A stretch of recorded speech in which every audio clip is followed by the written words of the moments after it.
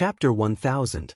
Meng Wen, who had always been secretly competing with Yi Qian, sneered. Yi Qian's house collapsed because of a rainstorm.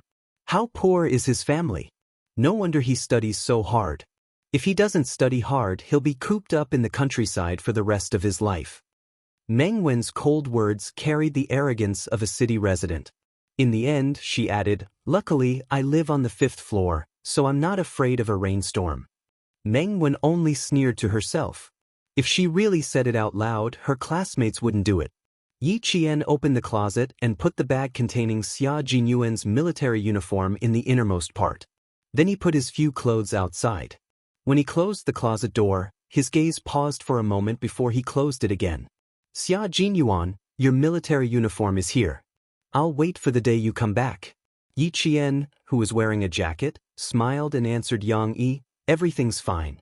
As he put on his clothes, he looked at the pitiful golden flowers and said, "You want to study at night, right?" "Sure. I haven't been in class for 11 days, so I have to study at night. But I can't study from Friday afternoon to Sunday. You have to study on your own. You don't have to go to the training base for the next few days. You took 11 days off, and you don't have to study at night when you return to school. It's really not appropriate. At least wait until the midterm exam results are out. You should hurry back to school and rest in the dorm. I'll bring you food." And Jiasin, who was also from Fujian town, knew that it would take more than 10 hours to travel from town to the provincial capital. As a good friend, she was more considerate than Yang Yi. Yi Qian didn't refuse. He was indeed a little tired. He hadn't rested much since returning to China. She stayed by K7's side the whole time. Xia Jinyuan, Pigeon, and the others were vigilant all the way back to China. They didn't even close their eyes. When Jiasin brought the food down, she saw that Yi Qian was already asleep. Upon closer inspection, she could see that there was a layer of dark circles under her white eyes. "Shu, lower your voice, lower your voice. She's asleep." She hurriedly gestured for Yang Yi and the others to lower their voices and said, "Let's go to the dormitory next door to eat. You guys go first, I'll warm up her food with hot water." Now that it was winter, the girls liked to go back to the dormitory to eat. And Jiasin and the others were about to go to the dormitory next door to eat when 3 girls from the dormitory next door walked towards them with lunch boxes. They bumped into each other at the door. Before the girl in front could say anything, and Jiasin said softly, "Yi Qian is asleep. Let's go to your dormitory for dinner." "Asleep? All right then. Even if you're going to sleep, you still have to eat. Are you going to sleep on an empty stomach? I'll heat it up with boiling water. When she wakes up, she'll still be able to eat hot food." Even outside, and Jiasin was still suppressing her voice. She then asked Li Qian, who was the last to come out, "Is the door closed?" Li Qian turned to take a look. It's off. Go over quickly. It's so cold. The temperature seems to have dropped again." The group of girls chuckled and went to the dormitory next door. Sophomore class 1 was an important class. The girls stayed in 3 dormitories, and each dormitory only had 6 people. It was unlike the humanities class, where each dormitory had 10 students and more than 4 dormitories. Meng Wen returned to the dormitory with the other 3 students. When he saw that Jiasin and the rest were all there, he couldn't help but smile. "Isn't Yi Qian back? Why aren't you guys accompanying her?" The girls all knew that Meng Wen secretly liked to compete with Yi Qian, but it was all for the sake of his studies. Usually, there was nothing much between them, and he wasn't like Yi Ying, who was always picky. Hence, they didn't think much of it. Chapter 1001. And Jiasin said disapprovingly, "She's resting because she's tired from the ride, so we came over to eat. Didn't you come over to ask me when Yi Qian would be back and ask her to help you solve the questions? TSK, you can ask her tonight." It would have been better if she hadn't mentioned it, but the moment she did, Meng Wen's expression changed. She said angrily, "Didn't you say she might not even take the midterms? Why did she come back early?" "Yeah, I said she might, but I didn't say she might." And Jiasin stuffed a mouthful of rice into her mouth and didn't notice that something was wrong with Meng Wen's expression. "I think she's quite tired.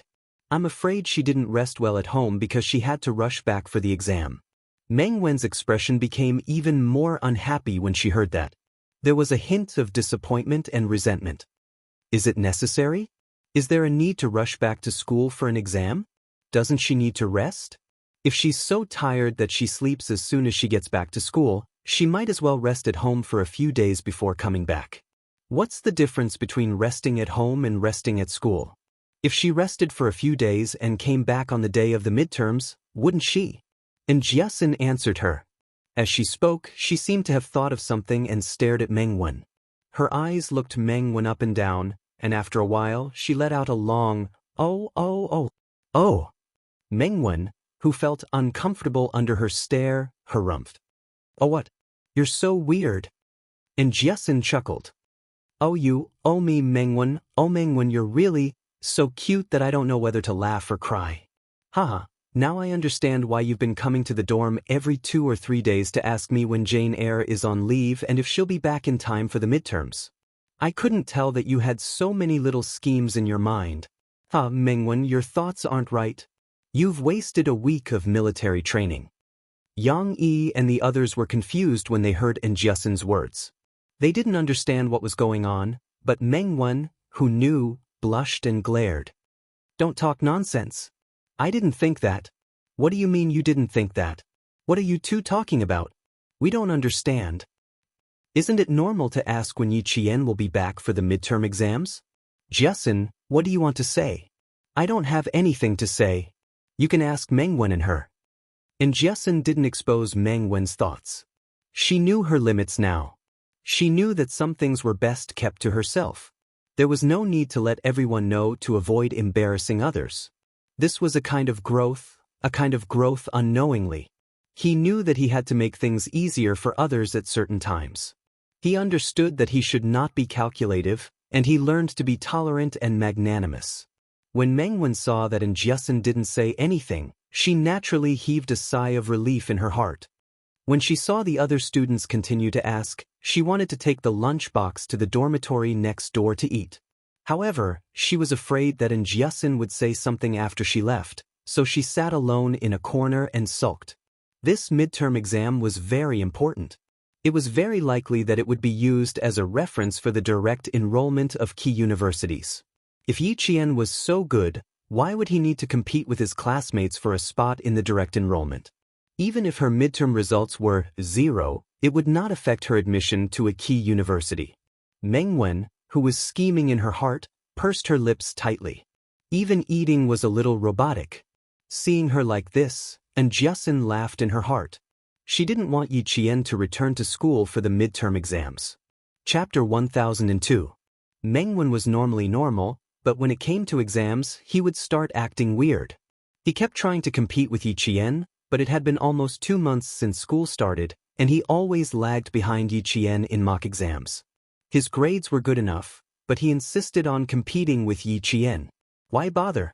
And Jiasun didn't tell the other girls about Mengwen's thoughts, but she would definitely tell Yi Qian everything she knew. When it was almost time for the evening self-study session, she couldn't help but laugh. "I laughed so hard that I almost choked on my rice. Does it mean that her grades are better than yours just because you didn't come back for exams?" "Ayaya, I want to laugh again.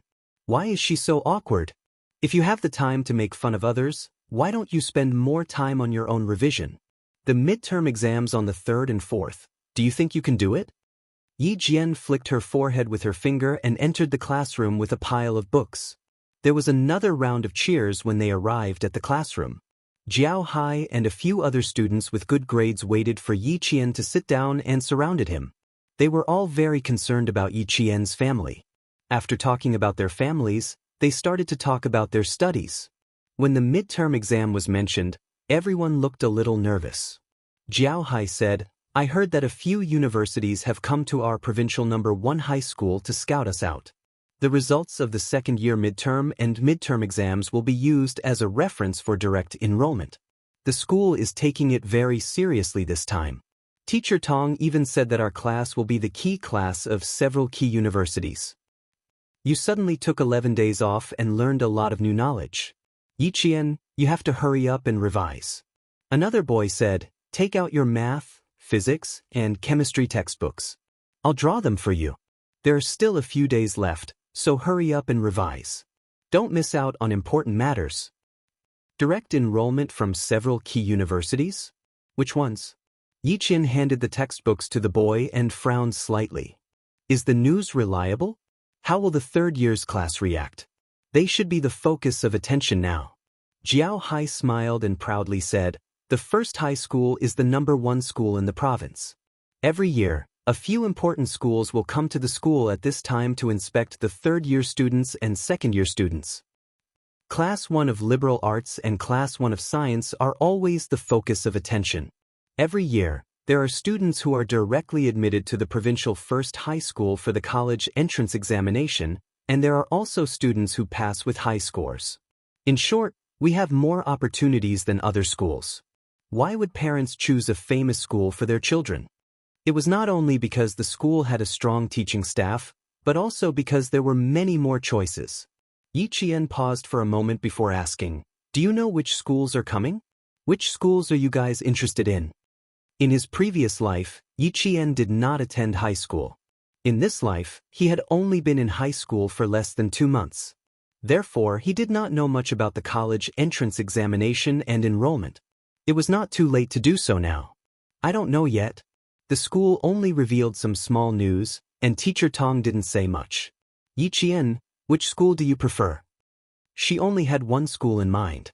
She smiled and said, I'm afraid you guys won't believe me. If it was Hua University or Shi University, I wouldn't choose. I don't have any other schools either. Yi Qian raised a slender finger and said slowly, I only have one goal in high school. One school. I really haven't considered other schools. Mengwen hoped that she would not take the midterm exams. It was probably related to the direct enrollment for the college entrance examination. Chapter 1003. When Teacher Tong came in, Jiao Hai and the other students with good grades were still in shock. Yi Qian actually said that Tsinghua University and Shi University were not her choices. Then what school would she choose? Study abroad? No. Yi Qian said that she would not study abroad.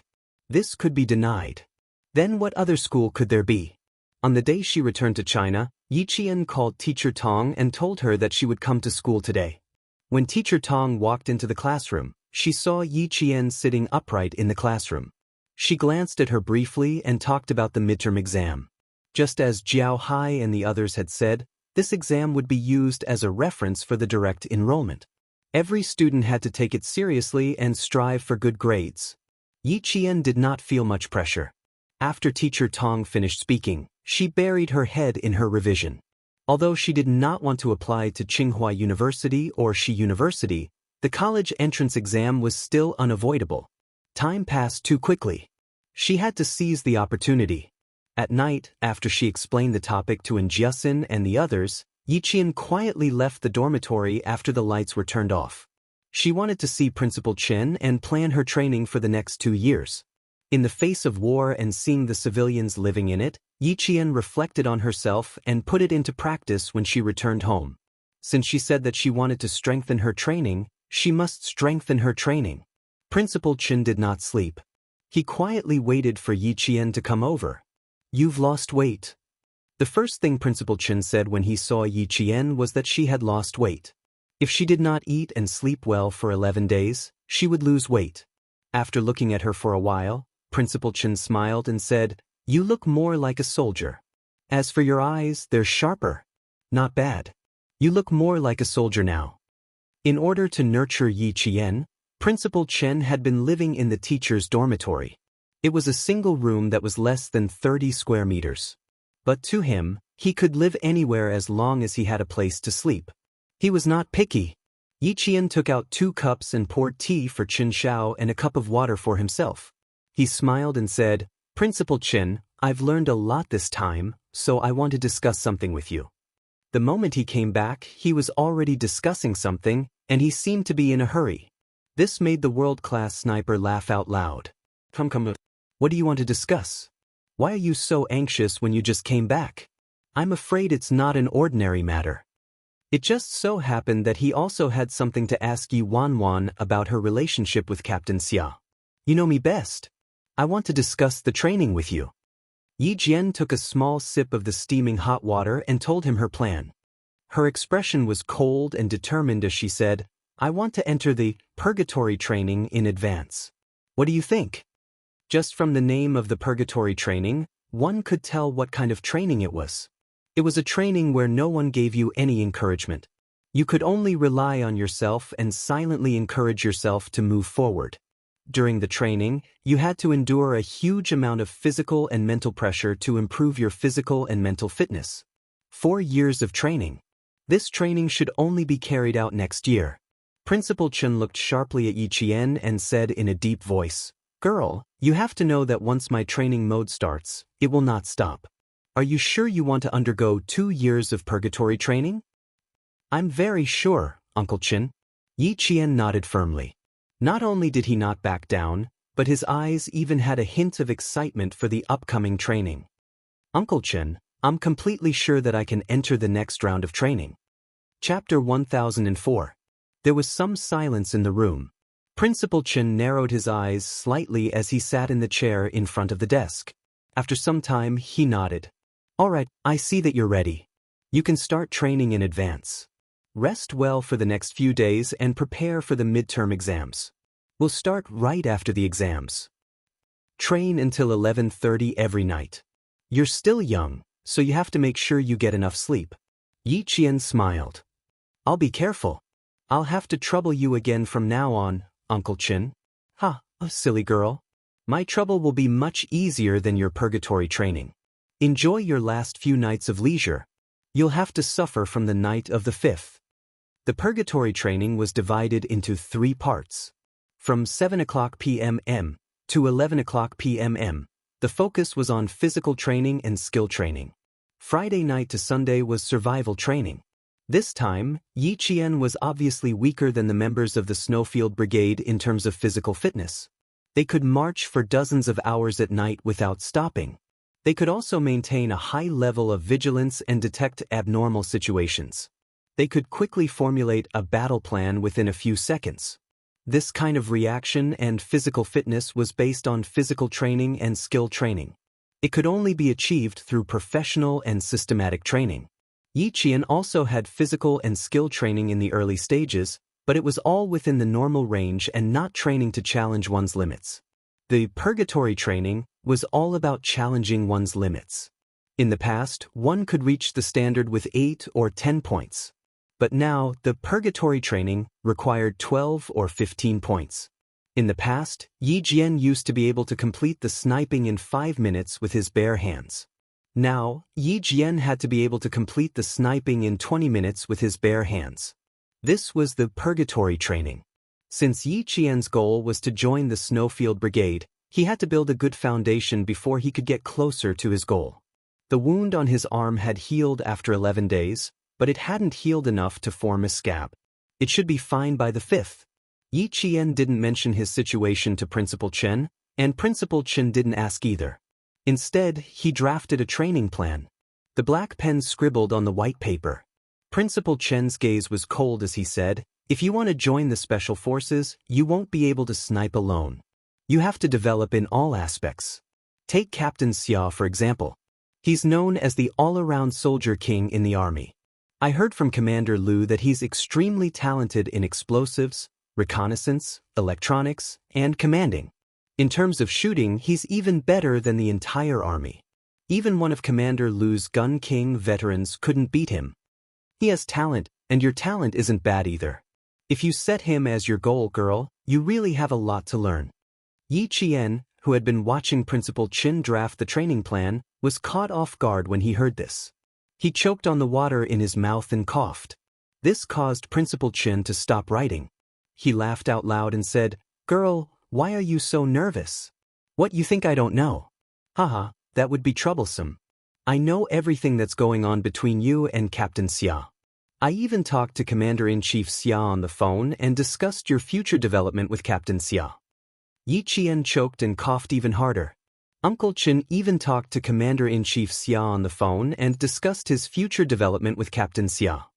He looked up and stuttered, "How did you know? I didn't tell you? Commander-in-Chief Xia called you to tell you?" Chapter 1005. Even if you didn't tell me, someone else would. I was also quite surprised that Commander-in-Chief Xia called me, but I was even more surprised that he actually approved of it. Principal Chen still felt a little incredulous at the mention of his call with Commander-in-Chief Xia. That year in the No Man's Land, he knew that Captain Xia was interested in Yi, so he deliberately mentioned family Xia and mentioned that their family backgrounds were not compatible. He vaguely implied that Commander-in-Chief Xia would most likely not approve of his son falling in love with a helpless female soldier. Who knew that, not only did Commander-in-Chief Xia not object, he was even happy to see it happen. He even discussed with him not to stop the two young people from getting together and to let nature take its course. Yi Qian calmed herself down and took a big gulp of warm water. She cleared her throat and said, "Captain Xia and I are indeed getting along now, but I also told him about our relationship. The real confirmation will have to wait until after we graduate from high school." I also met Commander-in-Chief Xia. He participated in our big review on the last day of military training. I took his car back. About Captain Xia and I. Yi Qian's expression was extremely unnatural under Principal Chen's teasing smile. She braced herself and continued, "Commander-in-Chief said that he didn't object, but I had to be careful. After all, I'm still young." She blushed as she spoke. It was as if she was caught in the act by an adult when she was secretly dating. She was at a loss of what to do. Principal Chen laughed, but he still had to talk about business. Ever since he received the call from Commander-in-Chief Xia, he had been thinking about finding an opportunity to ask. Now that Yi Qian came up to him and brought up the topic herself, it saved him a lot of trouble. "Captain Xia is interested in you. I knew about it during the last training in the No Man's Land. He didn't hide it from me at that time. He even said that he is definitely a man worthy of you. Moreover, he is a soldier who has fought for the glory of the country all his life." I didn't agree at first, but when I heard this, I chose to wait and see for now. Now, it seemed that Captain Xia was indeed a responsible man and an excellent soldier. Uncle Jen and I can rest assured that you will be with him. Yi Qian was dumbfounded. Xia Jinyuan had revealed his thoughts to Uncle Chen in the No Man's Land. No wonder he said that Uncle Chen would definitely not object. He had mentioned it long ago. He's indeed an excellent soldier. I've learned a lot from him, and I've learned a lot. Yi Qian also had a very high opinion of Captain Xia. He was a soldier who had fought for the glory of his country all his life. This was the kind of soldier he was. It's precisely because he's so outstanding, little girl Yi. Principal Chen raised his head, the smile on his face receding slightly. His expression was solemn as he said, "It's precisely because of this that you should work even harder. Don't work hard for him, work hard for yourself.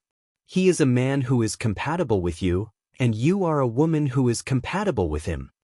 You don't need to depend on him to survive, and you don't need to depend on his light to survive.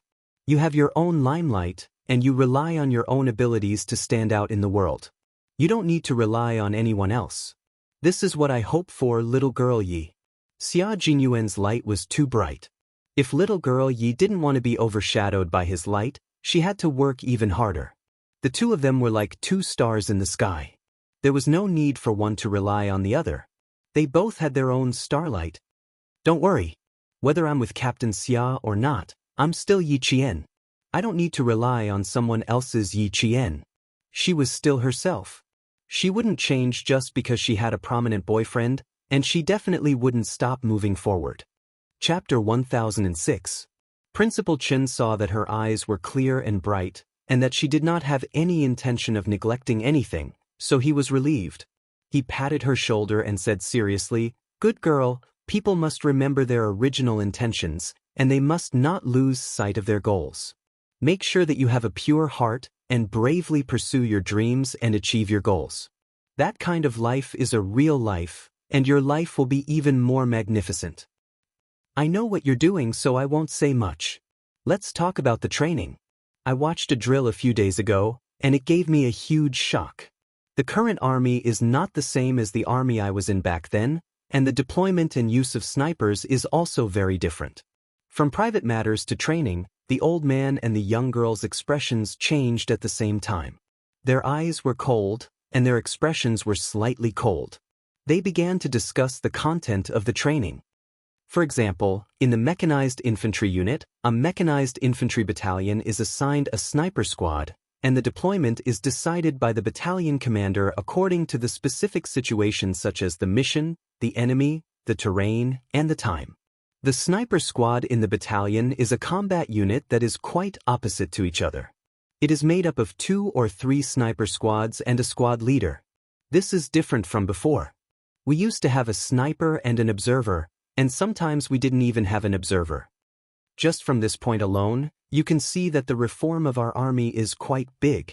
I used to train you to fight alone, but it seems like I have to teach you about team combat in the future. In the army, you are not an individual, but a team.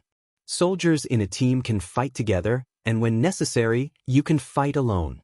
Principal Chen told Yi Qian everything he saw in the drill over the past few days so that Yi Qian could better understand the sniper combat of the entire army. I also saw that the snipers will have military all-terrain vehicles. The front and back of this vehicle can carry weapons systems, fuel, water, food, communication equipment, and personal combat equipment. It can be seen that the snipers the army needs now are not just soldiers responsible for sniping, but also to provide more useful information for the rear troops. Yi Qian did not know any of this. It was only through Principal Chen's analysis that she came up with a concept. From today onwards, Yi Qian would no longer limit herself to a sniper who only held a sniper rifle and went into battle alone. Instead, she began to develop the concept of an information-based sniper. Just from one exercise, Principal Chen had analyzed that all the troops of their country had already begun to use the information-based combat method. It was completely different from those countries that did not even have their own fighter jets and were militarily backward. A great country had risen. From returning to school to preparing for the midterm exams, Yi Qian attended classes during the day and studied at night. In less than one night, he had reviewed all the new lessons from the past 11 days. She had already finished her self-study, and revising again was just to consolidate her knowledge. The learning atmosphere in the class was quite tense.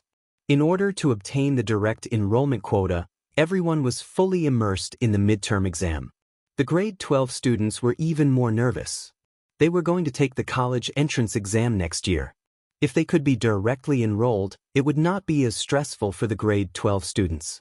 The intense revision of the grade 12 and grade 12 classes actually made the school much quieter for the first 3 days of the midterm exam. The exam started on the 3rd of the day, and Jiesen's eyelid kept twitching. Before the exam started, she said to Yi Qian, "I think I'm going to do badly this time. My left eye keeps twitching." Chapter 1007. Yi Qian held her face and teased her seriously, "It's too late to think that you'll do badly. If you really don't do well, Uncle and Auntie will think it's normal. If you do well, I think they'll think it's abnormal." "That's true. Haha, I didn't sleep well last night. I had a dream that I was looking for a pen during the exam. I was so scared that I woke up." And Jiesen was relieved by Yi Qian's comforting words. She quickly said, "Don't tell me you really didn't bring a pen. Let me see," opening the stationery bag, and Jiesen's mouth twitched as she said, "I really didn't bring a pen." "Not bad. You'll have no problem taking the exam. There's only 15 minutes left. You can go back and find a pen." Yi Qian looked at the time and reminded her slowly, "I'll give you 7 minutes and 30 seconds. That's enough time." And Jiesen ran away. She didn't dare to stay. Not bringing a pen during the exam. She was really generous. There were still 5 minutes left before the exam. And Jiesen ran back to the classroom, panting. She didn't go back to her seat. Instead, she ran to Yi Qian's side. Panting, she said, "I thought I was the only one who didn't bring a pen. Yao Jing was the same. I bumped into her when I went upstairs. She even dragged me to talk to her." Yao Jing, a name that he hadn't heard for a long time. Yi Qian also realized that he hadn't heard her announcements in school for the past few days. Don't think that other people are like you, forgetting to bring a pen. Maybe they walk slower. Go back to your seat. The exam is about to start. Yi Qian didn't have much interest in Yao Jing. He gestured for Jiesen to return to her seat and prepare for the exam. The first exam in the morning was from 8 to 10 in the morning. Students from Year 1 to Year 3 would be taking the mathematics exam. The exam papers would be given out 3 minutes in advance. As the bell rang, the entire campus fell silent. One could even hear the rustling of the leaves in the wind. Yi Qian was famous for his quick answers. The teachers in the school had also heard of him. At this time, the teachers in each class were swapping invigilators. 2 invigilators took turns standing in front of Yi Qian. When he was filling in the blanks, the teachers watching at the side were dumbfounded. He didn't even need to use a piece of draft paper. He just kept writing. While others had only done 1 dish, she had already done 3 or 4. With this speed, she could finish the 2-hour exam in less than an hour. After standing there for 10 minutes, the teacher rubbed his face and left. Standing in front of such a student, even a teacher would feel a little sad. The pressure was so great. The other teacher did the same. After standing there for about 10 minutes, he walked away silently. The pressure was extraordinarily great. Being a teacher was not as fast as being a student. When he saw the questions, he had to draw and write in his palm. As a student, he would just take a pen and calculate from the beginning to the end. The entire process was mental calculation. There was no paper. Yi Qian had always been good at mental arithmetic.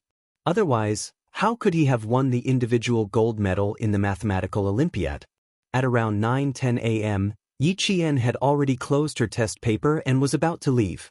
Outside, the 2 unfamiliar teachers who had been keeping an eye on Yi Qian could not help but secretly nod their heads when they saw this. They said to Principal Chow, "Principal Chow, when her midterm exam results are out, we'll have to trouble you to keep an eye on her." "No rush, no rush. There are still 3 days before the exam. The 2 of you can keep an eye on other students." Principal Chow, who was accompanying the 2 Western University admissions teachers, was playing Tai Chi. Yi Qian did not even need the admissions teachers to keep an eye on her. When the results were out, many schools would fight to get her. However, Old Shen had already reminded him that Tsinghua University and Western University would not be Yi Qian's choice. Chapter 1008. When the teacher from the admissions office of Western University heard this, he smiled and said, "Nannan No. 1 Middle School has always been full of talents. 2 of the exchange students that our school selected to go to the United States graduated from Nannan No. 1 Middle School. The relationship between Western University and Nannan No. 1 Middle School is not ordinary. If there are good top students, President Chow, you have to tell us in advance." The relationship between West University and Southern Province First High School was indeed close. Almost all the top scorers in science had chosen West University. At 9:12, Yi Qian handed in her paper and came out. Principal Chow, who was waiting outside, waved at her. "Yi Qian, come here for a moment." Upstairs, there was the sound of running footsteps, followed by a girl's shrill and frightened voice. "Jingjing, where are you going?" Such a loud voice suddenly rang out in the quiet exam time. The students upstairs and downstairs could all hear it. Naturally, Yi Qian and Principal Chow also heard it. The second-year student sitting by the window paused and glanced outside. "Close the classroom door. Don't disturb the student's exam." Principal Chow was the first to remind the invigilator of Year 2 Class 1. He then personally closed the classroom door and turned to Yi Qian and said, "There's still 50 minutes left. Why don't you go back to the dormitory and rest for a while? You shouldn't have handed in your papers so early on such a cold day. It's much warmer to sit in the classroom." Before Yi Qian could answer, the commotion upstairs grew louder. A teacher's panicked voice could be heard. "Quick, go find the principal. Something happened to a girl in grade 12 class 6. Quick. Something happened to the girls in grade 12 class 6? Principal Chow didn't have time to talk to Yi Qian. Even the 2 admissions teachers from West University hurriedly said, "Excuse me," and hurriedly left. When something happened to a student, the teachers in charge of the admissions office of West University all changed their expressions. How could they still have the mood to go to other classes to take a look? They all chased after Principal Chow. Yi Qian furrowed his brows. The girl who screamed was Wang Dandan, and the Jing she mentioned was Yao Jing. Something happened to Yao Jing? Would something happen to her? What could have happened to her? Class 1 was on the 4th floor, Class 6 was on the 5th floor, and Class 3 was on the 6th floor. Yao Jing didn't rush downstairs, but went upstairs instead, to find Yang Heng? Instead of focusing on the exam, he rushed to the 6th floor to look for Yang Heng? Yi Qian thought to himself as he went downstairs. He raised his head thoughtfully and looked up through the gap in the stairs. Something's not right. When they were about to reach the 4th floor, they heard Wang Danden's shrill voice. Jing Jing, come back quickly. Don't scare me, come back quickly. Come back quickly. Hearing this, Yi Qian, who was heading downstairs, stopped abruptly, turned around, and ran upstairs. When she reached the 5th floor, she saw the form teacher of class 6 stumbling down the stairs in a panic. She was so flustered that she missed a step and fell forward. Don't worry, be careful not to fall. Yi Qian, who had sharp eyes and nimble hands, rushed over and supported the teacher. What happened up there? Is there anything I can do to help? Yi Qian supported her in time, but the form teacher of class 6 still sprained her ankle in her high heels. She gritted her teeth and walked down the stairs. It's Yi Qian, quick, help me get Yang Heng out of class 1. Tell him that something happened to Yao Jing and ask him to come over. Something big had indeed happened, and it wasn't just an ordinary thing. Yao Jing sat on the edge of the rooftop of the teaching building with her feet dangling outside. She swayed from time to time as if she was admiring the scenery. Wang Dandan was so scared that she fell to the ground and cried. She stammered, I don't know. She suddenly told me that she wanted to go up to the rooftop and asked me to find Yang Heng. Otherwise, she would jump off the building. Chapter 1009. Wang Dandan was in a daze. She was so shocked that she couldn't continue speaking and even bit her own tongue. I don't know what happened. I was in the middle of the exam and didn't even finish the questions when Jing Jing suddenly came over and snatched my exam paper. I don't even know what happened. Wang Dandan, who was paralyzed, was really frightened. Her face was so pale that her lips were trembling. She was sweating profusely, and her bangs were drenched in sweat. Her forehead was sticking to her forehead. She was still at a loss. Seeing her so frightened, Principal Chow knew he couldn't get anything out of her, so he got the invigilator to help her to the side. Help her to the side and get her a cup of warm water. Principal, let Yang Heng come up. Grade 12 Class 1's Yang Heng. Let him come up. He'll definitely have a way to persuade Jing Jing. Jing Jing is doing this for him. Please let Yang Heng come up quickly. Although her good friend Wang Dandan didn't agree with Yao Jing's way of doing things, she had never said anything bad about her behind her back. Sometimes she would even advise her appropriately. For example, Wang Dandan had always tried to persuade her to relax about Yi Qian and Yang Heng. Unfortunately, it was useless. Yao Jing seemed to have been possessed and didn't get the result she wanted. Ever since Yang Heng's birthday, she hadn't calmed down and let go of her pent-up anger. Not only did she not let go, but the more she thought about it, the more she felt that she wasn't wrong. Everything she did was because she liked Yang Heng. She just wanted Yang Heng to lead a good life. She just wanted to get Yang Heng's only attention. After giving so much, all she got was disgusting from Yang Heng. But how could Yang Heng call her disgusting after giving up so much? She gave up so much just to prevent him from being seduced by those students with ulterior motives. Didn't she know why they liked Yang Heng? Wasn't it because of Yang Heng's family background? He was good-looking, had a good family background, and was good at studying. Who wouldn't like him? They all liked him. No one disliked him. But that was exactly what they liked. Liking someone with ulterior motives was despicable. Unlike her, she only liked Yang Heng himself. From middle school to high school, she only liked Yang Heng. She liked him so much and wanted him to lead a good life. Yang Heng, what makes you think she's disgusting? How was she not worthy of him? In what way was she inferior to Yi Qian, that wretched girl from the countryside? Yao Jing was humming songs one after another. They were all sung by Yang Heng's favorite celebrities from Hong Kong and Taiwan. Sometimes they were happy, sometimes they were sad. They were all tunes that Yang Heng would hum from time to time. She didn't look back. She placed her hands on the edge of the rooftop and looked up at the gray sky. The corners of her mouth were raised high, as if she was smiling, but her smile made people panic. Hearing these tunes, Wang Dandan's tears flowed down one after another. Her hands holding the cup were still trembling. She turned her head to look behind her from time to time. Why aren't they here yet? Why aren't they here yet? Why wasn't Yang Heng here yet? Was he not coming? Was he really going to leave him in the lurch? The parents of the students have already rushed over. The police have also sent people over. There were quite a few teachers on the rooftop as well. All of them stared at the troublemaking students with taut nerves. None of them dared to even breathe loudly. At this moment, all the teachers in the school were frightened by Yao Jing. None of them dared to act rashly, let alone speak loudly. Chapter 10:10. Is Yang Heng here yet? Hurry him up and ask him to calm the girl down. Principal Chow was also panicking.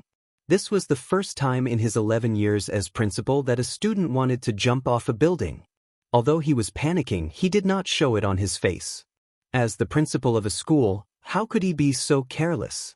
When Yang Heng arrived, he was called out by the teacher and Yi Qian before he could finish the 3 big questions on the math paper.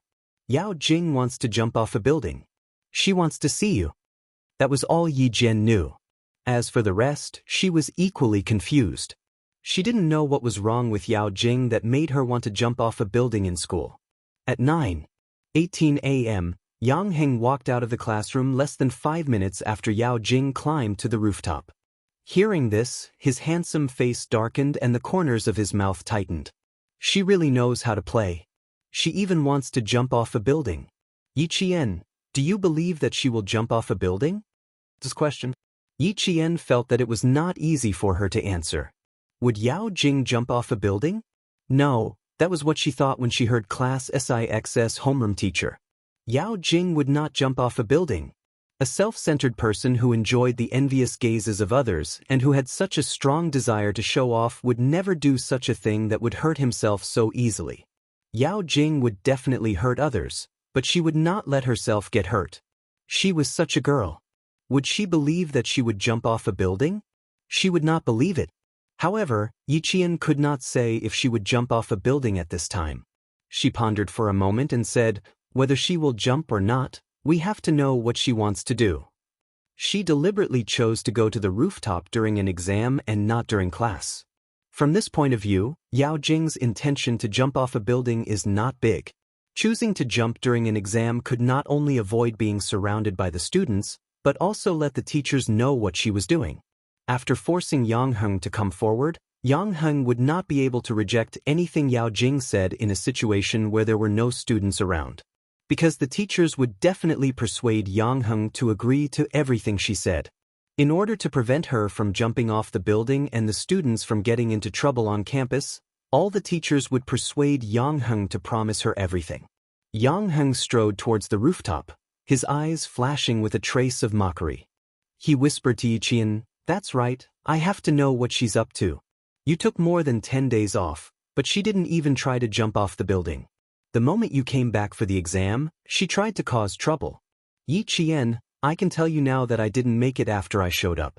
I even had to ask you to come up here." This is indeed possible. Yi Qian raised his eyebrows. He stopped at the staircase leading to the rooftop. "I won't appear for the time being. I'll wait for her to make her move." Yang Heng nodded. He took a few steps up the stairs and disappeared before Yi Qian's eyes. The weather in November had turned cold. When the wind blew, the chill crept into one's neck. The wind on the rooftop was very strong. Yang Heng, in his blue and white uniform, appeared on the rooftop, making the teachers feel as if they had seen their savior. Principal Chow was instructing the teachers to stay in the classroom after the math exam.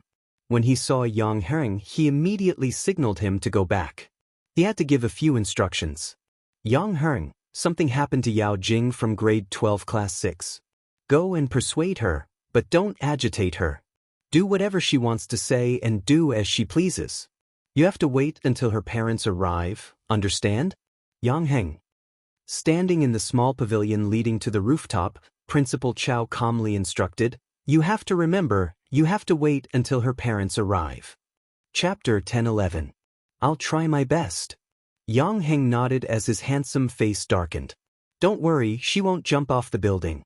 Yao Jing, I know her. Won't jump off the building? What if she missed a step?" Principal Chow sighed. It doesn't matter whether she will or not. It's dangerous to stand on the edge of the rooftop now. If she misses a step, it'll be too late. He patted Yang Heng's shoulder and said solemnly, Yang Heng, it's up to you now. Before the police arrive and before there's a life cushion, you have to hold her steady. You have to hold her steady. Okay, I'll try my best to delay it. Wait for Uncle Yao and the rest to arrive. Yang Heng's eyes darkened. If Uncle Yao and the rest were here, Yao Jing would have more support. There were more than 10 teachers on the rooftop, and 2 of them were 4 to 5 meters away from Yao Jing. They were trying their best to persuade her. Yao Jing, no matter what you're sitting here for, you must think about your parents. Think about them. We can solve anything. As long as you tell us, we'll think of a way to solve it. Why must you joke with your life? All the students are very worried. Can you come down first? If there's anything, we can sit down and talk. Sit down and solve it together, okay? Yao Jing turned her head and said to the teacher who was talking to her on the right, I want Yang Heng to come up. Also, don't get too close. If you get too close, I'll panic. Who knows, I might accidentally fall down. She immediately turned her head to the left and saw the teachers approaching her. I don't like teachers surrounding me like this. I have to stand up. If I stand up, you won't dare to come close to me. As he spoke, he really stood up. The teachers on the left and right were so shocked that they all stepped back. Sit, we'll leave. It was too scary. How could there be such a student? Even adults don't have the guts to jump off a building. Yao Jing stood up and extended one of her legs into the air. Her actions scared all the teachers to the point that they almost had a heart attack. Teacher, don't come any closer. Look, I just have to lift my leg and I'll go down. With one leg in the air, she smiled menacingly. I want to see Yang Heng. I want to see him. Right away. Yang Heng is taking the exam. He is a senior high school student. You have to give him some time. Don't be agitated. He'll be here soon. I guarantee that he'll be here soon. Yao Jing, sit tight and don't move. Yang Heng will be here soon. At this time, they could only go along with her. Their hearts were in their throats, and the teacher in their eyes did not dare to do so. Everyone opened their mouths to persuade her. I want to see him immediately. Are exams more important than my life? Is it more important than my life? I want to see him now. Right away. She screamed, and her expression was so crazy that it made the hearts of the teachers tremble. They stared at her feet, afraid that she would fall down in her agitation. Yang Heng, who rushed out of the rooftop, happened to hear this sentence. Seeing her with one foot in the air, his eyes instantly darkened. Standing was even more dangerous than sitting. Headmaster Chow was so frightened that layers of cold sweat appeared on his back. Yang Heng, hurry up and persuade Jing. She's been acting strangely for the past 10 days. That day when Yi Qian came back to school and saw you talking to her, even her expression changed. Wang Dandan grabbed Yang Heng's sleeve and said with tears in her eyes. She placed all her hopes on Yang Heng. She can jump, she really can jump. Chapter 10-12. Yang Heng lowered his head to look at her. The corners of his mouth twitched slightly as he said softly, Do you believe that she will jump? Yao Jing is not afraid of heights. Yao Jing was not afraid of heights. She sat on the rooftop of the school building with her hands on the edge.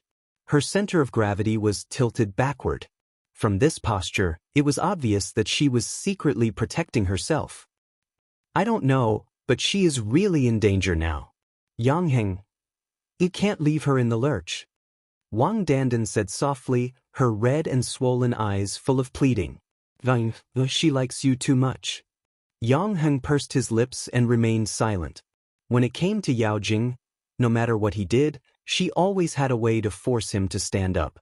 He walked out and said loudly, Yang, I'm here now. Can we talk about it after you come down? Yao Jing, who was still in a frenzy a second ago, stopped yelling at the teacher when she heard the familiar voice. She smiled and said to Yang Heng, who was still a distance away, Yang Heng, why are you only here now? I was having an exam. Yang Heng took a few steps forward. Although he had a feeling that Yao Jing would not jump down, his heart couldn't help but skip a beat when he saw the gloomy smile on her face. Wang Dandan said that you were looking for me. What is it that you have to say in such a way? Yao Jing retracted her foot and stood on the edge of the rooftop that was less than 15 centimeters away. She laughed and said, "Why do I have to say in such a way? Yang Heng, how can you ask me? You have to ask yourself. Why are you asking me the same question? I'm like this because you forced me to." "What did I force you to do?" Yang Heng was calmer than the teacher because he knew her well. His clean and handsome face was cold, and he didn't panic at all in the face of her questioning. "Is there nothing else? If there is nothing else, I'm leaving." He turned and prepared to go back to the classroom. Yao Jing saw this and screamed crazily, "Yang Heng, you dare! You dare to leave! Try taking another step." The teacher saw her so agitated that her body was shaking. Almost at the same time they said, "Don't go, don't go. Don't rush, don't rush. Yang Heng, come back. Don't rush her. Go with her, you must go with her." The head teacher of class 6 sprained his ankle and did not dare to go to the infirmary. He stopped Yang Heng and said, "Yang Heng, the exam is not important now. Life is important. If something really happens to her in school, all of us will have to bear the consequences."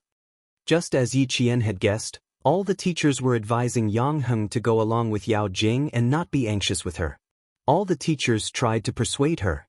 Yao Jing's eyes flashed with a trace of ruthlessness as she said again, "Yang Heng, you know best what kind of character I, Yao Jing, have. If I'm having a hard time, you won't have a good time either. I jumped down today because you forced me to my death. You and Yi Qian forced me to my death." Upon hearing Yi Qian's name, Yang Heng clenched his fists. He turned around and looked at her coldly. "What did we force you to do? What does your jumping have to do with me and Yi Qian?" Yang Heng. Seeing that Su Tao had no intention of going along with Yao Jing, Principal Chao said in a deep voice, "Why don't you soften your attitude? This isn't a small matter." Why was it related to Yi Qian again? Ever since the previous incident, Yi Qian and Yao Jing had no more conflicts in school. Why was it related to Yi Qian again? Chapter 10:13. Yang Heng loosened his fist and clenched it again. He took a deep breath and said, "Say it yourself, what do you want? The whole school is having an exam and you're jumping off the building. Yao Jing, I know you, and that's why I don't want to talk to you. Now I'm listening, you tell me. At most, I'll skip the exam this time and spend a day with you on the rooftop. You said that I forced you to jump, so it's fine. If you jump, I'll pay with my life." The moment she said that, more than 10 teachers' knees turned to jelly. A life for a life. Yang Heng, what nonsense are you talking about? His tough attitude showed no signs of obedience. Yao Jing's eyes were filled with hatred. "Yang Heng, you're really ruthless." She didn't even soften his heart. It's fine. As long as he didn't leave, her plan would succeed. "Are you forcing me to jump now? Fine, a life for a life is fine. But do you dare to stand up? If you dare, I'll believe you. A life for a life." Yao Jing's voice was extremely sharp. Tears flowed out of her eyes. She cried while wiping her tears. "How can you do this? How can you force me like this? Will you be happy if I jump? Will you be able to be with Yi Qian? Will Uncle Yang and Auntie Yang be happy? Yes, you'll all be happy. The more she said, the crazier Yao Jing's expression became. She was almost shouting in the end, but there was a strange light in her eyes. She seemed to be very happy with Yang Heng's "a life for a life." Yang Heng took a step forward but was stopped by a few teachers. How could he go over? A student stood up, then another student. What was this? "Yao Jing, calm down. How old are you? You're talking about a life for a life over a small matter. What will happen to your parents?" "Yang Heng, calm down too. Both of you can talk about it calmly. Don't do anything that will make your parents sad." The teachers persuaded Yao Jing and Yang Heng at the same time. In just 10 minutes, the teachers felt their hair turn white. Fortunately, Yang Heng was able to hold him back. The teacher's focus was still on Yao Jing. He tried to persuade her until his mouth was dry and cold sweat broke out on his back. He was so nervous that his muscles were sore. Seeing Yang Heng being held back, Yao Jing's face darkened. She wanted Yang Heng to come over. Not only did she want him to come over, she also wanted Yi Qian to step forward. Yang Heng, who was held back by the teacher, glared coldly at Yao Jing, who still believed that she had done nothing wrong, and said coldly, "I don't understand what you're saying. What does your own business have to do with my parents? Why should my parents be happy when you jump off a building? Yao Jing, don't treat the things you want to do as if you were forced by others. No one forced you. It's just like jumping off a building. Who forced you? All the teachers advised you to come down. I also asked you to come down, but you didn't want to come down. Are we forcing you to do this?" Well said. The teachers heaved a sigh of relief when they heard Yang Heng's words. He had to drag it out. He had to drag it out. He had to drag it out until the parents and the police came. Why isn't he here yet? It had already been more than 10 minutes. Yang Heng, who was being stared at by Yao Jing, was speechless. The hatred in his heart grew. He gritted his teeth and even his voice was filled with malice. "You didn't force me? Call Yi Qian up. The three of us will confront each other. Let the teachers see if the two of you forced me." Chapter 10:14. I'm just saying that she got into a fight with someone outside and implicated you. I'm obviously doing this for your own good, but you're helping Yi Qian instead. You even said I'm disgusting. I'm doing this for your own good, Yang Heng, but in the end, I'm still being scolded by you. Call Yi Qian up. Call Yi Qian up. On the first floor, Mother Yao, who had rushed to the school, raised her head and saw her daughter's frail figure standing on the edge of the rooftop. Before she came up, she was already screaming at the top of her lungs, "Jing Jing, my daughter!" From the first floor to the rooftop, Mother Yao sprinted at the speed of 100 meters, much faster than Deputy Bureau Chief Yao. Mother Yao, who only had eyes for her daughter, lost all color in her face and said in a trembling voice, "Good baby, come down quickly, don't scare mommy, don't scare mommy, come down quickly, don't scare mommy." "Mom, I'm chatting with Yang Heng. Didn't he say I'm disgusting? I just want to know how I disgusted him and how I'm not as good as Yi Qian. Mom, you should cry too. If I really fell, it was Yang Heng and Yi Qian who forced me to my death. If you want to avenge me, you have to look for them." The teacher's eyelids twitched when she heard Yao Jing's words. At the same time, she was extremely disgusted by Yao Jing's behavior. Mother Yao only realized that Yang Heng was also there when she heard this. She cried and threw herself at Yang Heng, hitting him with her fists. "Yang Heng, you've caused my daughter to suffer. Now that my daughter has met with an accident, I won't let you off, I won't let you off." The teacher frowned when she heard this. Instead of persuading her daughter to come down, she blamed others for harming her daughter. The two female teachers pulled Mother Yao away and had no choice but to persuade her again. "We should persuade Yao Jing to come down first. You've seen it for yourself. If she continues to stand like this, we don't need to tell you what the consequences will be." "I don't care, I don't care. My daughter's accident was caused by him. Yang Heng, if you don't apologize to my Jing Jing today, I won't let you off." Mother Yao struggled and screamed. She knew what her daughter wanted. Whether or not her daughter could come down depended on Yang Heng.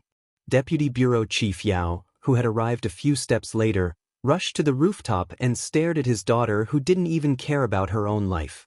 His vision darkened. "Jing Jing, what are you doing? Come down for Dad. Don't you know how dangerous it is up there? If you fall, do you want your parents to jump with you? Get down here." Papa Yao was much more rational than Mama Yao. As he spoke, he walked over lightly. "Be good, come down with Papa first. Don't do anything stupid. If you're unhappy or feel wronged, you can tell Dad and Mom. Dad, don't come over. I'll jump if you come over. I'll jump right away. I might as well fall to my death." Yao Jing cried until her vision blurred. "Mom, Dad, I don't want to live anymore. He's still helping Yi Qian. He still thinks that I'm wrong. Dad, Mom, I don't want to live anymore. I don't want to live anymore. Yi Qian, get the hell out here. Get the hell out here. Are you happy now that you forced me to jump off a building? Come out right now. Yi Qian, yes, yes, yes, and that devilish girl. What are you teachers waiting for? My daughter, get Yi Qian out here. Get her out here. Get her out here." After Yao Jing shouted, Mama Yao continued to shout. The mother and daughter's voices were each louder than the other. As for their expressions, the older one was crazier than the younger one. Papa Yao turned around and glared at his wife. He said in a low voice, "Get our daughter down here first. Instead of persuading her properly, you're adding fuel to the fire." Chapter 10:15. Principal Chow was so angry that his temples were bulging. He had no choice but to instruct the teacher to bring Yi Qian up. Let Yi Qian come up and urge the police to find out where they are. Principal, it's useless even if Yi Qian comes up. Teacher Tong, who had been silent all this while, said with a sullen face, "You should be able to tell that Yao Jing is forcing Yi Qian to come out." This obviously had nothing to do with Yi Qian, but she kept mentioning Yi Qian. Teacher Tong's face turned cold. "There's no other way. We can only let Yi Qian come up. You go find Yi Qian." Principal Chow could only compromise. As long as Yi Qian came down, everything would be settled. The province could not accept a student who jumped off a building for no reason.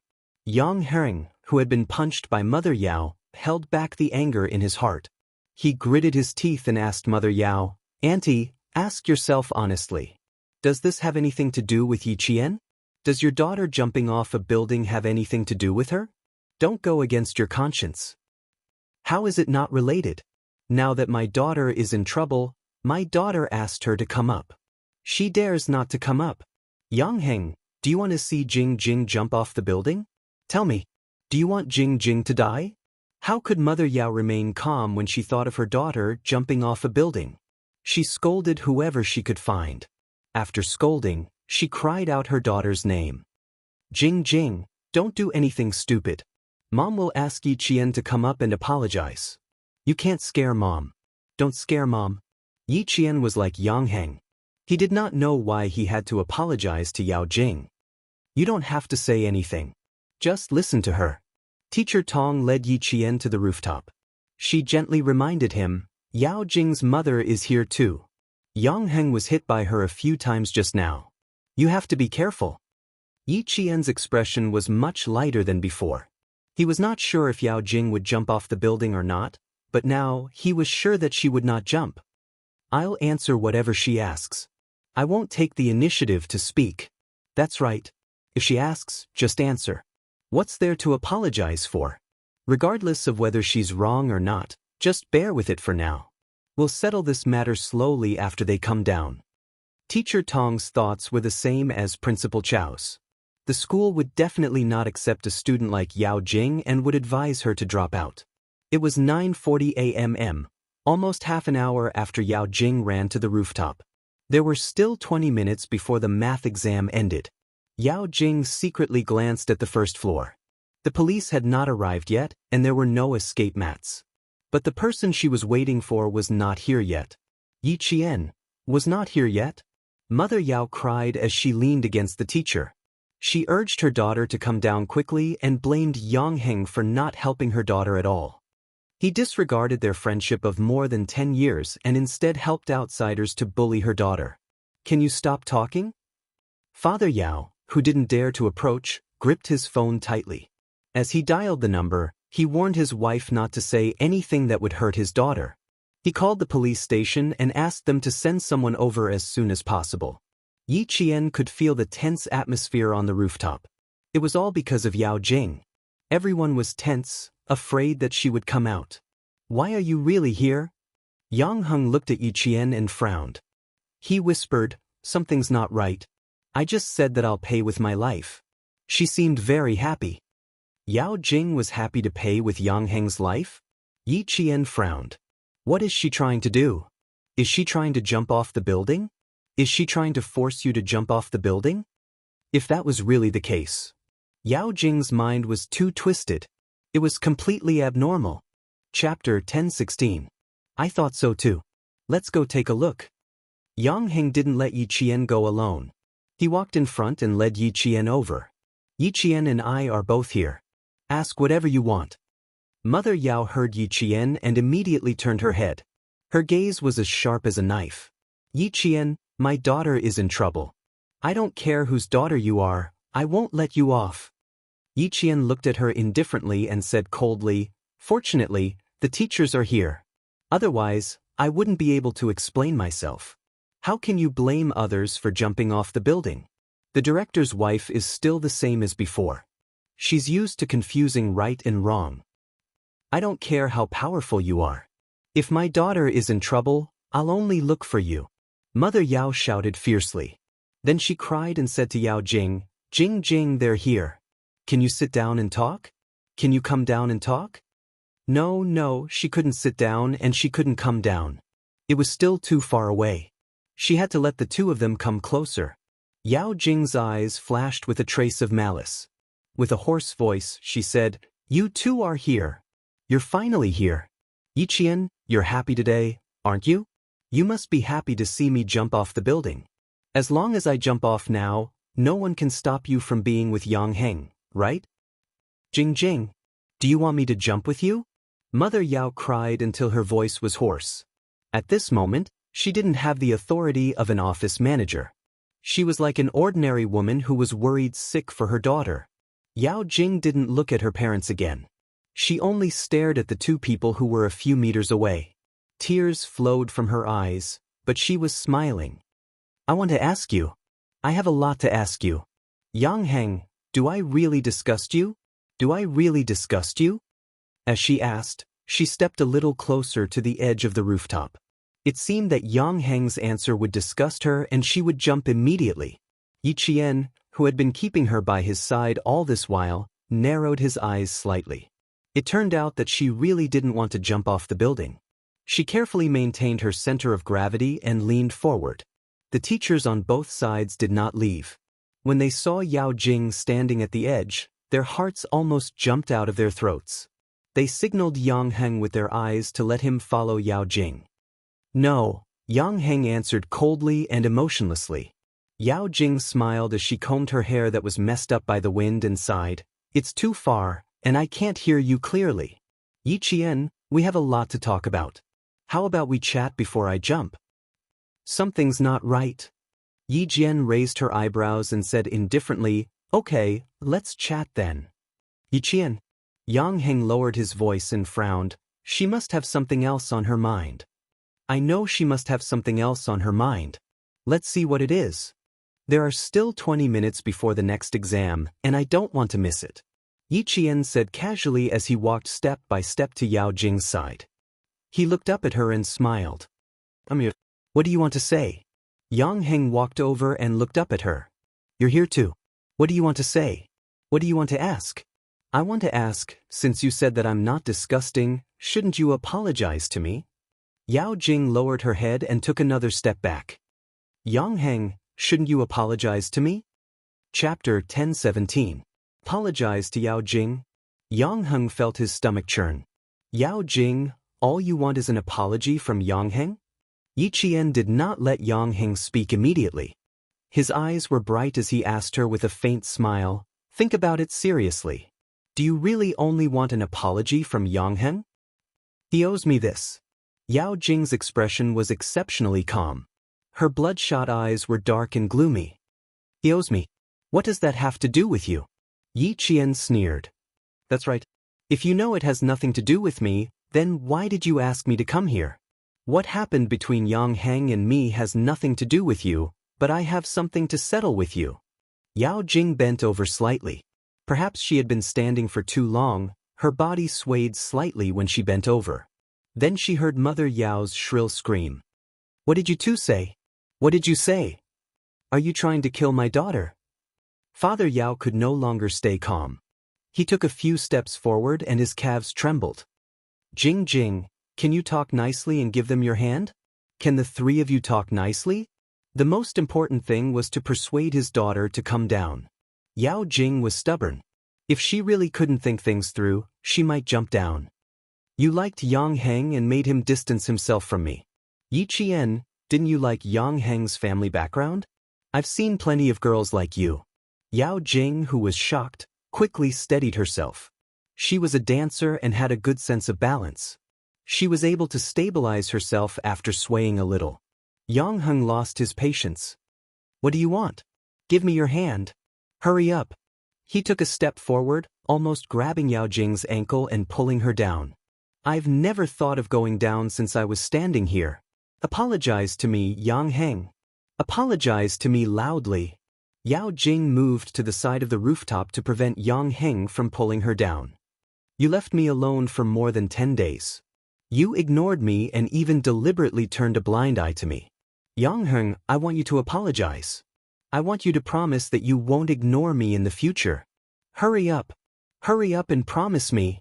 Otherwise, I'll jump down right now. Raising one of her legs, Yao Jing seemed to have lost her rationality. Mother Yao's vision turned black as she cried until she couldn't speak. She only knew that at this moment, everyone had to listen to their daughter. Yang Heng, Auntie is begging you. Please, I beg you. Why don't you apologize? You've known each other for more than 10 years. Can't you give in to Jing Jing like you did when you were young? Mother Yao wasn't the only one trying to persuade Yang Heng. The teachers were also trying to persuade Yang Heng to apologize to Yao Jing, but why should he apologize to Yao Jing? Actually, they didn't know why. But looking at it now, why did it feel like a student falling in love? Yi Qian, on the other hand, was very calm as he stared at Yao Jing's motionless right leg. Even when she lifted her left foot, her right foot was steady and didn't tremble at all. Her instep was tightly pressed against the edge of the roof.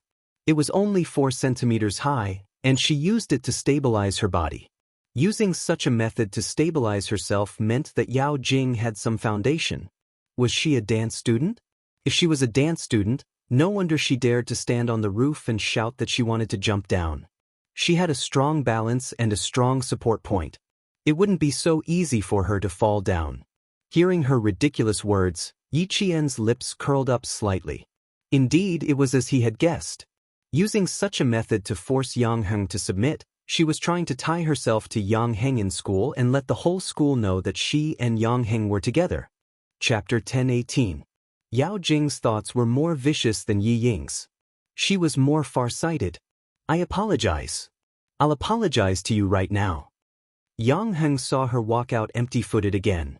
Even though he didn't think she would jump, his face tightened. I'm sorry. I shouldn't have said those things. I shouldn't have avoided you in school. It was impossible to hear sincerity from a forced apology. Yao Jing didn't need sincerity. She only needed to hear what she wanted to hear. Hearing this, she said to Yi Qian in a low voice, Did you see that? In the end, he still had to bow down to me. Yi Qian, you want to take Yang Heng away from me? You're dreaming. Now it's your turn. You made me suffer so much. You made me stand alone on the rooftop for so long. How are you going to apologize to me? How do you want me to apologize? Yi Qian asked calmly. Simple. You'll stand there for as long as I stand there. Yao Jing said in a sinister tone. You made me so miserable. I'll let you stand there for as long as I stand there, and we'll call it even. Yang Heng, you can't come into contact with him anymore. As for me, I won't find trouble with you anymore. How's that? She said in a low voice with a strange smile on her lips. Yang Heng heard it clearly and immediately became alert. Yao Jing, what are you trying to do? I don't want to do anything. This is between me and Yi Qian. Why, are you afraid that I'll do something bad? Then you can help Yi Qian. Yao Jing turned her head. She saw the vigilance in his eyes and the worry he had for Yi Qian. A cold glint flashed across her eyes. This is my solution. If you don't agree, I'll make sure you two will never have peace for the rest of your lives. He glanced down and saw that the uniformed men were laying out escape mats. Yao Jing gritted her teeth. She retracted her gaze and said to Yi Qian, You didn't choose Yi Qian. I'll count to 3. If you don't come up, I'll jump. Yi Qian, you're forcing me to jump. She suddenly roared, as if she was really threatened by Yi Qian to the point where she had no way out and the only solution was to jump off the building. Mother Yao immediately went berserk. She wailed in a hoarse voice, Yi Qing, you forced my daughter to her death. I'll fight it out with you. I'll fight it out with you. Calm the parents down and go rest at the side. Principal Chao's face was as cold as ice. The whole family had spoiled Yao Jing, and today's matter had a lot to do with her parents. Just as he shifted his gaze, the teacher who had been trying to persuade him shrieked, Yi Qian, what are you trying to do? Yi Qian was climbing up the rooftop. She smiled as she accepted Yao Jing's challenge.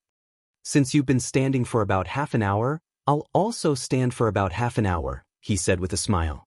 Since you've been standing for about half an hour, I'll do the same. Yes, you'll also have to stand for about half an hour. Yao Jing laughed softly. The viciousness in her eyes was like a thick miasma that could not be dissolved. She was full of viciousness. Yi Jian, you made me suffer so much. Half an hour. Do you think it's possible? Her body suddenly swayed towards the edge of the rooftop, but she quickly steadied herself. The moment she moved, the teacher's hearts tightened. With the addition of Yi Qian, Teacher Tong's body stiffened. What was this Yao Jing from grade 12 class 6 trying to do? Yao Jing didn't deliberately raise her voice like Yi Ying did.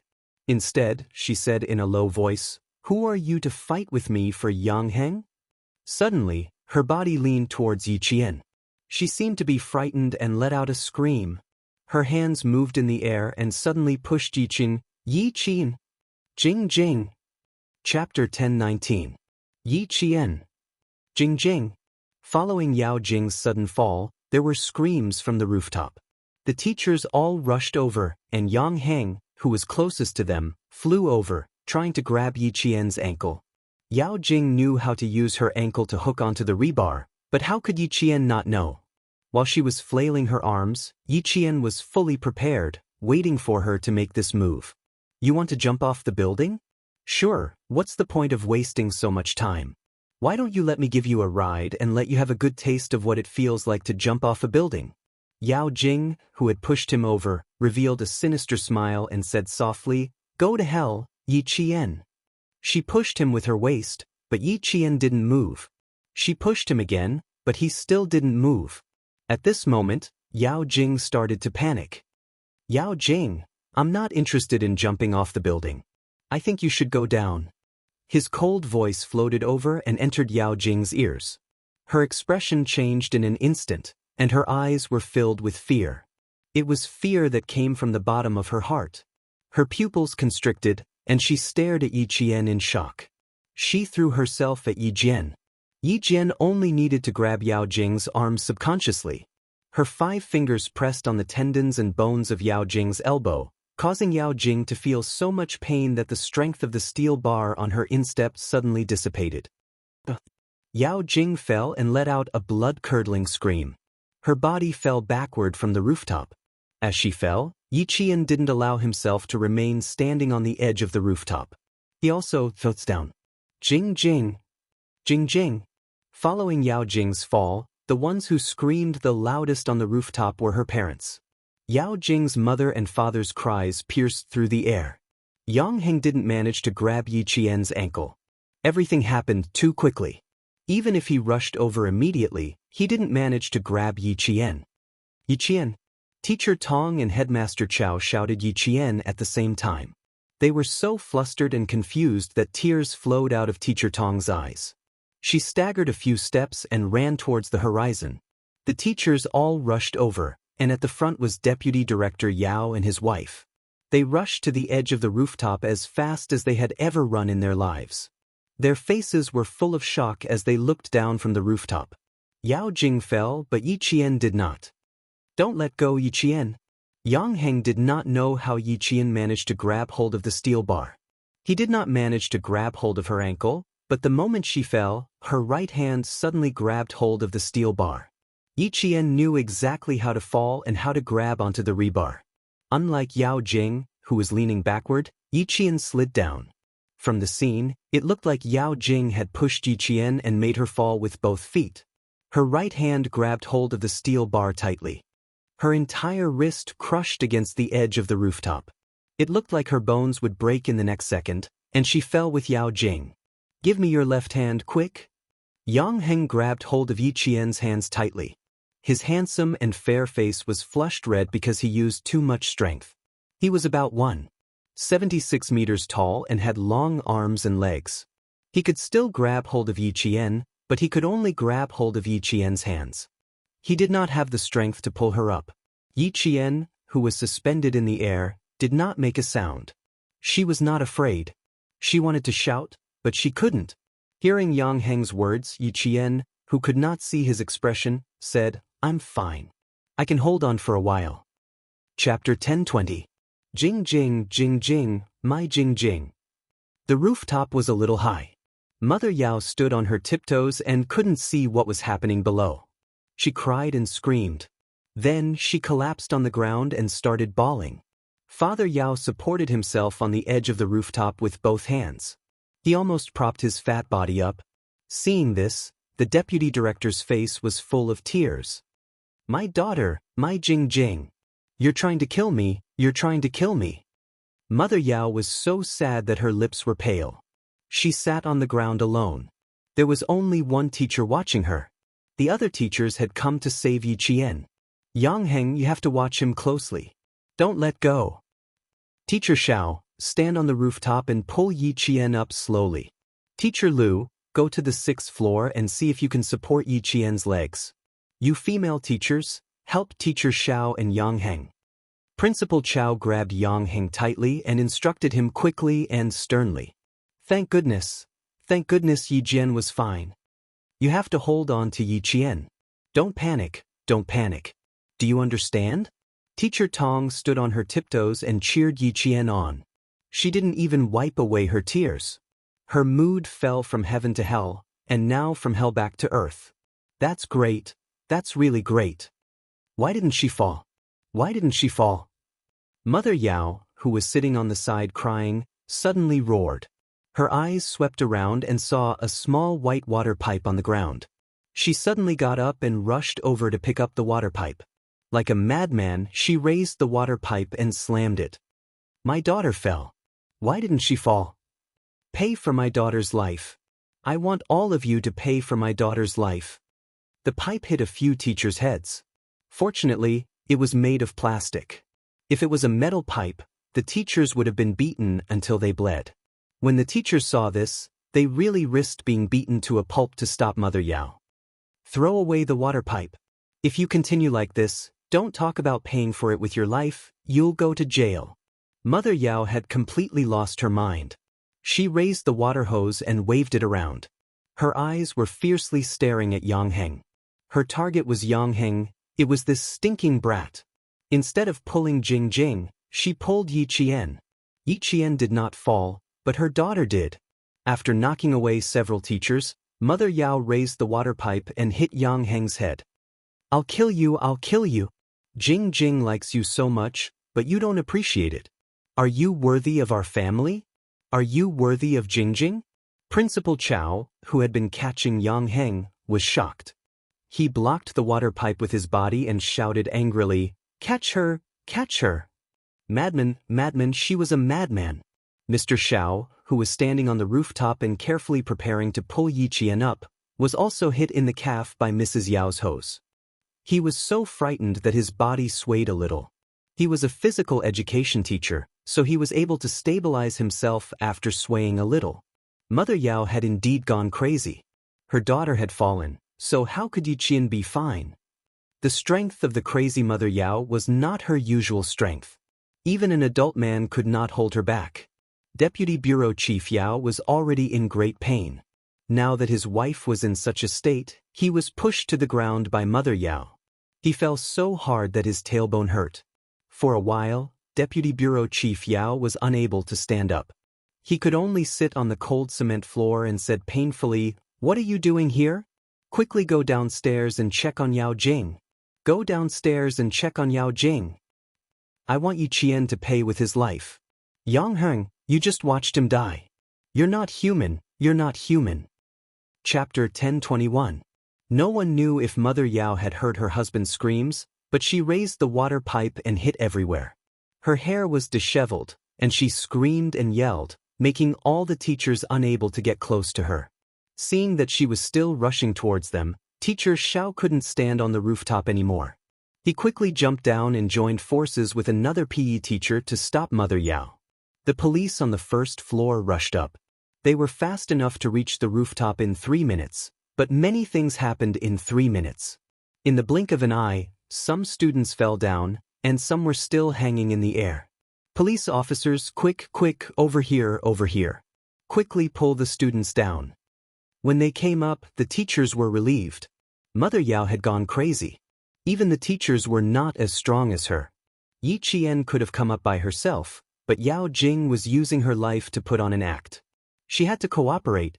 When she heard that Mother Yao had gone crazy, Yi Qian's eyes flashed with a cold smile. Things were getting out of hand. The police didn't dare to delay. Two of them directly grabbed Mother Yao, who still wanted the students to pay with their lives, and grabbed the water pipe. They then pinned her hands behind her back. Their actions were fast and fierce.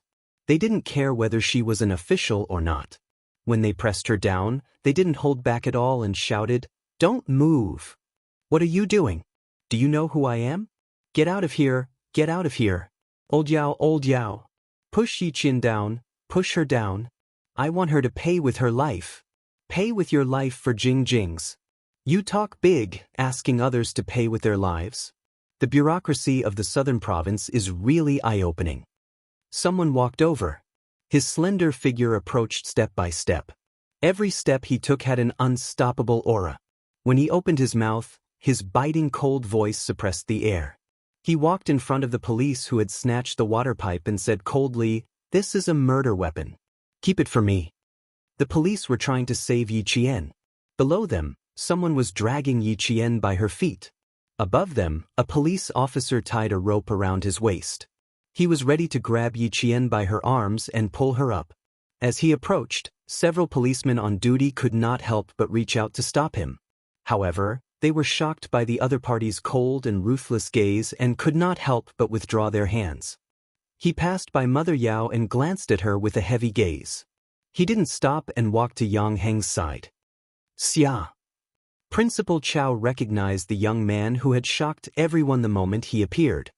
He was in no hurry to say anything and immediately said, "Yi Qian was pushed down by a student. The police are trying to rescue him." Xia Jinyuan didn't even need the police. With one hand on the roof, he jumped lightly from Yang Heng's side and stood on the roof. He bent down and grabbed Yi Qian's wrist with his slender hands. He turned his head and said to Yang Heng calmly, "Thank you. You can let go now." Yi Qian, who was pushed down by Yao Jing, was not stunned. He was also not stunned when Mother Yao yelled at him to pay with his life. However, now that he saw Xia Jinyuan in front of him, he looked at Xia Jinyuan who was standing against the light. His handsome face and expression were unclear. He was stunned. Why is he here? Didn't they say that it would take half a month to a month? It's only been a few days. Why is he here now?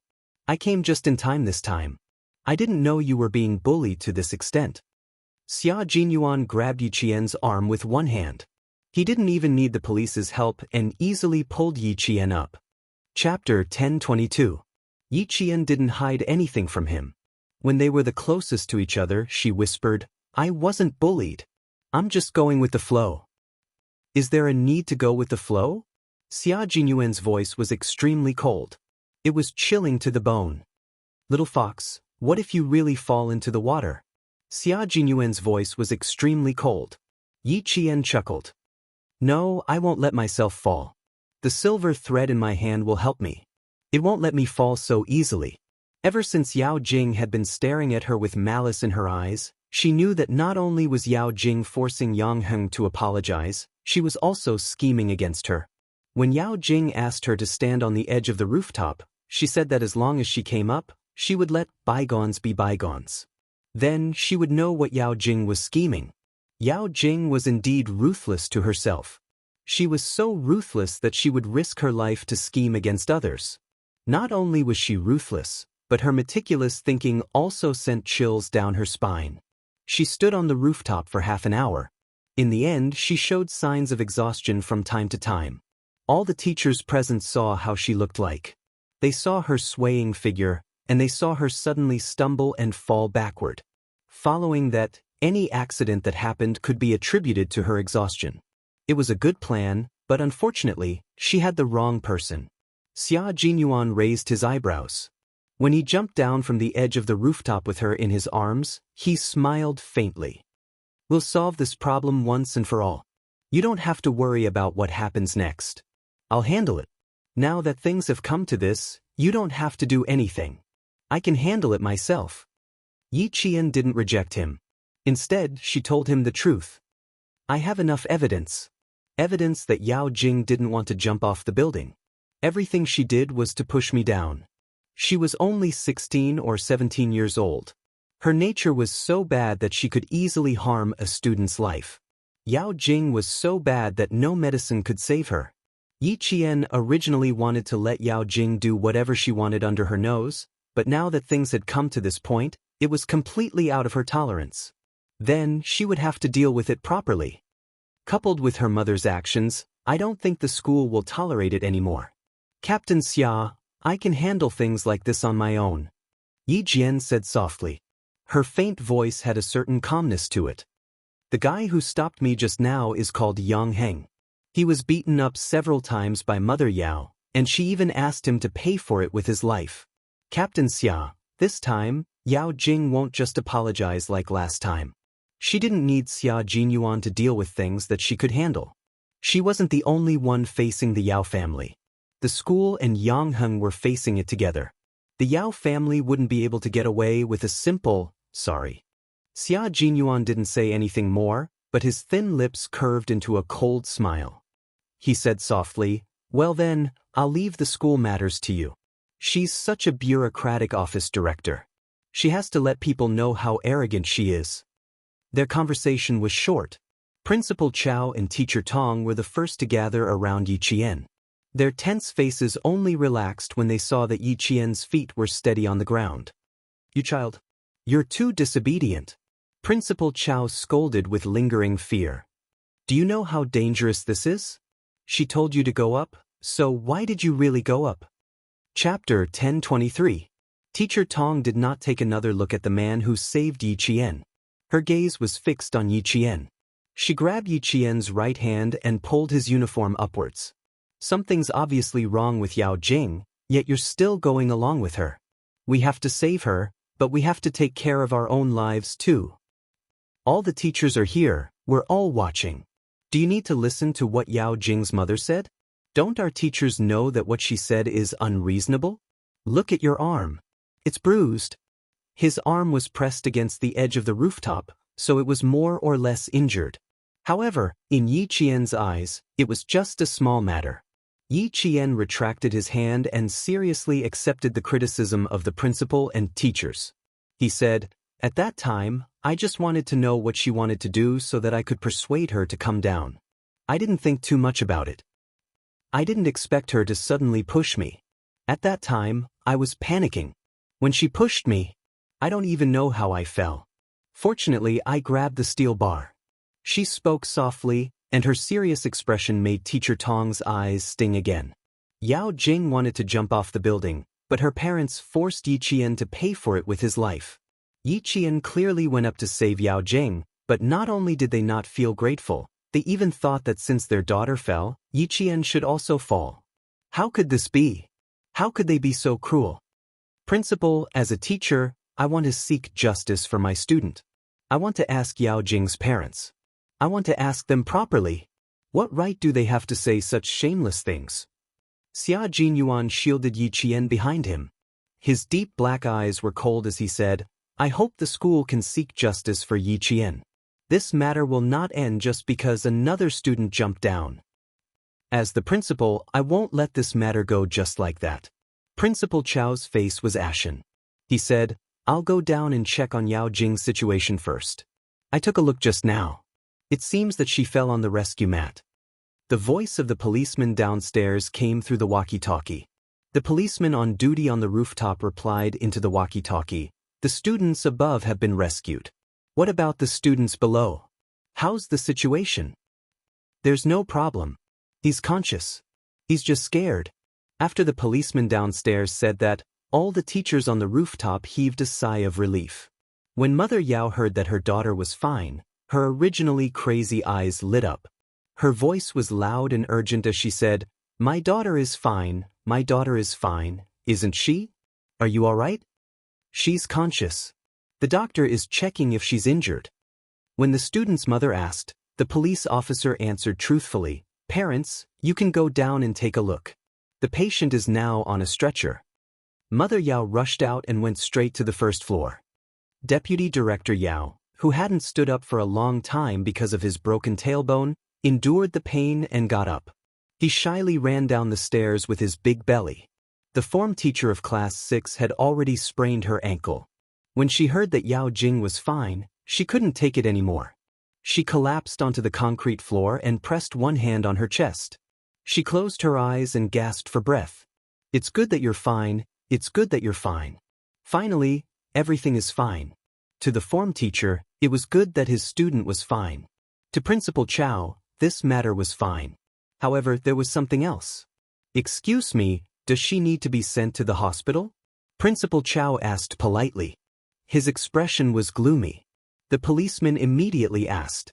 After a while, an answer came from the walkie-talkie. "We need to send her to the hospital for a detailed examination. But from the outside, everything seems normal." Chapter 10:24. She had to be sent to the hospital for a checkup, but from the outside, everything seemed normal. Xia Jinyuan, who had a cold expression, heard this and his deep black eyes became sharp. He said to Yiqian, "When I came up, the life cushion was half full. If she had fallen a minute earlier, the life cushion wouldn't have been able to save her. She wanted to push me down, but in the end, she fell down herself. Even if she didn't fall to her death, I'm sure she was scared to death." Yiqian moved his right hand. This hand had been through a lot this year. His old injury had just healed, and now there were new injuries. Xia Jinyuan reached out and grabbed her wrist. Teacher Tong, who had finally recovered from her shock, was about to ask Yiqian a few questions when she looked up and saw the man who had saved Yiqian earlier. He had a cold aura about him that made people unable to look at him directly. He was holding her favorite student's hand.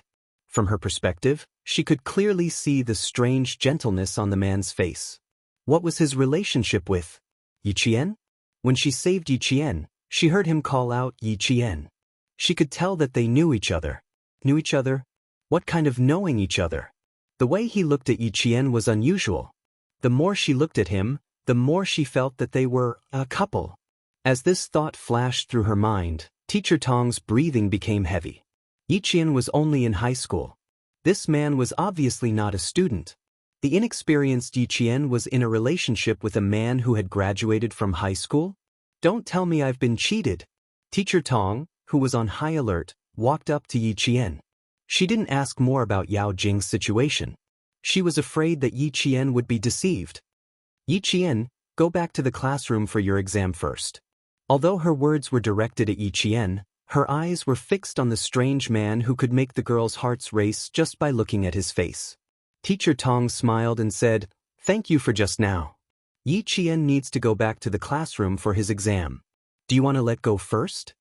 In the teacher's eyes, a handsome man who pulled her student was not a good person. On the other hand, Major Xia was too handsome. Even though his expression was cold and his aura was extremely low, in Teacher Tong's eyes, he was just a bad guy who was coaxing his favorite student. "Hello, Teacher Tong." Xia Jinyuan could tell that Yiqian's homeroom teacher was wary of him. He smiled and said, "I know Yiqian. We were comrades in the same army." She couldn't possibly say that she knew Yiqian and that they were boyfriend and girlfriend, right? It was more appropriate to say that she was his comrade. Yiqian did not panic at all when he took the initiative to introduce himself. She believed that Xia Jinyuan would not lose his composure in front of her teacher. After he finished speaking, Yiqian smiled and said, "Teacher Tong, I've known him for a few years. We knew each other in the army. Ever since Regiment Commander Liu and Political Commissar Yen came to the school, Teacher Tong knew that Yiqian grew up in the army." When she heard this, the wariness in her heart disappeared. No wonder he could rescue you so quickly. You even scared the people in the army. So he was a soldier. No wonder he could rescue Yiqian with his bare hands. They must have a good relationship in the army. Looking at their actions, they must have a good relationship. They must have a good relationship with comrades. Boyfriend and girlfriend? It shouldn't be possible. Although Teacher Tong still had some doubts in her heart, at least she didn't think of Major Xia as a bad guy who was coaxing students. "Your homeroom teacher thought I was a bad guy who was coaxing students." Xia Jinyuan's cold expression softened a lot because of the teacher's sharp eyes. This teacher had good eyesight and could see the crux of the matter at a glance. Chapter 10:25. Yi Qian did not respond. He smiled at the major, whose tone had softened, and then looked at Principal Chow, who had turned around to speak to him. A student had jumped off a building, and the police needed to understand the situation at the scene. After learning that Yao Jing looked fine from the outside, Principal Chow told her everything he knew. He then said to Yi Jian, "Yao Jing is fine. You can go back to the classroom and prepare for the exam. The midterm exam is very important and will be used as a reference for the direct enrollment. You can focus on the exam. The school will take care of some things before informing the students." The midterm exam was in progress. He did not want the police to leave Yi Qian and Yang Heng behind in order to understand the situation. He then said to Yang Heng, "The school will inform your parents to come over. Do you have any thoughts?" He meant that if Yang Heng did not want his parents to come over, the school would not do so for the time being. Since Xia Jinyuan appeared, Yang Heng, who had been secretly observing him, stopped looking at him. He suppressed his anger and said, "I don't have any thoughts. The school can inform my parents to come over at any time." This time, Yao Jing went too far. He could not take it anymore. He glanced at Yi Qian and saw her standing coldly beside an unfamiliar man. Yang Heng walked over and looked straight at Yi Qian. "Did Yao Jing push you once or twice?" Yang Heng did not evade the question and asked directly. Principal Chow and the police officer's expressions changed. "Pushed him once? Or twice?" Yao Jing wanted to push Yi Qian off the building? She wanted to push Yi Qian off the building? Yang Heng, you have to take responsibility for your words. Do you understand? Principal Chow did not ask further. He reminded Yang Heng to be careful with his words and not to speak without thinking. Sometimes, a single sentence could cause a person's reputation to be ruined, and it could also cause a person to suffer a fate worse than death. His words revealed too much information, so much so that Principal Chow couldn't accept it for a while.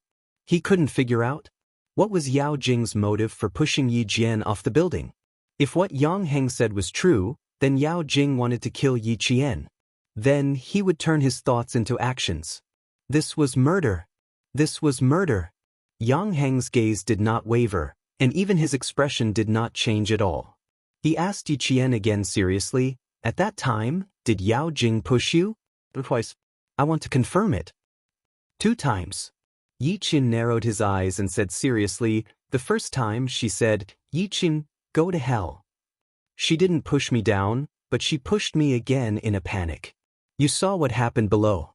She lost her balance and suddenly fell, and in the end, I was still taken down by her. My luck isn't bad. Things didn't go as she wished. Too bold, too terrifying. This kind of student was too terrifying. It's too scary." Principal Chow roared.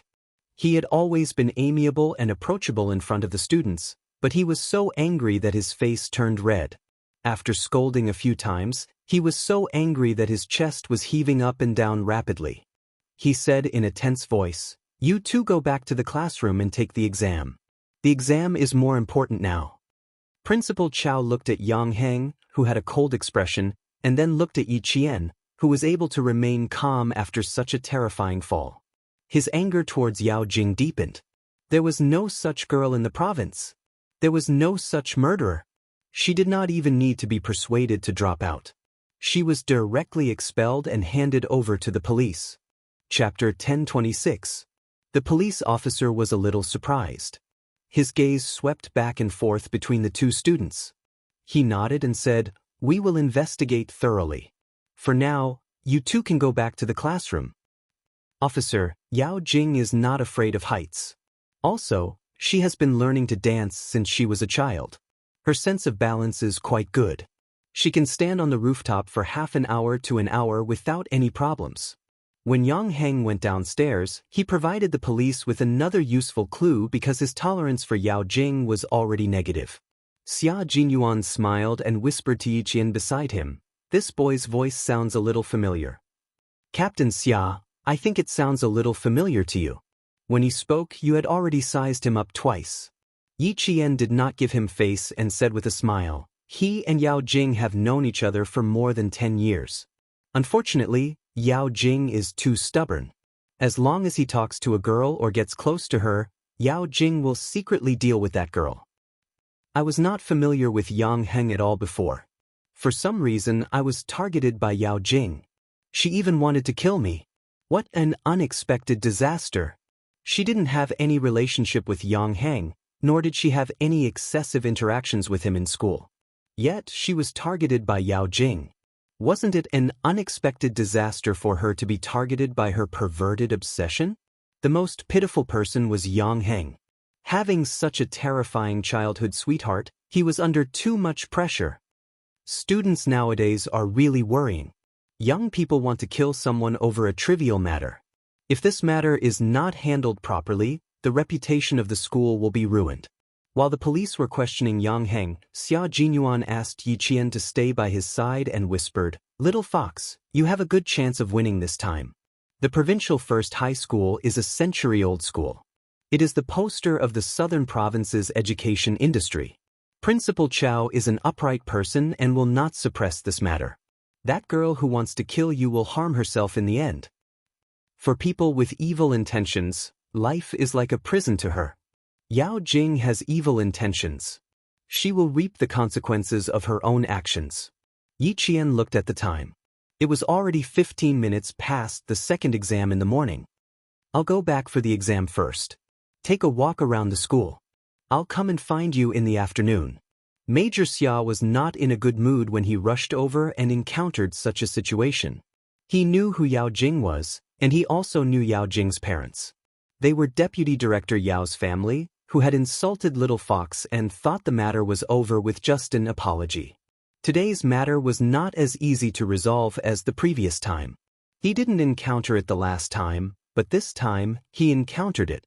He listened to her and didn't interfere with the school matters, but he wasn't sure about the matters outside. Go take the exam first.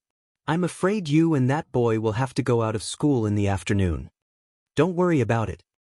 After he finished speaking, he pinched Yi Jian's cheek affectionately with his slender fingers and bent over. The smile on his handsome face was as gentle as water as he said, "Take your exams well. I'll be leaving first." There was nothing for him to do here. After speaking to Yi Qian, he turned to the boy who had been secretly observing him. "Yang Heng, thank you for your hard work." He knew Yi Qian in the army and acted intimately with Yi Qian. Was it really just because they knew each other? Was it because they were comrades? Yi Qian did not join the army. How could it be because they were comrades? Yang Heng thought to himself. His expression did not change as he said seriously, "It's my duty." On his birthday, Wang Jin said he saw a man coming out of Yi Qian's room. Was it him? It might be possible. Chapter 1027. Yi Qian didn't like physical contact with others, but this wasn't the first time this man had interacted with her. Yi Qian didn't resist at all. Obviously, the two of them had interacted with each other regularly, and Yi Qian was already used to it. Sitting back in the exam room, Yang Heng thought for a few minutes before picking up his pen and starting to do the questions. He didn't expect to get a high score in math this time. The last few questions were blank, so he could only score in the next few subjects. Yi Qian had already picked up his pen and started on English. She had missed the first few listening questions, so she couldn't hide her abilities like she did in the monthly exams. At 12:10 p.m., the English exam was over. And Jiasun rushed to Yi Qian like a gust of wind. Why did I hear that?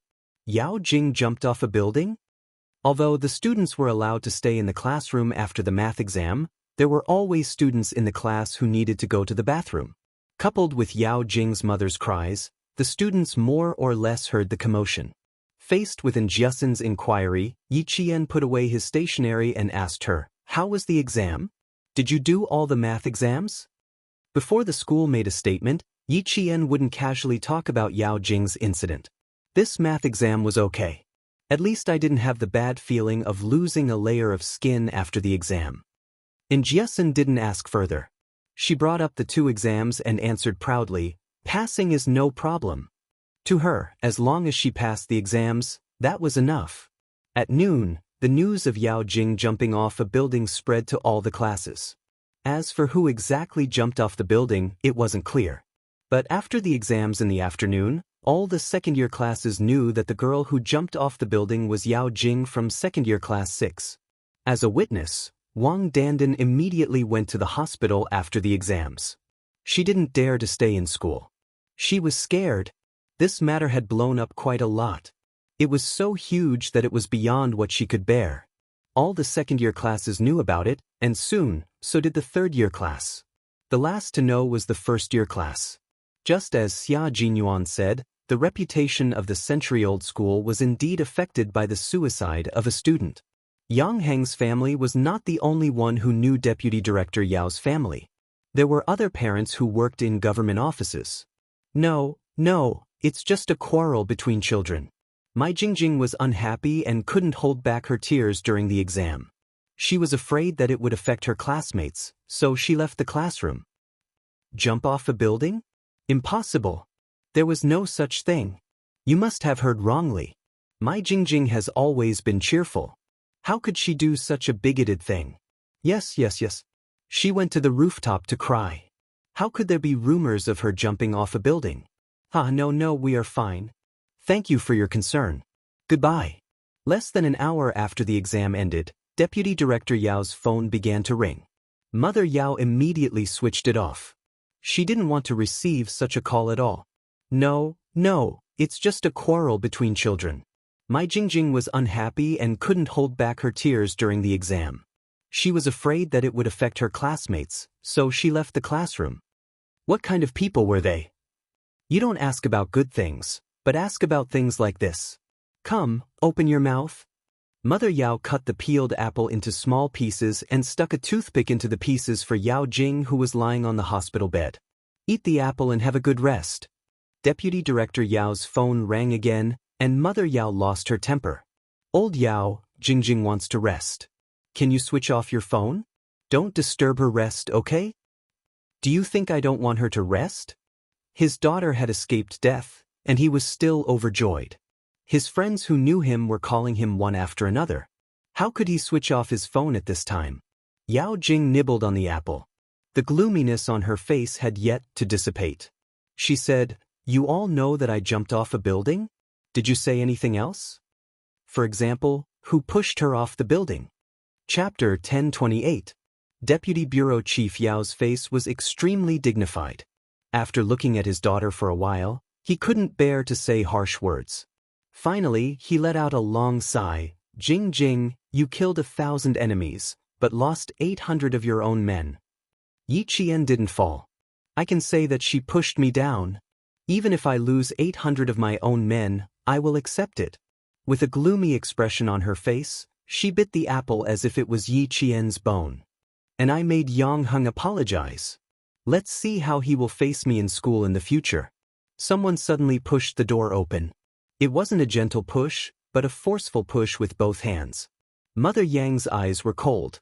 She rushed over with a face full of anger. She didn't give Deputy Bureau Chief Yao and his wife any time to react.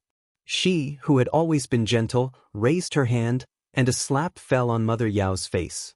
This slap contained all of Mother Yang's strength. Mother Yao, who was still holding the apple in her hand and still wanted to smile, fell back into her chair. There was a red and white handprint on Mother Yao's face. My son has 4 wounds on his body. Li Shuhe, I don't only want to hit you now, I also want to sue you for intentional injury. Mother Yang wasn't angry, but she was exceptionally calm. Your own daughter wanted to jump off a building, and you want my son to pay with his life. I want to see how you will make my son pay with his life for your daughters. The slap didn't only stun Mother Yao, it also stunned Deputy Bureau Chief Yao. Then he immediately stood in front of him and said to Bureau Chief Yang, Old Yang, it's a misunderstanding, a misunderstanding. It's all a misunderstanding. Then he said to Mother Yang, Sister-in-law, you misunderstood, really misunderstood. Father Yao and Mother Yao were stunned. Needless to say, Yao Jing was lying on the hospital bed with her eyes wide open. She looked at Mother Yang in disbelief. Auntie Song, who was very gentle to her family, actually hit her mother. How could it be? How could Auntie Song hit people? Footsteps could be heard from the open door of the ward. Each of the footsteps carried a cold aura as they approached. Yao Jing looked up at the door in a daze. When she saw who was walking at the front, her face revealed a look of panic. Uncle Yao, I was hit by Auntie Li. Is this a misunderstanding? Auntie Li rushed up to me, scolded me indiscriminately, and hit me. Is this a misunderstanding? Yao Jing tried to force me to apologize by jumping off a building. Is that a misunderstanding? Yang Heng walked over. He was not alone. There were a few police officers and 2 teachers from the school with him. The last to walk over was Yi Qian and Principal Chao. Seeing so many people suddenly come, Deputy Director Yao's face suddenly turned ugly. He said to Yang Heng with a sullen face, Heng Heng, Jing was pushed down from the 6th floor. She is still on the drip. Why did you bring so many people here? His gaze swept across Yi Qian's face. It was obvious that the person who pushed Yao Jing down was Yi Qian. Old Yao, I only found out today that you really know how to distort the truth. Director Yang suddenly laughed. Although he was laughing, his eyes were exceptionally cold. Xiao Yi Yang Heng, all the teachers know that they went up to save your daughter. You, on the other hand, not only did you not thank them, you even wronged them. Old Yao, we have to settle the score today. We can't just let it go like we did in the past. Mother Yao, who was in a daze, finally woke up. She threw the bowl of apples in her hand to the ground and directly threw herself at Mother Yang. Song Huing, you dare to hit me? I will fight with you, I will fight with you. Chapter 1029. Mother Yao, who had always been proud and arrogant, had never been slapped in public before. Mother Yang's slap was equivalent to slapping her face, so how could she endure it? Ashamed and angry, she rushed over and reached out to scratch Mother Yang's face. Yao Jing wanted to pretend to be weak, but seeing her mother suffer, she didn't care about the 4 drip in her hand. She jumped out of bed and cried, Don't, Mom. Don't. How could she fight with Auntie Song? Children quarreled with other children and reconciled, but once adults fought with each other, it would become a grudge. She had finally forced Yang Heng to apologize and make him promise not to ignore her in the future. She had done so many things to break the deadlock, so how could she accept the 2 families falling out and becoming a grudge? Yang Heng, quickly catch Auntie Song. My mother is still angry because of me. Can you quickly pull Auntie Song away? If there's anything, wait until I'm discharged and we can discuss it. She couldn't quarrel, she absolutely couldn't quarrel.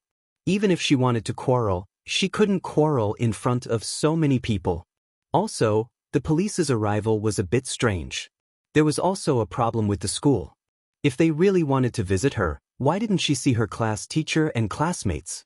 Why did they ask Yi Qian to come? How many teachers did they come together? No, the situation wasn't right.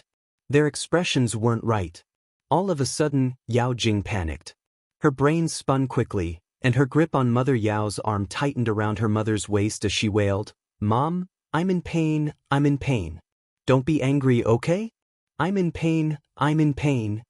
Something was wrong, something was wrong. They definitely didn't want to visit her. They all came empty-handed, so how could they come to visit her? The whole ward was in chaos. After slapping Yang Heng's face, Mother Yang stood in the same place. Even if Mother Yao rushed over, she was still calm. She coldly looked at Mother Yao, who still had the face to make a scene. She pulled Yang Heng's wrist and pulled up his sleeve, revealing a rather ferocious whip wound. This is the injury on my son's arm. It's the lightest injury among all the other injuries. Li Shuhe, I only gave you 1 slap. Wasn't it too light? Mother Yang said calmly. Her usually gentle face became stern because of her son's injury. This wound caused Yao Jing to panic even more. Her heartbeat became uncontrollably erratic. What was going on? Was the wound on Yang Heng's arm caused by his mother? When did this happen? How come she didn't know? Yang Heng, take off your jacket. Mother Yang had never shown such strength in her son's injury. After she finished speaking, she unzipped Yang Heng's school uniform and pulled up his shirt. Yi Jian, who was standing behind Yang Heng, finally saw the severity of the injuries on his back. There were 2 bruises on his left and right shoulders. What was even more shocking was the injury in the middle of his back. It was both bruised and purple, and there were even traces of blood on the surface of his skin. When she was suspended in the air, she did hear that Mother Yao was beating someone up. She also heard Mother Yao's insults, but she didn't expect Yang Heng to be injured in the presence of so many teachers. Deputy Bureau Chief Yao was speechless. Even he was shocked by the wound on Yang Heng's back. How could it be so serious? This kind of fighting style completely beat Yang Heng to death. When Yao Jing saw the injury on Yang Heng's back, she couldn't accept it and covered her mouth to avoid screaming. Chapter 1030. Mother Yao, who was worried about her daughter, also saw the scene. Her face stiffened and her eyes flickered. Why was it so hard? Did she hit him so hard? She didn't seem to have hit him that hard. She only remembered hitting him a few times. How did he end up like this? Wasn't this boy a little too delicate? Li Shuhe, if it weren't for the fact that our families have known each other for so many years, I wouldn't have just slapped you. Mother Yang, who had the temperament of a scholar, didn't lose her composure even after hitting Mother Yao. She was so angry that she saw Mother Yao's eyes flicker. Mother Yang turned around and said to the police officer, "Officer, I would like to apply for an injury evaluation. This matter will go through legal procedures." What were officials most afraid of? Officials were most afraid of getting involved in a lawsuit. Mother Yao, who was still unwilling to give up, immediately said, "Huing, I'm sorry. I'm really sorry. I really didn't think of anything at that time. I was anxious and angry, so I lost my mind and did something inappropriate. I apologize to Heng Heng. This matter is my fault. I shouldn't have done that." She immediately looked at Yang Heng and said guiltily, "Heng Heng, you also saw it at that time. Jing Jing was standing on the rooftop and could fall at any time. Auntie was so worried that I only wanted to pull Jing Jing up faster. Later, when Jing Jing was pushed down, Auntie was stunned. At that time, I really didn't think of anything. I only thought of Jing Jing. Can you forgive Auntie this time? Auntie didn't hit you on purpose. I don't know if I hit you at that time. Even your Uncle Yao was hit by Auntie. Good child, forgive Auntie this time. Auntie really didn't hit you on purpose." Yang Heng didn't take the injuries on his body to heart. Mother Yao's apology was dispensable to him and wasn't important. On the contrary, her words "Jing Jing was pushed down by someone" made Yang Heng's eyes turn cold. "Auntie, let's not talk about you hitting me for now. I want to ask, why did you say that Jing Jing was pushed down? Who pushed her down? Who else could it be? Who else could it be other than Yi Qian?" Mother Yao couldn't wait to change the topic. She didn't want the old neighbor to say that she hit her son. She pointed at Yi Qian and shouted, "Yi Qian, you're so cruel. How can you be so vicious at such a young age? Are you worthy of the troops that nurtured you? Are you worthy of your mother? Too ruthless. In order to climb up the social ladder, he even killed people. How can a person like you stay in school? Principal Chow, I strongly request that the province expel her." Principal Chow's face was ashen. After hearing Mother Yao's words, he sneered, "You're right. He's so vicious at such a young age. We can't keep such a student in our school. We can't let a piece of rat poop spoil the whole pot of soup." That's right. The province no. One high school is a century-old school. Today's matter has never happened before. For the sake of the century-old school's reputation, let's settle this matter today. Director Yang said with a serious face and said to Deputy Director Yao, "Old Yao, we have to rush back to school now. We have to figure out who is the one who is pushing the other down." Director Yang's words carried enough weight to make the Yao family's expressions change. "Uncle Yang, I'm now." Yao Jing's face was slightly pale. She suppressed the panic in her heart and tried to appear delicate. "I might need to stay in the hospital for observation." Director Yang smiled and said, "It's okay. We've just consulted the doctor. You can be discharged. There's no need for observation." Chapter 1031. Bureau Chief Yang's smile made Deputy Bureau Chief Yao's face turn gloomy and cold. Because today's matter was settled today, the old Yang family already hated his own family. Otherwise, old Yang wouldn't be pressuring him like this. "Old Yang, why don't we sit down and settle this properly? My daughter fell down the stairs." Deputy Director Yao said, still refusing to go to school with the excuse that Yao Jing needed to rest. However, the Yao family had no choice but to go to school.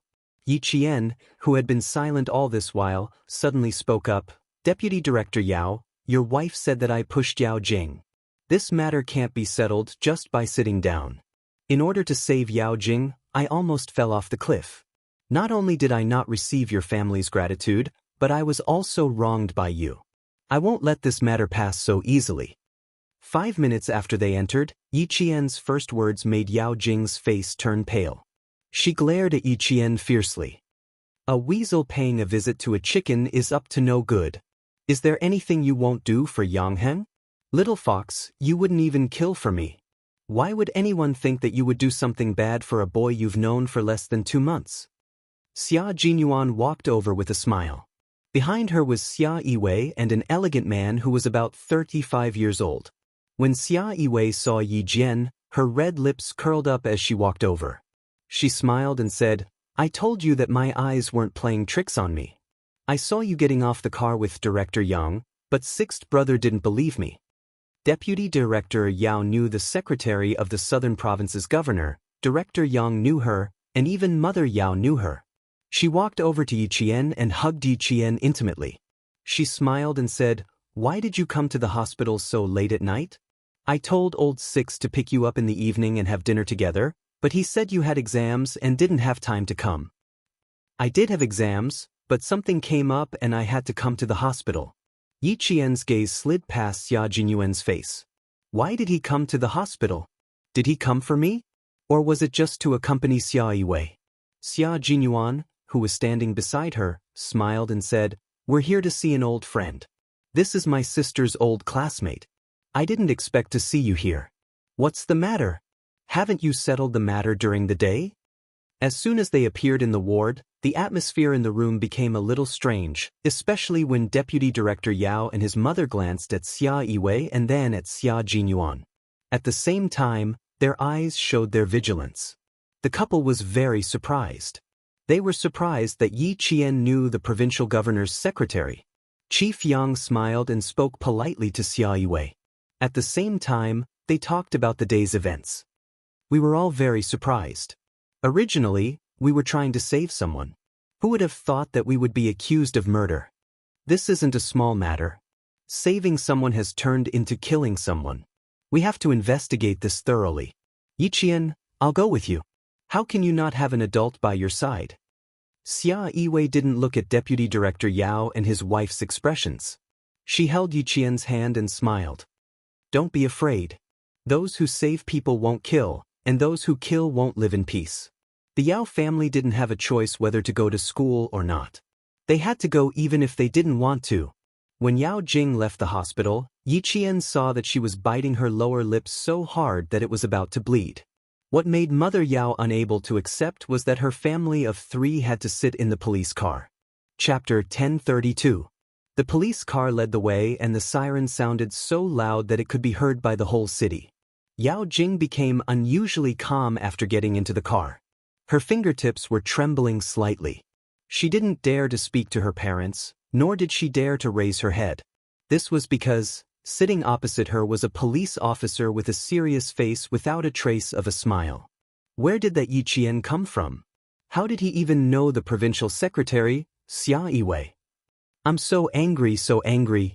That arrogant look just now made me want to slap her twice. In the ward, Mother Yao didn't say a word. Although she was an office director, she was far inferior to Xia Yiwei. Every time she saw Xia Yiwei, she didn't have the right to speak up. Even her husband, Deputy Bureau Chief Yao, didn't speak up. With Xia Yiwei around, Mother Yao didn't dare to speak up. Now that they were in the police car, Mother Yao dared to speak up in front of a police officer. Don't say so much. It's obvious that Secretary Xia is here to support Yi Qian. The more he said, the more mistakes he would make. In front of the police, Deputy Bureau Chief Yao was more cautious than his wife. He was really afraid that if he said something, the police officer sitting opposite them would take note of it and pass it on to Xia Yiwei. He didn't know Yi Qian's background, but he was sure of one thing. She had a good relationship with Secretary Xia. Mother Yao's heart was pent up. After being slapped by Mother Yang, she had no choice but to swallow her anger and spit it out. It wasn't easy for her to teach Yi Jian a lesson and vent the resentment in her heart. Who knew that Secretary Xia would come over and make her continue to hold her anger and not say anything more? Now that they were in the car, she still couldn't speak? Mother Yao frowned and said angrily, "I have a stomach full of resentment. If you don't let me speak, I'll get sick from holding it in." As she spoke, she grabbed her daughter's hand and suddenly exclaimed, "Jing Jing, what's wrong with you? Why is your hand so cold?" It was ice cold, as if she was holding a block of ice. Even her palm didn't have a trace of warmth. Deputy Bureau Chief Yao also quickly held his daughter's hand. His brows furrowed. "Is it cold? Do you want to wear more clothes?" It wasn't her body that was cold, but her heart. Raising her eyes, Yao Jing's lips trembled as she asked her father softly, "Dad, I want to know. Is the Secretary Xia you're talking about very powerful? More powerful than you?" She asked very softly, afraid that the police officer sitting opposite her would hear her. "Secretary Xia, the people around the governor can't be said to be more powerful than our parents. They can only be said to be closer to the center of power. Father only met the governor a few times at the end of the year, but she appeared by the governor's side every day. The officials she met were all extraordinary." Deputy Director Yao would not hide some things from his daughter. Knowing the rules of the officialdom in advance was also beneficial to her growth. She would know who she could not offend and who she needed to be careful with. Yao Jing felt that she couldn't even breathe properly. Her hands were trembling uncontrollably and her eyes were filled with panic. "Dad, is Secretary Xia here to support Yi Qian? What should I do then? What should we do? What should we do?" Could she still say that it was Yi Qian who pushed her down? "Let's talk after we get out of the car." Deputy Director Yao sighed and secretly exchanged glances with his wife. It would take a lot of effort to resolve this matter. He hoped that Secretary Xia would not be too calculative on account of Jing Jing's status as a child. Chapter 1033. That's right, that's what Deputy Bureau Chief Yao thought. He thought that Yao Jing was still a child, and that adults should be tolerant of her mistakes. That's what he thought, but he didn't understand that Yao Jing had repeatedly challenged other people's bottom line. He also didn't know that in other people's eyes, Yao Jing wasn't even a child. A 17-year-old child, is there? A 17-year-old teenager. Yao Jing was scared. She was really scared now. Especially when she heard her parents say that Xia Yiwei wasn't someone her family could afford to offend, her heart sank. She didn't want to go to school at all. She wanted to jump out of the car and run away. Facing the sharp gaze of the police, Yao Jing didn't have the courage to run away all the way to school. At night, the lights of the provincial first high school were still bright. Exams were held during the day, and self-study classes were still held at night. The campus lights cast shadows on the branches of the trees, flickering between light and dark. Even the silhouettes of the people were blurry. Yi Qian walked side by side with Xia Yiwei, and Xia Jinyuan walked on the right. The three of them walked side by side, leaving Bureau Chief Yang and the rest half a step behind. They walked on the right side of Xia Yiwei. Bureau Chief Yang was quite familiar with Xia Yiwei. He could still smile and talk while walking, unlike Deputy Bureau Chief Yao, who couldn't find a chance to speak. However, he wasn't in the mood to talk to Xia Yiwei. After he got out of the car, he kept reminding Yao Jing, "No matter what they say later, you just have to remember to apologize. If they ask you why you went to the rooftop, just say that you quarreled with Yang Heng and felt upset and wanted to get some fresh air. You must not say that you wanted to jump off the building. Also, don't say that Yi Qian pushed you down." Yao Jing's mother was so angry that she clenched her teeth. "She's really our daughter's nemesis. Yang Heng is really too much. He's always protecting Yi Qian, but he doesn't know how much he's protecting Jing Jing. Yang Heng must have been possessed by a demon. Maybe we're wrong. Yi Qian and Yang Heng are not in the relationship we imagined." A handsome man's face flashed across Deputy Director Yao's mind. He looked back thoughtfully and saw a tall and straight figure standing beside Yi Jian from the beginning to the end, guarding her like an unshakable mountain. When he appeared, no one was in his eyes. He only saw Yi Qian. Even when old Yang said something, he only responded indifferently. His expression was even more arrogant than Secretary Xia's. Mother Yao scoffed in disdain. "She's just a village girl. Meeting a guy like Yang Heng is like a fly to a piece of meat. How could she bear to let him go? Don't be so rash. You're just a village girl. Do you see any trace of the countryside in Yiqian? Also, look at her resume. Which part of her is worse than Jing Jing's? Everything is better than Jing Jing. You didn't study in high school for a year, but you took the exam again. Your total score was among the top in the province, and you entered the provincial first high school. You even skipped a grade to enter the second year. She was still in town in middle school, but she was able to represent the country in Australia and win a gold medal. What about Jing Jing? What does Jing Jing have? Is she better than Yi Qian in school? Can she represent the country in international competitions? Can she speak fluent English? At this moment, Deputy Bureau Chief Yao seemed to have been enlightened. He was suddenly clear-headed. Looking at Xia Yiwei and then looking at Major Xia standing beside Yi Qian, Deputy Bureau Chief Yao recognized the truth before his wife did. The truth was that his daughter was not as good as Yi Qian. Chapter 1034. Mother Yao did not say anything. She was speechless. In comparison, she thought that her daughter was better than Yi Qian in every aspect, but she could not compare to Yi Qian in any aspect. After a while, Mother Yao gritted her teeth and said stubbornly, "Then I'm better than her too. She's just a country bumpkin who didn't follow the school rules and tried to seduce Yang Heng to change her identity. So what if her grades are good? Who would want to look up to someone with such a bad character? Take a good look at Secretary Xia, then look at the man who is close to Xia Yiwei.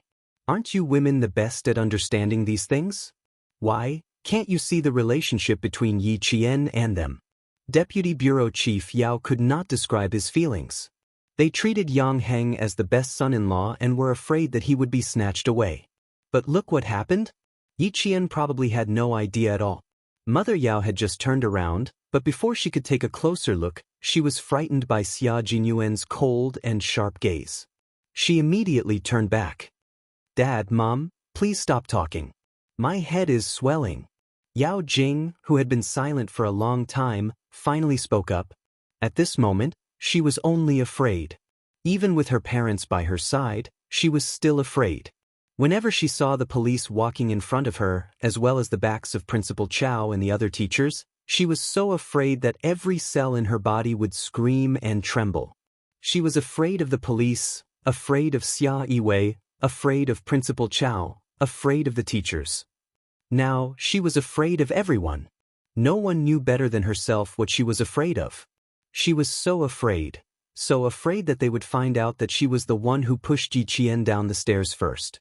She was the one who purposely let Yi Qian come up and then tried to push Yi Qian down the stairs. No, she could not be so afraid. She had to stay calm, she had to stay calm. She could not let others see that she was guilty and afraid.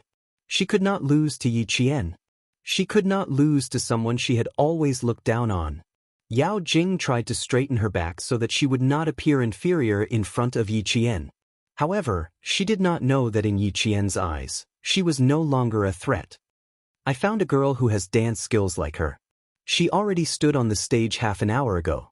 Later, you will stand on the stage according to your previous position and repeat the scene with that student." Xia Jinyuan, who had scared Mother Yao away with a glare, smirked coldly and said to Yi Qian, "This kind of trouble is trouble. Let's deal with it once and for all. Don't let these trivial matters ruin your high school life. If you make a mistake, you have to accept the punishment you deserve. If you want to use the laughable excuse of, 'I'm still a child and I don't know anything,' to escape the punishment, you are too naive." This time, Yi Qian had no objections. She wasn't magnanimous enough to let go of someone who wanted her life. Sixth brother has always done things appropriately. Previously, you were afraid that his appearance would affect his image, so you forbade him from doing anything. But now, his face is as black as the bottom of a pot. Xia Yiwei distanced herself from Bureau Chief Yang and his family. She smiled and teased them. "He really wanted to do something for you to show off. But you didn't give him a chance and made him feel uncomfortable. He didn't have a moment of peace at my place. Sometimes, he would get up and walk around. Sometimes, he would pick up the phone and put it down. Sometimes, he would watch TV and then turn it off. He made so much noise that my head hurt the whole afternoon. Chapter 1035. In the car, Xia Yiwei had made it clear that she was supporting Yi Qian. Now, she was teasing Xia Jinyuan. It was obvious that she had a good relationship with Xia Jinyuan. Yi Qian smiled and glanced at Xia Jinyuan. His voice was gentle as he replied, "I always thought that I could solve the school's problems by myself. That's why I didn't want to trouble him." "Your problems are my problems. I've never thought that it was troublesome. Besides, if there's a faster, more stable way to solve it, why do we have to take the long way around?" Xia Jinyuan was afraid that Yi Qian would reject him at a time like this. His expression was serious as he said, "We shouldn't waste time on Yao Jing. Let's end this quickly so that she won't stir up trouble later. She tried to jump off a building during an exam for personal reasons, forced another student to apologize to her, and even tried to push you off the building. The province's century-old school will not allow a student like her to continue studying here. Little fox, we have to know how to take advantage of the situation and not give her any room to retaliate." Yi Qian couldn't help but chuckle when he said all this in one breath without any pause. How afraid was he that he would reject him? He said it all in one breath. Wasn't he afraid of stifling himself? "I know. That's why I went to the hospital. Principal Chow told me about your arrangement and agreed with it. If I really objected to it and didn't allow you to help me, I would have rejected him when he asked." Xia Jinyuan coughed awkwardly when his thoughts were exposed. "Your principal? I clearly told him not to tell you first in case you didn't agree, but he actually sold me out. For the sake of the school's reputation and to prevent this kind of bad atmosphere from spreading, Principal Chow would definitely not tolerate it." Principal Chow, who was the first to enter the school building, turned around to look at Yao Jing, then at Yi Qian. His hands on the staircase railings tightened. He glanced at Yao Jing coldly before he went upstairs. The wind was strong upstairs and it felt a little cold to the neck. Usually, the rooftop was dark, but tonight, it was brightly lit, illuminating the entire rooftop as if it was daytime. When Yao Jing came up, she saw that the teachers who had appeared on the rooftop during the day were all there. When she saw a girl with a similar figure as her standing at the edge of the rooftop where she had stood during the day, her heart skipped a beat. The panic that she had tried so hard to suppress intensified. What was the school trying to do? "Yao Jing, come and see if this girl is standing where you were during the day." The serious-looking police officer opened his mouth and pointed to the rooftop. His sharp eyes looked at the student who was trying to hide behind his parents and said in a deep voice, "You have to look carefully." Deputy Director Yao and his wife didn't understand the situation in front of them at all. Although they didn't understand, their intuition told them that the following situation was definitely not good for their daughter. The child was frightened. How could he remember clearly? "It's almost done. It's almost done," Mother Yao said impatiently as she hugged Yao Jing tightly. This place had left her with bad memories, and she still had lingering fears when she stood on the rooftop. Xia Yiwei opened her mouth and said lightly, "Child? Was Director Li carrying a child? How old was the child? 3 years old? 6 years old?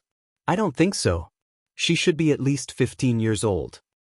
15 years old is still a child?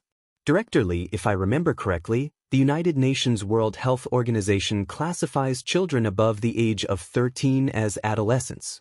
Director Li, you're not carrying a child. You're carrying a teenager." Chapter 1036. Secretary Xia, in the eyes of us parents, children will always be children. There's no such thing as a teenager. What was the relationship between Secretary Xia and Yi Qian? Why was she always speaking up for Yi Qian? In the hospital, she vaguely heard Yi Qian calling Secretary Xia, Sister Xia. At that time, she was so angry with Song Huing that she didn't pay attention to it. Now that she was speaking up for Yi Qian again and again, Mother Yao's eyelids couldn't help but twitch a few times.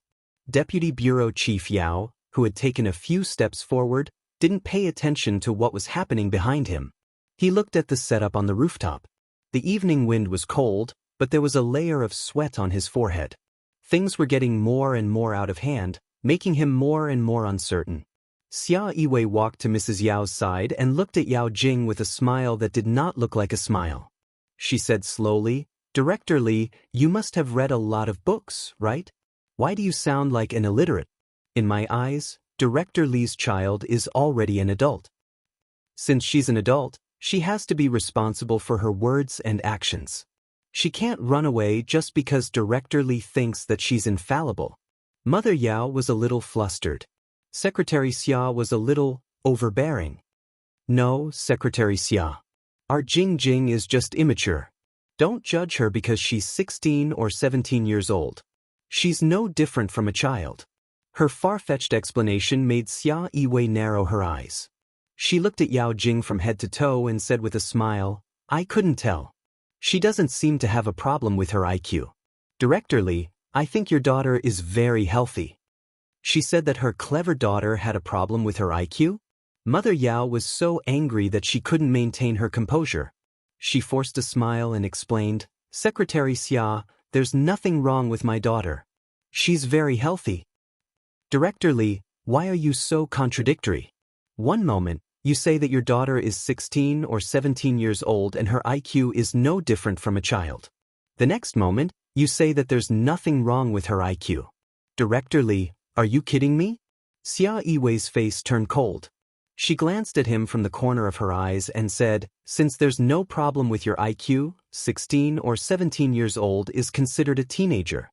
You can think of it that way, but in my eyes, Director Li's daughter is definitely not a child, but a teenager with her own opinions, thoughts, and independent behavior.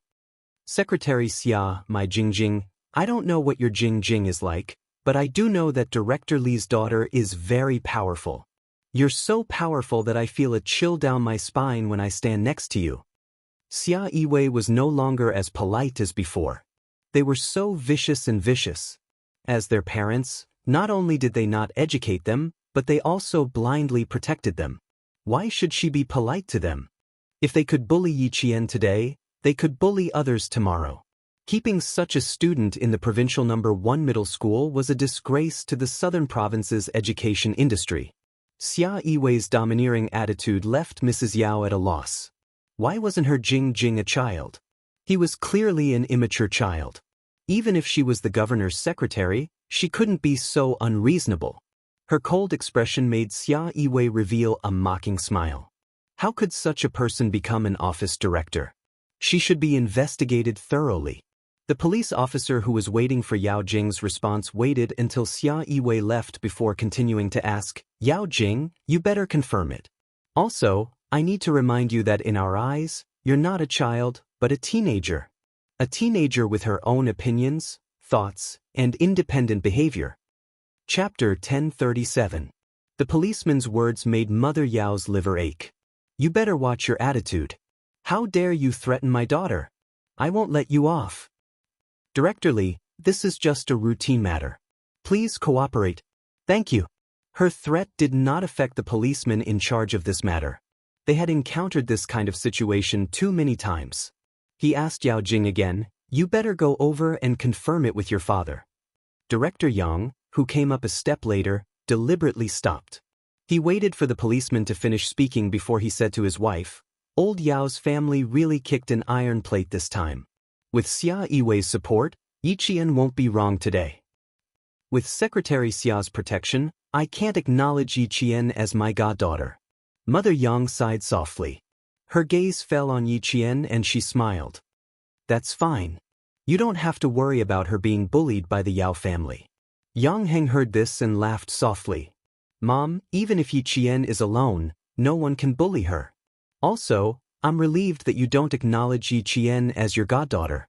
I don't feel any pressure now. How could an older brother not feel pressure when he had a powerful younger sister? With a powerful friend, he would not feel any pressure. He would only feel honored. Director Yang laughed and scolded, Brat, I know you're unhappy. Hurry up and take a look. The Yao family won't be able to get away easily. Our family doesn't hit people when they're down.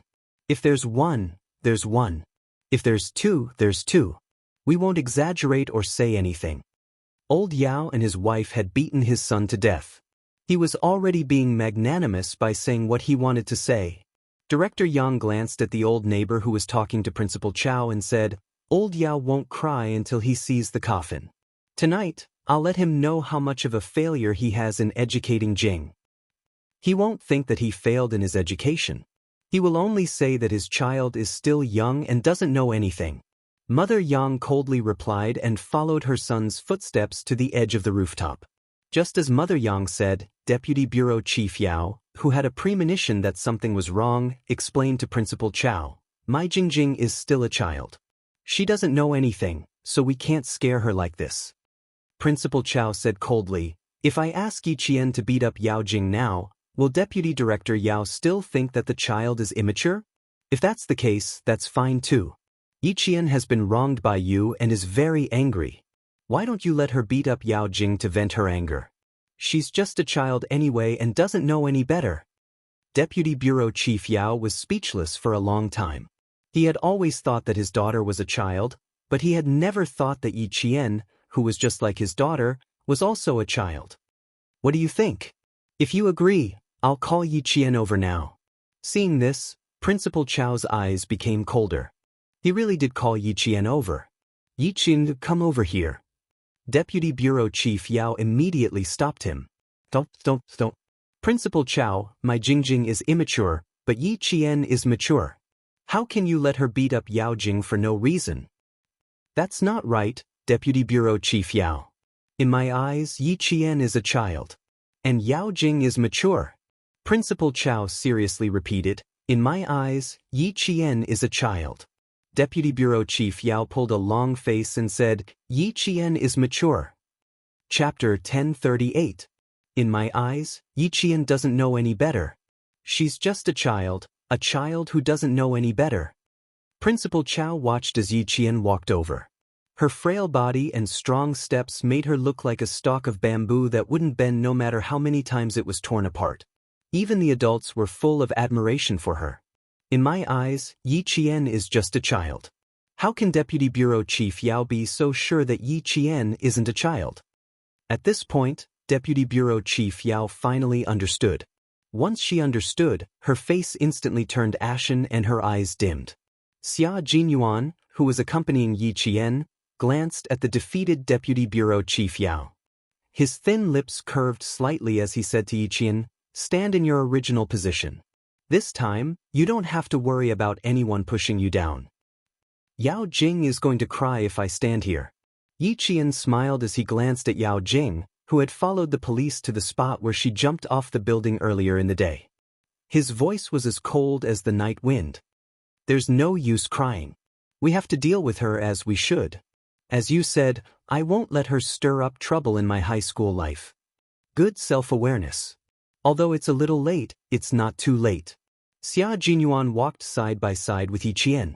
When he reached Principal Chow, he didn't say anything about keeping his distance. From his attitude, it was clear that he didn't mind at all that speaking up for Yi Qian would affect him in any way. How could Principal Chow really order Yi Qian to hit Yao Jing? When she came over, he said in a deep voice, "After Yao Jing confirms it, stand in her position and repeat what she said earlier. Don't be afraid of anything. Secretary Xia, the police, and I are all here." His words made it difficult for Deputy Bureau Chief Yao to back down. By the time Yi Qian, who had fastened the safety belt around his waist, stood in her original position and turned on the snow-white light, Deputy Bureau Chief Yao, whose face was already ashen, suddenly felt his vision darken. They were so far away. Why did Jing suddenly think of pushing Yi Qian down the stairs? Yi Qian, who had returned to his original position, repeated every word that Yao Jing had said. Every time she said something, Yang Heng would confirm it, and the teacher beside him would also nod. Following that, another girl, who had been standing for more than half an hour, imitated Yao Jing and stumbled towards Yi Qian.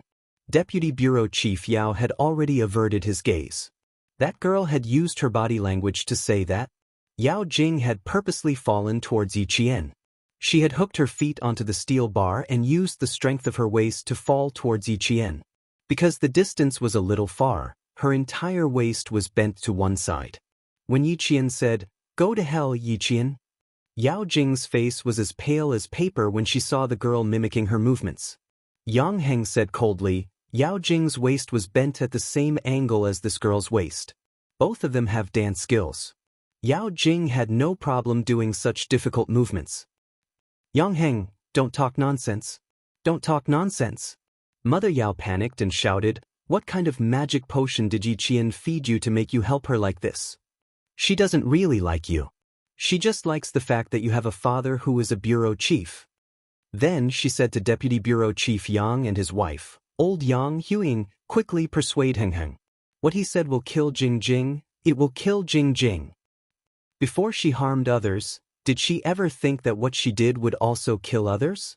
Mother Yang's anger rose again and she reprimanded, "My son is not biased towards anyone.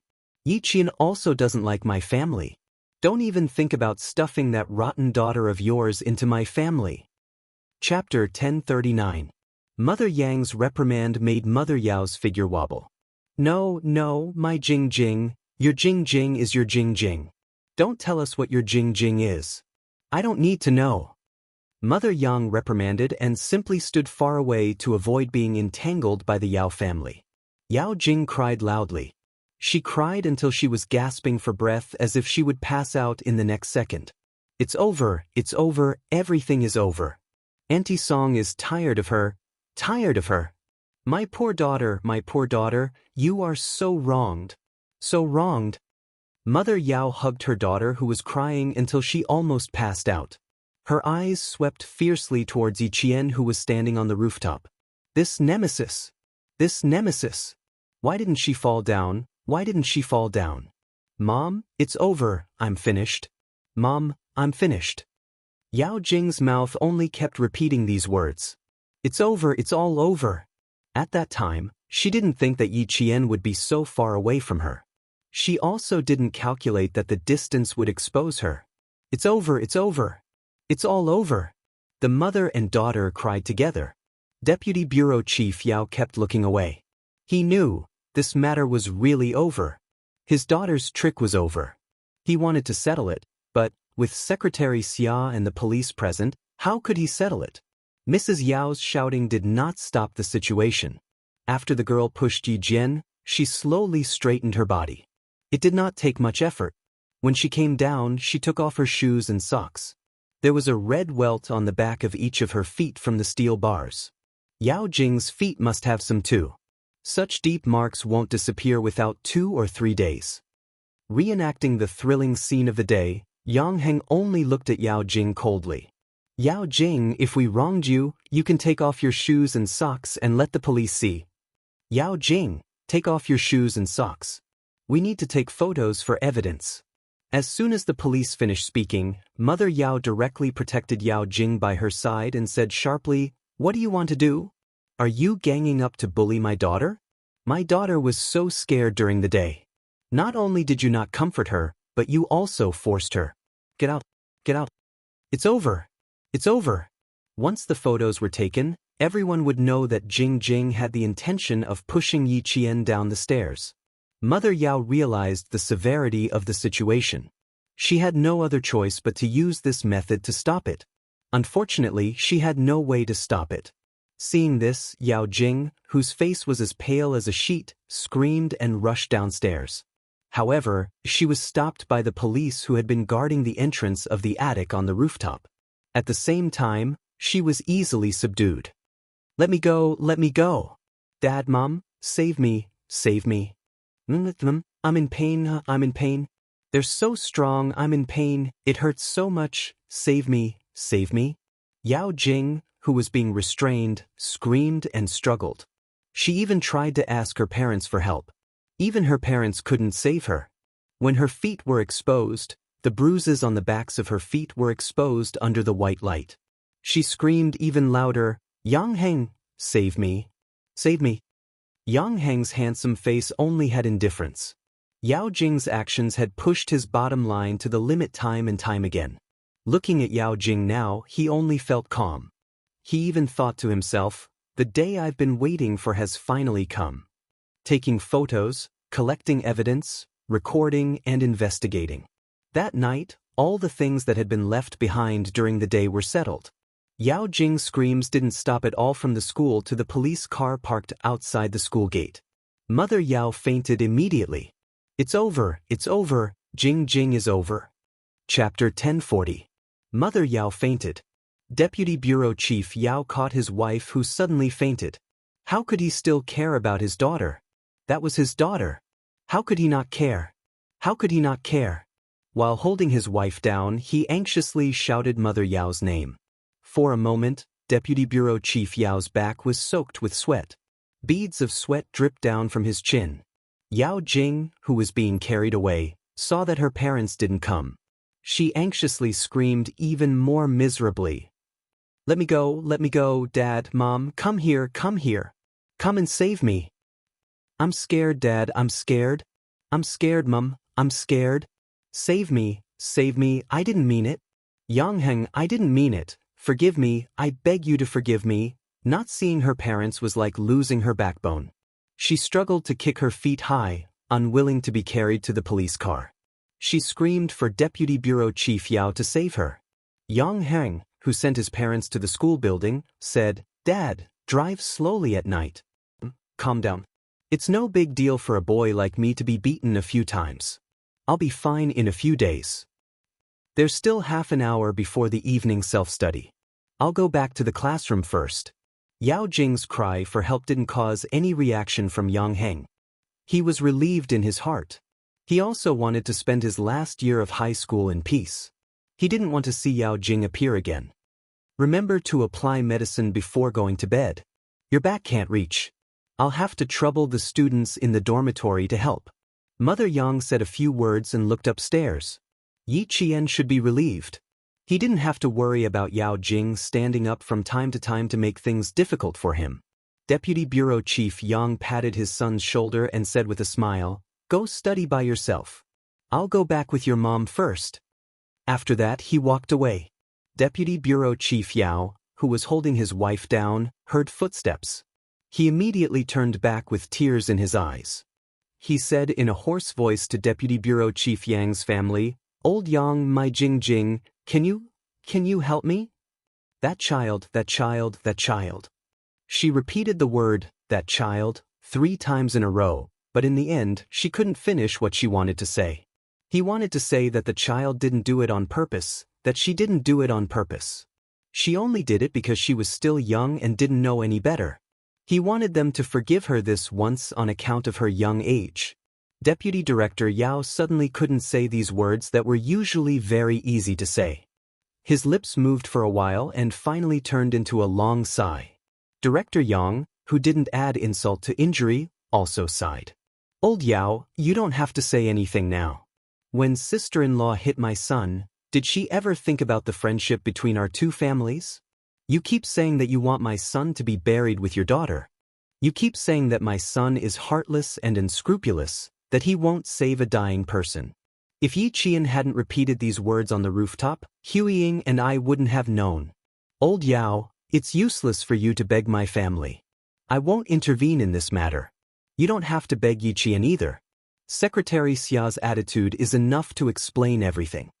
Deputy Director Yao's face became more and more ashen. It's over, it's all over. When she heard her daughter calling her name, then Yang Heng, and even old Yang, 2 streams of tears flowed down her face. It's over, it's all over. Chapter 1041. He and his wife always thought that their daughter was still young and a child. Even if she made a mistake, she could just say, sorry, and let it go. They thought this way and naturally thought that others should think this way too. After reaching this point with his wife, they still thought this way. No one raised any objections. No one, everyone would laugh and forgive their daughter's mistake. They would tell them that Jing was still a child. They always thought this way. Until today, he and his wife still thought this way. In the end, they thought that their daughter was still a child. But not everyone thought this way. Secretary Xia didn't think this way. Principal Chao didn't think this way. The school teachers didn't think this way. Those who didn't need to listen to him didn't think that Jing was still a child. Deputy Bureau Chief Yao, who only understood now, regretted it. It was too late to understand now. It was all too late.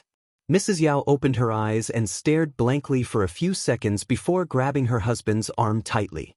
Her voice was hoarse as she yelled, Quick! Don't let them take our daughter away. Stop them! As soon as she spoke, Bureau Chief Yang and his wife's faces turned cold. Mother Yang didn't want to stay for a second and walked straight over. A loving mother leads to a wastrel. Yao Jing was spoiled by the adults. Old Yang, why are you still standing there? Our son is back in the classroom. We should go home too. Staying here would only make her feel worse. Yao Jing, who was about to leave the school building and walk towards the school gate, did not see her parents. Frightened out of her wits, she turned to Yi Jian for help. Yi Jian, I'm sorry. I'm sorry. Please forgive me. I didn't do it on purpose. I know I was wrong. Please forgive me just this once. Only Yao Jing's screams could be heard in the quiet school. She was panicking, confused, scared. Begging her parents was useless. Begging Yang Heng was useless. Yao Jing begged Yi Qian.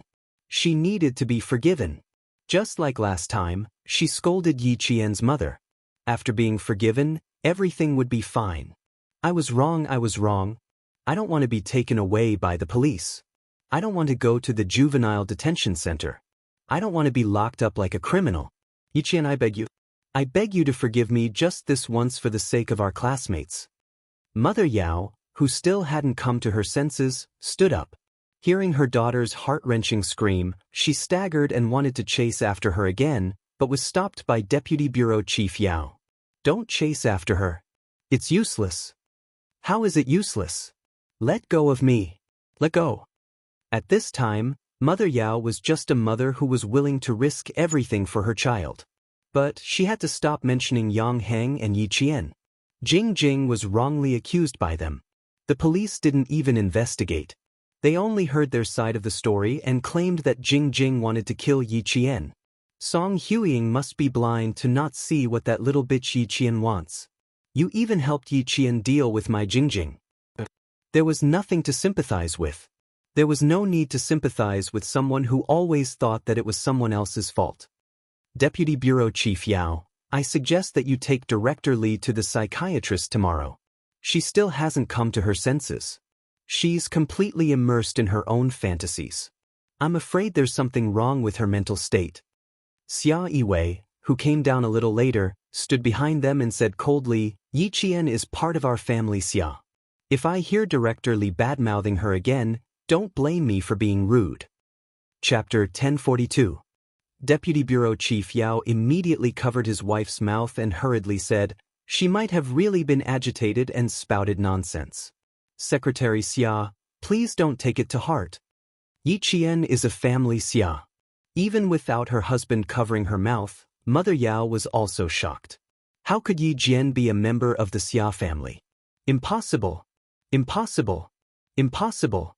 How could a country bumpkin be a family, Xia? Secretary Xia said it herself, how could it be false?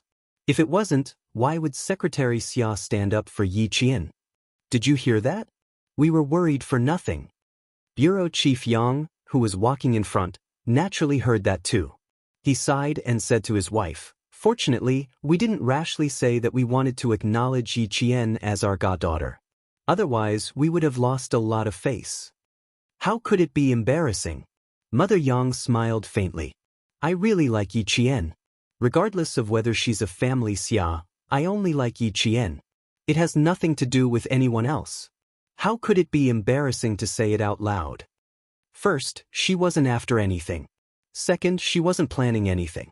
What was there to be embarrassed about openly liking someone? The sound of books being flipped could be heard in the classroom. Outside the classroom, Yao Jing's voice of remorse could be faintly heard by the students.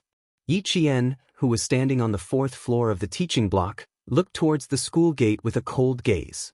He could vaguely see Yao Jing's struggling figure in the light. I'm afraid the truth isn't completely over yet. The Yao family is likely to appeal again. Deputy Bureau Chief Yao won't leave his own daughter in the lurch, Yi Qian said faintly. He didn't care about Yao Jing's pleas for help at all. Not all mistakes could be forgiven with an, I'm sorry. Even more so, one shouldn't assume that as long as one said, I'm sorry, no matter how big the mistake was, it should be forgiven.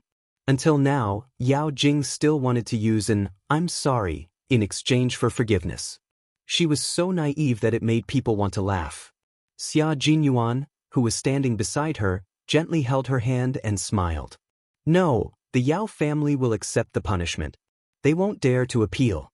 It's a foregone conclusion that Yao Jing will be sent to the juvenile detention center, and the Yao family can't do anything about it. You're so sure? Yi Qian smiled at him. Are you going to handle the matters outside? If she didn't even dare to appeal, only Xia Jinyuan would be able to do so. Otherwise, with Deputy Bureau Chief Yao and his wife's indulgence, how could they bear to let Yao Jing enter the juvenile detention center? Xia Jinyuan did not deny it. He nodded with a stern look in his eyes. We have to let them know the consequences of messing with someone they shouldn't mess with. Didn't they bully Little Fox for being an orphan? Didn't they bully Little Fox because she had no one to back her up? Then he would let the Yao family see who they had offended. There was no need for him to use his personal power to settle this matter. The Yang family would put pressure on him, and the school would step in. As for him, he only needed Xia Yiwei to show concern from time to time and investigate the background of Deputy Director Yao and his wife. Everything would be settled easily. Appeal? That would only happen when the Yao family had the energy to do so. If they failed to appeal, they might even end up in jail. At 8 o'clock in the evening, the school's evening self-study session had not ended. Almost all the students sitting in the classroom could hear Yao Jing's screams. When he heard Yao Jing begging Yi Qian for forgiveness, Luo ran from grade 3 shuddered violently. Yao Jing was also taken away by Yi Qian. And she was taken away by the police. She wanted to jump off a building during the day, but she was taken away by the police at night. Luo Ran lowered his head even more. Chapter 1043. Luo Ran had always thought that as long as his family was rich, there was nothing they couldn't settle. However, what he had experienced that night had taught him a lesson.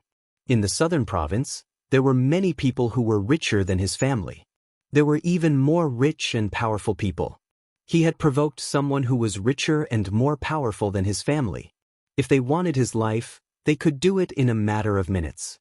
The boss of the southern province road was Master Ho San. Even the Luo family was nothing in front of him. There were people whispering in the classroom. One could vaguely hear the name Yao Jing coming out of their mouths from time to time. Even the students with good grades were whispering about Yao Jing. They were all trying to guess what had happened to her. One moment she was screaming for help, the next moment they were talking about the police, and now they were talking about Yi Qian. Luo Ran secretly watched from the corner of his eyes. He didn't participate in the discussion until the end of the evening self-study session. He didn't dare to get involved. As long as it was related to Yi Qian, he had to stay far away from it. He couldn't afford to offend a girl who knew how to use a knife, who had the guts to kill, who had the ability to kill, and who had the backing of a mafia boss. He couldn't afford to offend the Luo family either. Luo Ran's silence didn't attract the attention of his classmates. When the bell rang, the students left the classroom in groups of 3 and 5, laughing and chatting. No matter if it was class 3 or class 1, they all had a common topic tonight. It was said that Yao Jing, who had jumped off the building, had been arrested by the police. What a horrible scream. It was so satisfying to hear it. And Jiasun was a girl who only needed to know the result and didn't care about the process. When the bell rang, she hugged Yi Qian's shoulder and laughed until her face was about to cramp. After laughing, she pretended to be serious and cleared her throat. She quietly said, "That seems a little rude. Am I taking pleasure in other people's misfortune too much?" Yi Qian couldn't deny this point. He wasn't just taking pleasure in other people's misfortune. He was laughing so hard that his legs were about to float. It's fine as long as you're laughing in your heart. It's better to keep a low profile outside. Yi Qian said with a smile. Walking on the cobblestone path, Yi Qian's expression was slightly cold. Yao Jing would be taken away by the police sooner or later. If she was arrested now, it would save her from harming others in the future. And Jiasun had never asked Yi Qian what had happened during the day and night. In the past, she was extremely curious, but under Yi Qian's subtle influence and Zhang Bin's constant reminders, Jiasun was no longer as reckless as she was in junior high. She was no longer as curious as before. Even though she wanted to know what was going on, Yi Qian didn't say anything, so she didn't ask for details. Since he already knew the result, he didn't care about the process. Yi Qian didn't know where to start talking about Yao Jing's incident. Moreover, Yao Jing's incident had already spread throughout the school. As one of the parties involved, she didn't have the habit of gossiping about others behind their backs. If it was something that everyone already knew, there was no need for her to explain the reason and process in detail. It wouldn't take long for someone to find out the truth. Yang Heng was similar to Yi Qian in that he didn't have the temperament to gossip about others behind their backs. No matter how many questions his classmates asked, he just smiled and brushed it off. After a few times, no one asked any more. If he didn't say anything, no one could get anything out of him. Wang Dandan wasn't having a good time either. Her classmates surrounded her and wanted to know what had happened during the day. Why did Yao Jing commit suicide? Why did it involve Yi Qian? Most of all, they didn't understand why Yao Jing was taken away by the police. Chapter 1044. There were so many questions that Wang Dandan didn't know what to do.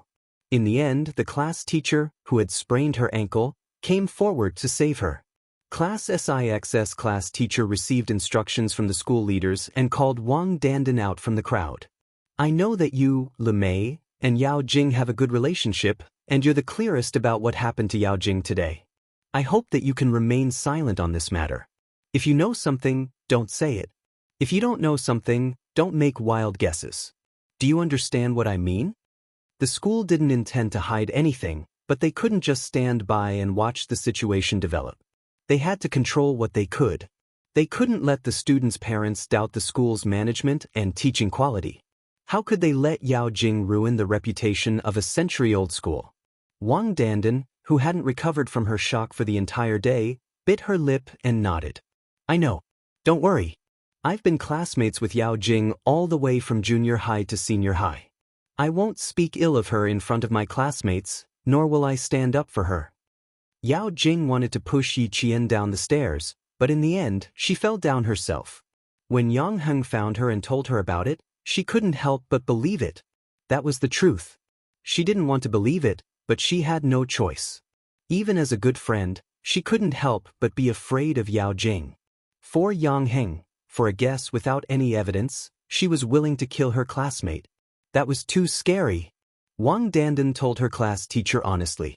She also told her class teacher that her relationship with Yao Jing was just an ordinary one where she wouldn't defend her or intentionally slander her. As the child of a business family, she had always been clear about the trade-offs between relationships. Wang Dandan could be said to be Yao Jing's best friend. To this day, even her best friend was frightened by Yao Jing's vicious heart and didn't dare to continue their friendship. If Wang Dandan dared to take someone's life over such a small matter, then if there were greater benefits in the future, she would have to pay for it with the lives of her entire family. The wind at night was much colder than during the day. It was late autumn in the southern province in November, and the wind at night brought with it the chill of early winter. The street lights in the campus faintly illuminated the campus. The students, who were usually the most enthusiastic about walking around Swan Lake, also chose the nearest way back to the dormitory. They talked softly until the lights in several dormitory buildings lit up one by one. As the sun rose and set, Yao Jing's matter was soon drowned out by the midterm exam the next day.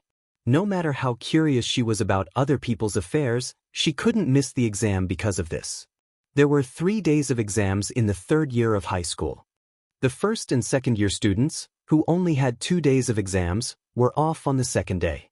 Yi Qian carried a paper bag and walked to the school gate after finishing his exams in the afternoon.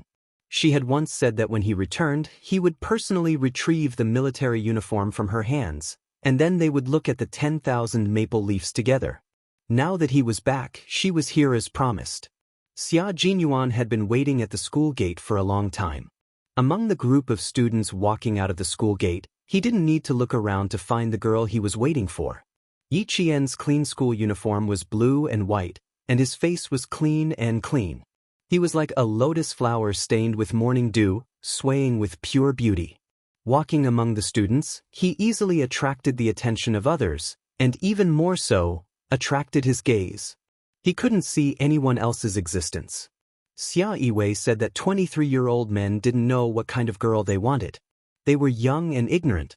At that time, they were passionately in love and couldn't bear to part with each other. They thought they had found a partner to spend the rest of their lives with. Chapter 1045.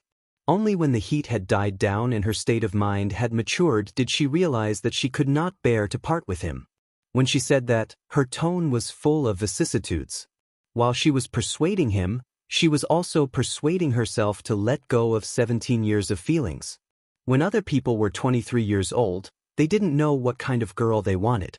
That was because they started to understand things too late. They started to understand things when they were 23 years old. They started to think about things when they were 26 years old. They might only understand what kind of wife they wanted when they were 30 years old. But he was different. When he was 14, he began to understand things. When he was 17, he began to think about things. When he was 20, he understood what kind of wife he wanted. At 23, he was certain that the girl who walked towards him calmly would be his partner for life. It would not change until death. It seems like you did well in the exams. It didn't affect your mood. Opening the car door, Xia Jinyuan smiled at Yi Qian. You have the aura of a king returning. Yi Qian stepped into the car and teased, I prefer it when you say that I'm returning triumphantly. That's right. A triumphant return suits both of us. Xia Jinyuan smiled. He also liked to return triumphantly. Every time he completed a mission, he would return triumphantly with his comrades. After getting into the car, he did not start the engine immediately. Instead, he told Yi Qian about his plans. We're going to Mount Delong. When the maple leaves are yellow, we can climb the mountain and enjoy the scenery. Turning his head, he gazed at Yi Qian with a gentle and reserved gaze. His deep voice became more serious. I'm back, little fox. I didn't miss the chance to accompany you to see all the yellow maple leaves. Actually, I've thought about it.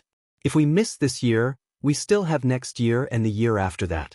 One day, you'll accompany me to see the autumn scenery. Yi Qian answered equally seriously. Her beautiful eyebrows had a tenacity that other girls did not have. I'll wait for that day to come. Since she had decided to date him, she would treat him with sincerity. No matter what the future held, she would treat him seriously and would not be perfunctory.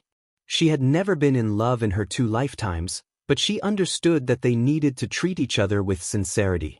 Especially since they were comrades in arms, they couldn't be casual. Yi Qian saw and remembered all that Xia Jinyuan had done for her. She, who had never been in a relationship before, was like a toddler who had just learned how to walk, seriously and diligently fumbling around. She didn't want to let him down, nor did she want to let herself down. Words spoken from the heart were often the most heart-palpitating. The gentleness in Xia Jinyuan's eyes almost melted into water. His little fox did not know how to coax people, but she was very good at saying sweet nothings that moved his heart. She always liked to inadvertently make his heart palpitate. He just wanted to hug her fiercely without saying a word. He just hugged her like this and felt very happy.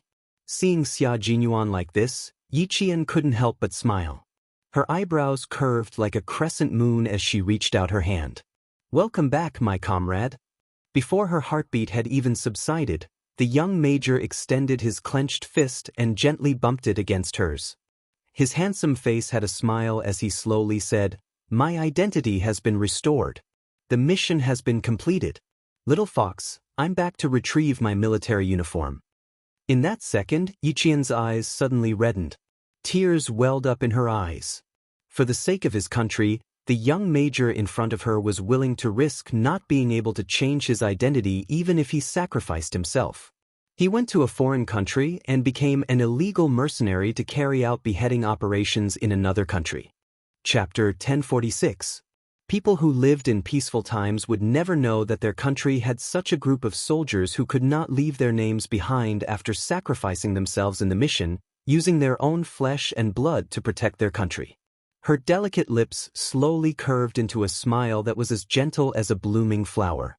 You are an upright person, so of course you have to wear a military uniform that represents your identity.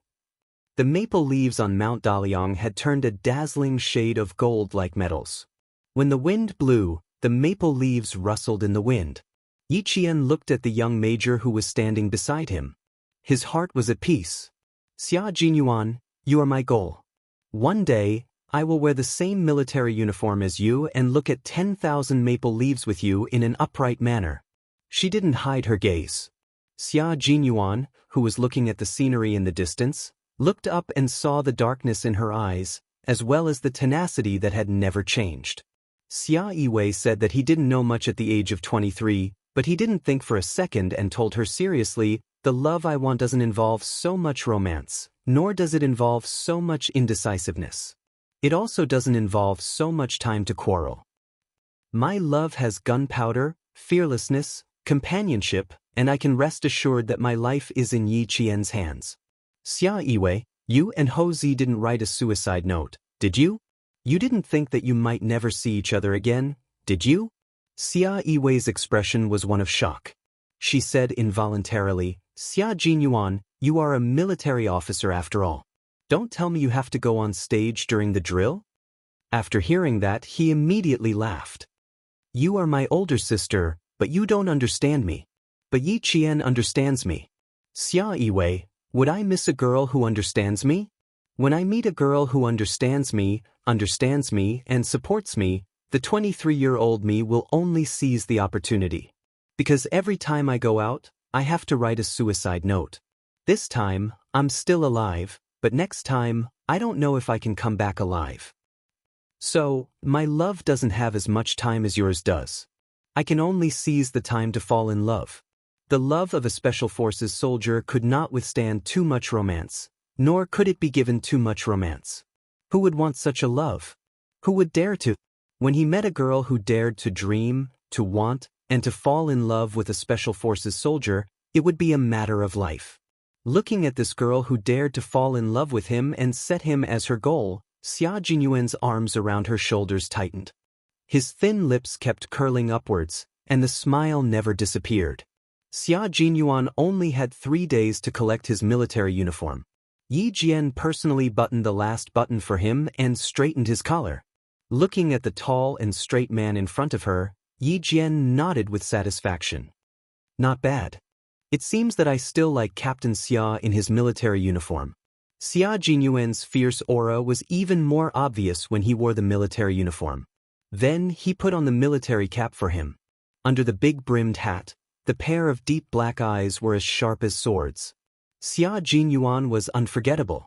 Xia Jinyuan's eyes were filled with gentleness after he finished dressing up. He used his gaze to trace her face silently, then carefully engraved her every move, every frown, and every smile in his heart. He gently raised his hand to hold her face, and his warm lips landed on her forehead. He smiled and said, "One day, I will personally put on your uniform for you. Little fox, I will wait for that day to come." Chapter 1047. After interacting with Xia Jinyuan for a while, Yi Qian had already gotten over the tense period. He was no longer nervous when Xia Jinyuan got close to him, nor did he reject him. Other than feeling a little awkward, after a few years of interaction and fighting side by side with him, Yi Qian had finally taken a big step towards him. Not only was he trying to accept Xia Jinyuan's love, but he was also slowly trying to like him. When Xia Jinyuan kissed him, Yi Qian gently closed his eyes, too embarrassed to look him in the eye. After Xia Jinyuan finished speaking, Yi Qian said in a tense voice, "I can wear my own clothes. There's no need to trouble you, Captain Xia." Let him wear my own clothes? You have to take off your clothes first before putting them on. Don't think I don't know what he's thinking.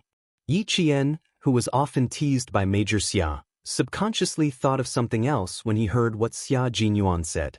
Normally, Xia Jinyuan would have a deeper meaning behind his words, but this time, there was no deeper meaning at all. He simply wanted to help his girlfriend wear the military uniform and stand on a high place like this to watch the sunset hand in hand. But this time, he didn't. Yi Qian continued to think too much, which made Xia Jinyuan laugh heartily. He intimately pinched her beautiful nose and said, "You're thinking too much again. But I really don't mind if you think too much." This time, there was a hint of flirtation in his words. Yi Qian, who realized she was overthinking, immediately broke free from his arms and calmly changed the topic. "I didn't expect the scenery on the 23rd floor of Caesar Hotel to be so beautiful. You can see the sun rising in the morning and the sunset in the evening. It seems like Brother Z put in a lot of effort when choosing the hotel location. Do you like it a lot?" If you like it, you can come over anytime. The 23rd floor is high and the scenery is beautiful. Other than Brother Z's trusted people, ordinary subordinates are not allowed to enter as they please.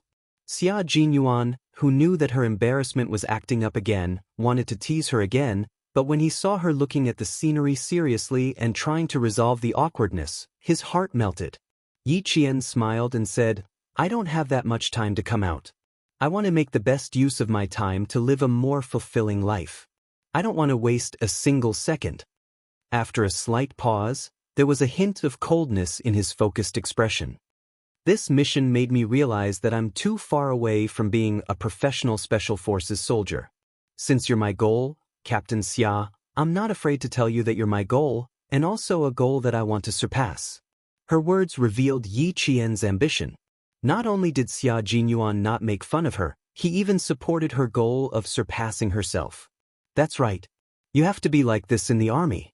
Only by constantly surpassing others can you go further and stand higher. Little fox, I'm waiting for you to surpass me. But please don't forget that while you're working hard, so am I." "That's right."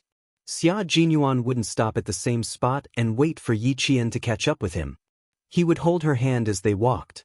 While she grew, he would also constantly improve himself. Yi Qian wanted to surpass an all-round soldier and an ace Special Forces soldier. It wasn't something that could be done overnight. She needed to continue working hard and use the most solid foundation to welcome her own military uniform. She needed to reach the pinnacle of her career. "That's right. I'm improving and so are you. So if I want to surpass you, I have to put in more effort." Yi Qian was very grateful for Xia Jinyuan's advice. He taught her many things that she might have needed to fall and bleed before she could understand them. His words also saved her a lot of trouble. Chapter 1048. She really didn't want to miss out on such an outstanding man. She didn't want to miss out on him, but she also didn't want to be a burden to him. She wanted to fight side by side with him and those respectable and adorable comrades, so she had to work hard. Xia Jinyuan liked her tenacity the most. After pondering for a moment, he voiced his opinion. Unexpectedly, his opinion was the same as the one Yi Qian had proposed to Principal Qin. Enter intensive training. He believed that Yi Qian could definitely enter intensive training instead of intermediate training. He had paid attention to and secretly observed Yi Qian during several missions. After this mission, not only did he believe that Yi Qian could enter intensive training, but even G3 and the others believed that Yi Qian could enter intensive training. Once intensive training was completed, Yi Qian would no longer be a normal soldier, but a qualified Special Forces soldier. "You can consider my suggestion. Maybe you can mention it to Uncle Qin and see what he has in mind. There will also be intensive training in your 4 years of training, but Uncle Qin wants to train you to become a world-class ace sniper. To me, you can become an ace sniper or an ace Special Forces soldier. Little fox, you can set your goal to become an ace Special Forces soldier." There was already a Q king, but there was still a king missing. He really wanted to see Yi Qian take the king position. His suggestion made Yi Qian speechless for a long time.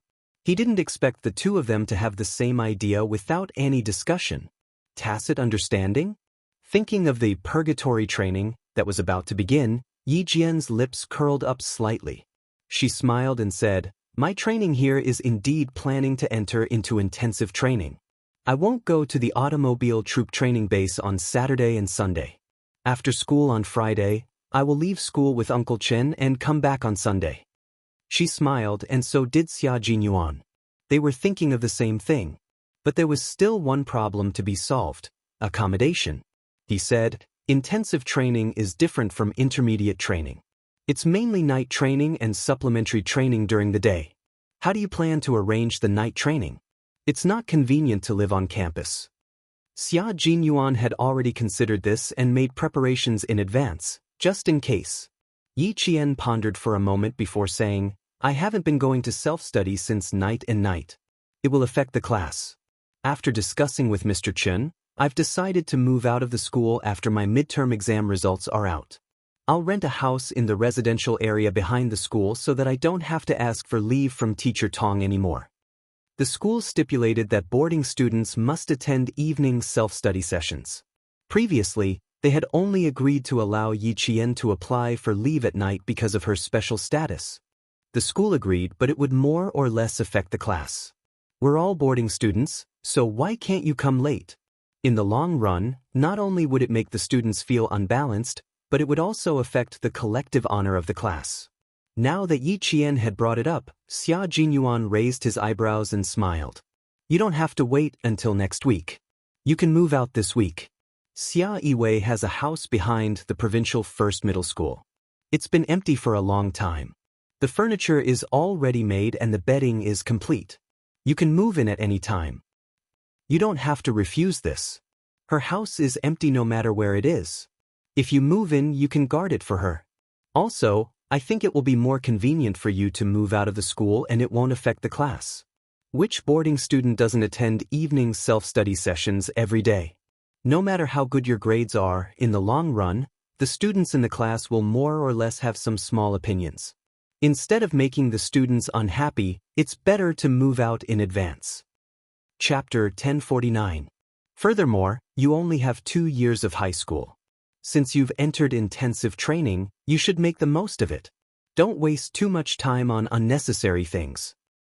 I have a ready-made house. If you want to live in it, I can go to Xia Yiwei and get the key to open the door. He said it as a precaution so that Yi Qian would have a place to live immediately after moving out of school and wouldn't have to look for another place to live. When Yi Qian said that she would stay temporarily, he didn't think it was a long-term plan. However, at that time, she was extremely resistant to him and restricted him a lot, so he didn't dare to interfere too much. Now that his status was different, he was confident that he could consider his future girlfriend's future as her future boyfriend. Yi Qian's first thought was to refuse, but when he heard Xia Jinyuan say, Uncle Chen is almost 50 years old now. Little fox, you need to grow up as soon as possible so that he and Uncle Jen can live in the village without any worries and enjoy a retired life. His words hit Yi Qian's Achilles' heel, and he couldn't refuse. Xia Jinyuan waited for her to nod her head. The military man's swift and decisive actions were immediately revealed when it came to this matter. First, he asked Yi Qian to call Principal Chen and ask if he had already spoken to the school and if the school agreed to let her move out of school temporarily. Then he called Xia Yiwei and said that he wanted to borrow her house for Yi Qian to move in. In reality, he was just taking back the key that Xia Yiwei had kept for about 2 months. Principal Chen had already spoken to the school and told Teacher Tong that they would move out as soon as they found a house. Now that he heard that Xia Jinyuan had a house, Principal Chen laughed and said, Then we don't have to be polite with him. Let's live there for 2 years. Major Xia will pay for everything. Xia Jinyuan didn't take a single cent from him. That evening, before 7 p.m., Yi Qian placed all of his textbooks in a brand new bookcase. In less than 2 hours, Yi Qian had moved out of school. At 7 o'clock in the evening, Xia Jinyuan, who only had 3 days of rest, had to rush back to the anti-chemical regiment to report. While Yi Qian was still packing up in his room, he had already left without saying goodbye. Little Jian, Major Xia is indeed good to you. He's also an excellent person. I have no objections. But there's one thing I need to tell you. No matter how outstanding Captain Xia is, it's still his ability. As for you, you can't relax at any time. Always remember that you're a soldier. A soldier who needs to rely on his own hands to fight and doesn't need to rely on any connections. Xia Jinyuan taught Yi Qian how to be an outstanding soldier, while Uncle Chen and Uncle Jen taught Yi Qian how to be self-reliant, self-loving, and most importantly, self-respect. A girl is not a flower. She can also stand tall and proud in this world. Her efforts will not be in vain. She will be rewarded. Yi Qian kept every word they said in her heart. When she heard what they said, she nodded solemnly and said, Don't worry.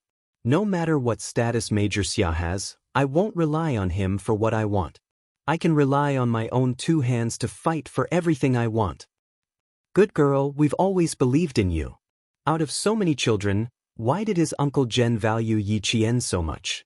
Although she had outstanding abilities, there was also her character. Abilities were important, but character was even more important. Yi Qian, who had no one to rely on in her previous life, had already developed an independent character. In this life, She was reborn with regrets and hatred from her previous life. Revenge was not her main focus. After going through so many difficulties, she finally understood that her own abilities were the foundation of the world. Chapter 1050. Even if she wanted to take revenge, she had to have the ability to do so. In this lifetime, Yi Qian had never given up on destroying Yi Jifan's family. She had been working hard to improve herself so that one day, she could defeat Yi Jifan's family in one fell swoop.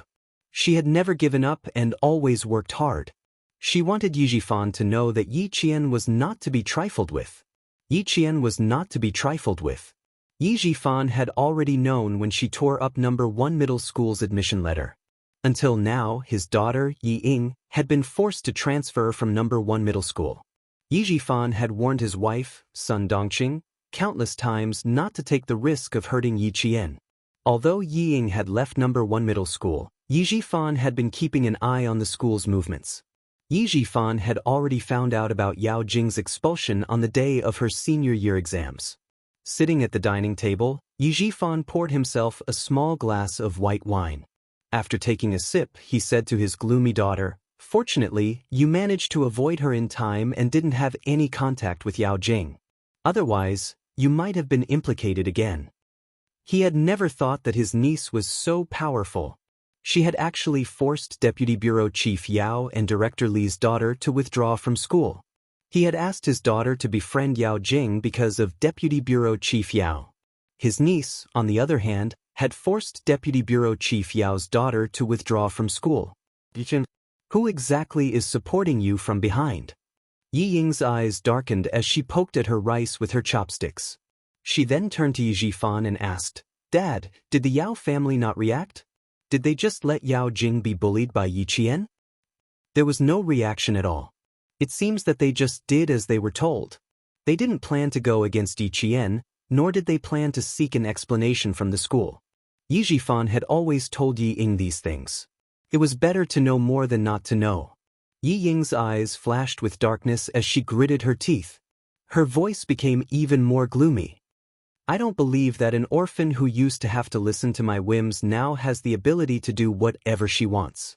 Dad, haven't you found out who's behind her yet?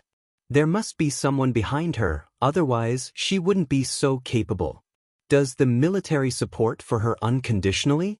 What other redeeming qualities does she have?" That's right, other than being able to read well, he didn't understand what other redeeming qualities his niece had. "That's why we can't touch her now. Before we figure out who's behind her, we must not act rashly. Right now, I'm glad that I let you transfer to another school. Ying, no one will be able to gain any advantage from her." Ever since Yi Ying transferred to another school, Yi Jifan felt a lot more at ease. Although there were times when he was unwilling, seeing the smile on his daughter's face more and more, and the teachers of No. 2 high school were very satisfied with his daughter's performance, the unwillingness in his heart faded a lot. Now that he heard that even Deputy Director Yao's daughter had been forced to drop out by Yi Qian, the last bit of unwillingness in his heart disappeared. Instead, he was glad that he made a prompt decision not to let his daughter continue to study at the provincial first middle school. Yi Ying, who had scooped out half of the rice in the bowl, bit her lower lip so hard that it left a circle of teeth marks. Even Yao Jing couldn't win against Yi Jian. How could this be? Thinking about the past and how she had suffered at the hands of Yi Qian, Yi Ying's eyes shone with a fierce light. After a while, she said, "Dad, you're right. Before we find out who's behind Yi Qian, we can't touch her." Also, she took out the jade pendant around her neck. Her delicate eyebrows flashed fiercely. "This jade, we can't let Yi Qian take it away. Grandma can forget about getting her hands on this jade." Chapter 1051. This jade pendant was as important as her life in Yi Ying's eyes. She would fight anyone who tried to snatch it from her, even if it was her grandmother. Yi Jifan's eyes narrowed at the mention of the jade pendant. Yi Qian had become so powerful, knew that the jade pendant was in his hands, and even mentioned it. Yet, Yi Qian had not done anything. It was as if she had completely forgotten about the jade pendant. How could she forget? He had experienced her memory firsthand. It was impossible for her to forget. Since she hadn't forgotten, why didn't she ask any more? Or did she not care about what the jade pendant represented? Did she not care that the jade pendant was actually her mother's legacy? For a moment, Yi Jifan could not figure out what Yi Qian wanted and what she wanted to do. The sliding door of the dining room opened. Sun Dongqing, who had been busy in the kitchen, walked out with a dish in each hand. Come. Drunken snail and flour crab. These are all your favorite dishes. As soon as she came out, Yi Jifan gave Ying a look, and the father and daughter stopped talking. They could not mention Yi Qian in front of Sun Dongqing. The moment they mentioned Yi Qian, the house would be filled with gunpowder. At the same time, it was very likely that she would run to school to cause trouble again. Therefore, the father and daughter rarely talked about Yi Qian in front of her to avoid unnecessary trouble. Yi Qian had chosen to forget about the Yi family ever since Yi Ying transferred schools. Even Xia Jinyuan warned her not to go against Yi Jifan for the time being. Before she was 100% sure that she could defeat Yi Jifan, she would not take the initiative to provoke him. The midterm exam results came out 3 days later. As expected, Yi Qian topped the second-year cohort. When the results came out, the whole cohort sighed. She had taken 11 days off and still managed to get into the top class. Her ability was unfathomable. They could not catch up to her. When the teachers of class 1 saw that Yi Qian was the top student in every subject, their complaints about her taking 11 days off also disappeared. A student like her was a natural scholar. Even if she studied on her own, she would probably be able to rank first. Teacher Tong was also relieved. As the head teacher, she was most worried about Yi Qian's absence and his absence at night, which would affect his studies. Now that the results were out, all the teachers, including Principal Chao, were relieved. Yi Qian, who had already moved out of the school for 3 days, did not care about the results after the exams. Other than the Chinese essay, which she was not confident about, she knew how she would score for the other subjects. She already knew what was going on, so she wasn't too surprised when the results came out. Even when he saw that he was in first place, Yi Qian's expression was still indifferent. When the other students saw this, they couldn't help but lament in their hearts. This was the difference. Results and scores were like numbers to her, numbers that were not worth mentioning. Your results will definitely be noticed by the admissions teachers of Tsinghua University and West University. You're so much better than second place. When Yi Qian's results came out, Meng Wen was the first to mention the direct admissions. His tone was somewhat sour. The teachers of Tsinghua University and West University haven't left yet. They'll definitely let you go later. Yi Qian already knew what Meng Wen was thinking. Before she could answer, Jiao Hai had already answered, "Don't worry." Yi Qian already said that she won't participate in the direct admissions of Tsinghua University and West University. She won't fight for a spot in the cohort. I don't believe that she would give up such a good opportunity. Meng Wen stiffened his neck and retorted. He stared at Yi Qian without blinking and very obviously probed, "Do you know which third-year cohort students are likely to be directly recruited by famous schools?" Chapter 1052. Yi Qian didn't know whether to laugh or cry at this kind of probing. Meng Wen's grades weren't bad, but there was still a gap between her and him. Forgive her for being blunt, but if there really was a direct enrollment quota, it probably wouldn't be Meng Wen's turn. How would I know which direct enrollment is available? I'm not interested in that. If you want to know, you can ask Teacher Tong. Also Meng Wen, don't worry. Tsinghua and West University's direct enrollment quota won't include me. You don't have to think of me as an imaginary opponent. Instead of thinking about getting a direct enrollment quota, why don't you do well in your only 2 years of high school and build a solid foundation? Even if you don't get a direct enrollment quota, you don't have to worry about not being able to get into Tsinghua and West University. After all, the direct enrollment also depends on the score. If your score isn't good, you won't be able to get a direct enrollment quota no matter how much you want it. Yi Qian directly reminded Meng Wen that instead of always thinking that she would take up a direct enrollment quota, it was better to work hard and use the score to speak for itself. If your score was high, why would you need a direct enrollment? Meng Wen's face turned red when she heard Yi Qian's words, but she couldn't refute them even if she wanted to. Moreover, she knew that he was reminding her for her own good. She moved her lips and softly said, "I understand, thank you, before walking away awkwardly. And Jiasin, who was next to her, was laughing so hard that she couldn't take it anymore. Yiqian couldn't help but laugh and say, "Don't laugh until you're out of breath." Mengwen was worried and asked me what was so funny about you. No, I'm not laughing at what she asked you. I'm laughing at her probing. Aoyo, how is that probing? She might as well have asked you directly if you would take up a direct enrollment quota. Why are you so funny? Don't be the pot calling the kettle black. You're very funny in my eyes too. Yiqian couldn't help but laugh until his eyes turned into crescents. Mengwen was a little narrow-minded, but she didn't have a bad heart. When she was awkward, it gave her a headache. When she was petty, it made Lu Xian go crazy. In short, she was an awkward girl. And Jiasin had always known how funny she was in Yiqian's eyes. She looked at Yiqian, who was laughing until his eyes were like lines. After a while, she sighed and complained, "It's a pity that you've moved out again. Once you're out, the dorm room's not as fun as it used to be." "No, I should say that once I move out, you won't be able to find anyone to teach you about mathematics and physics." Yi Jian pointed at the question left over from the mathematics class and raised her eyebrows. "So, I have to explain this question to you first. You can explain it to whoever wants to after we go back to the dorm tonight." Although they had moved out of the dormitory, Yi Jian was still concerned about the 5 girls in the dormitory. She tried her best to explain to them during the day after class. If they needed her explanation, she would use her spare time during the day to help them as much as possible. With Yi Qian's long-term help, the 5 girls' grades improved at a visible speed. By the time the second year of high school ended, all 5 girls were in the top 30 of the cohort. Yang Yi, Li Qian, Lu Lizhen, and Zhang Yuan's parents saw their daughter's grades climb from the bottom to the top. They all went to school on the day they received their notice before the exams and insisted on thanking Yi Qian.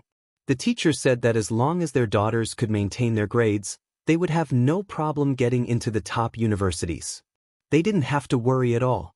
Why did they send their children to the province's #1 middle school? Wasn't it to let their children get into a good school and stand out? Chapter 1053. Now that there was hope, the parents were extremely grateful to Yi Qian. It was also on this day that Jiasin found out that even the chubby and slightly self-abased Li Qian was actually a child of a rich family. Especially Zhang Yuan. According to Zhang Bin, her father's car was worth at least 1,000,000 yuan. Regarding this, Jiasin really wanted to have a chat with Yi Qian immediately to get over the shock. And Jiasin, whose hands were tightly held by Zhang Yuan's mother, had a stiff expression on her face. She tried her best to smile naturally and replied delicately, "Auntie, I will definitely tell Yi Qian when I get back, but I really can't accept your gift on behalf of him. Yi Qian has never thought of getting anything in return for tutoring us. Auntie, you really don't have to stand on ceremony. I've known Yi Qian for 5 years and know him too well. If I accept your gift today, he will definitely punish me to do at least 10 test papers. Auntie, can you bear to see me do 10 test papers? It's too miserable to do homework during the holidays." And Jiasin's teasing was not silly, but rather, she had a high EQ. Her words made all the parents laugh. They joked, "That's pretty good. We were hoping that Yi Qian would punish them to do test papers too." "Mom, don't put the adult's gift in our dormitory.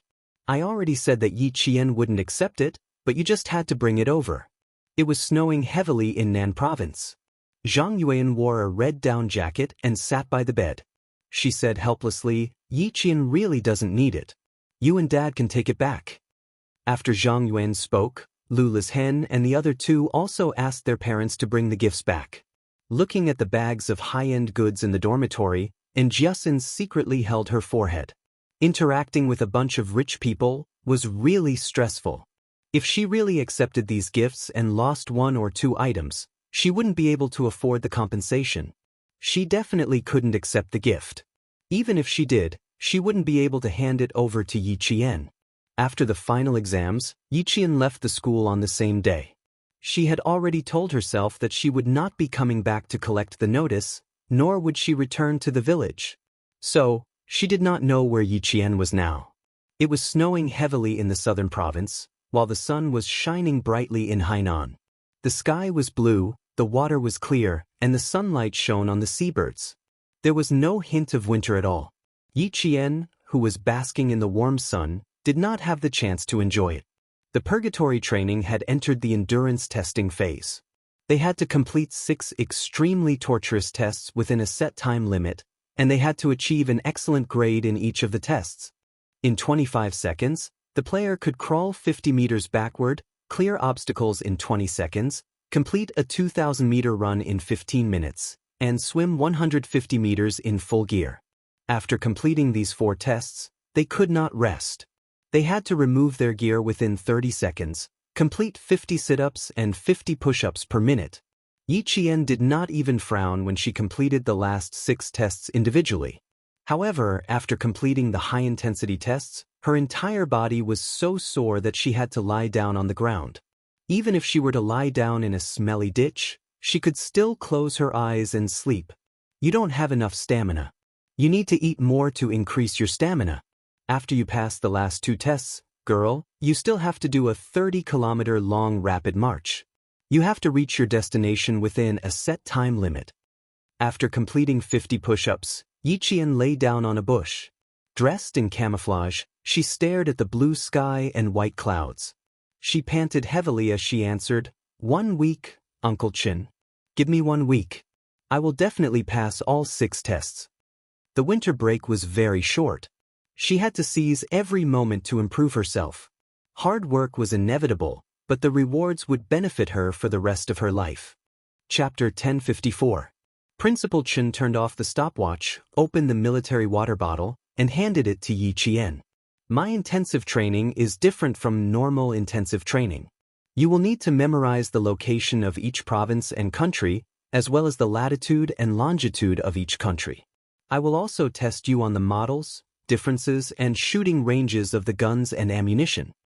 Intensive training was not only physical training, but also memory training. Yi Qian got up from the bushes after resting for 2 minutes. His dark eyes were as bright as obsidian. I will follow your instructions. I have rested enough, so I can begin the next step of the training. Let's talk about the classification of maps. Since Major Xia still hopes that you can command, you must know about maps. Headmaster Chen opened a light aluminum folding table that was used for marching. It was 50 centimeters long and 30 centimeters wide. He spread out a military map and said in a stern voice, "Maps can be divided into normal maps and specialized maps. According to their uses, they can be divided into teaching maps, political maps, military maps, flight maps, and so on. Next, I will talk about military maps, which include sea maps, aviation maps, and other specialized maps. Military operations cannot be separated from maps. Maps are used to reflect information about the terrain and landforms. Maps are the eyes of the military. They are a silent guide. No matter what, you must understand them and be able to draw them immediately. You need to have a certain level of knowledge about how to recognize and use maps, as well as 6 basic elements to complete the drawing of a military topographic map. Principal Chen was very knowledgeable, and his teaching was very detailed. His low and deep voice allowed Yi Qian to listen attentively and quickly digest the professional knowledge. The plane Cartesian coordinates on a military map are different from the Cartesian coordinate system in mathematics. The longitude is the vertical axis x, and the equator is the horizontal axis y. Look here. He pointed lightly on a military map with a pencil, indicating for Yi Qian to see it clearly. Here is the vertical axis x, and here is the horizontal axis y. Yi Qian had always absorbed such profound and difficult professional knowledge very quickly. Principal Chen only needed to explain it once and give an example to understand it. Magnetic azimuths are widely used in military operations, artillery, aviation, and navigation. When drawing a military map, you must understand this and be able to clearly mark it. For example, like this. Principal Chen took out a piece of white paper and quickly drew with a pencil. After a while, a simple military map appeared on the white paper. After learning how to draw a military map, you also need to know how to study the map on the map. According to the characteristics of the military units, the mission, the enemy situation, and the weather and season, you need to make a comprehensive analysis, research, and judgment. Only after you understand and grasp everything can you decide on a combat operation. This was the knowledge that a commander needed to know. It was also the ability that a special forces soldier had to possess. Yi Qian listened attentively and was even fascinated. From it he quickly learned the importance of military map drawing, map analysis, and battle planning. He also knew that terrain analysis had a huge impact on the mobility of the military. You need to know how many railways and roads the entire military would pass through. If there were armored mobility, you need to know how long the bridges were, how wide they were, and how much weight they could bear. Commanders need to know all of these. Only by knowing these, understanding these, and grasping these can you analyze and judge the possibilities of the various military units along the roads and off-road opportunities, as well as logistics, and so on. Only then can you be confident of winning the battle. Chapter 1055. Principal Chen and Xia Jinyuan had an overnight conversation before the winter break. After sending Yi Qian back, Xia Jinyuan took the initiative to look for the world-class sniper and told him about his proposal to train Yi Qian to become an all-around ace soldier. Principal Chen did not object to his proposal at all. He did not even hesitate before agreeing to it. Yi Qian's ability was not just a little bit. The more he spent time with her, the more he could see her outstanding ability and super adaptability. He could also see her tenacity that did not match her delicate appearance. Like a tree, standing tall and proud. Like the sea, vast and boundless. Like a well, unfathomable. The more her teachers taught her, the more they cherished her talent. They wished they could teach her all the best knowledge in the world. Sometimes, they even worried if they could beat her. This was because the speed at which she absorbed knowledge was so fast that it shocked everyone who had taught her. From military maps to military command, and then to military tactics, Yi Qian spent the entire winter vacation going through the hellish training of ice and fire. At the same time, she crazily absorbed the knowledge of the field that she had never been involved in. Principal Chen was amazed by her ability to absorb knowledge, while Yi Qian was amazed by Principal Chen's erudition. Tactics are also known as the art of using troops or the art of command. According to the basic types of combat, tactics can be divided into offensive tactics and defensive tactics. According to the military types, arms, and tactics involved in the tactics, they can be divided into military tactics, troop tactics, and contract tactics. According to the scale of the battle, they can be divided into army tactics, troop tactics, and detachment tactics. After a morning of intensive training, Yi Qian walked into the eastern mountainous area of the central part of Hainan Island. The sun was not above her head, but a drizzle. Wearing a camouflage cloak and raincoat, she sat under a wide banana leaf. Her lips were slightly pursed as she listened attentively to Principal Chen's explanation. In her eyes, Principal Chen, the world-class sniper, was a walking military textbook at this time. Whether it was military tactical knowledge or military command, everything was available to her. Yi Qian was now talking about military and tactical knowledge, and he was extremely interested in the types and styles of combat Wang Chong was talking about. In battle, regardless of whether you are attacking or defending, you should establish the fearless mentality of actively eliminating the enemy, the spirit of not being afraid of sacrifice, and the determination to fight bravely. However, you must remember that the country did not groom you to sacrifice yourself. You must be prepared to sacrifice yourself, but the ultimate goal is to destroy the enemy. In any battle, you must pay attention to protecting yourself, especially against the attacks and interference of the enemy's high-tech weapons and equipment. A commander must first be well organized, fully prepared, and know how to judge the situation and fight flexibly. You're commanding from the rear, and there are tens of millions of soldiers charging at the front. Every step they take is based on your decisions. Therefore, even though the commander is at the rear, his responsibility is huge. Remember not to make unrealistic battle arrangements in battle. Once the taboo is violated, it won't be one soldier sacrificing his life, but tens of millions of soldiers. Last Jian, you must always remember that you need to work together in battle. Once your cooperation is destroyed, you must recover in time. You must keep the death rate to a minimum.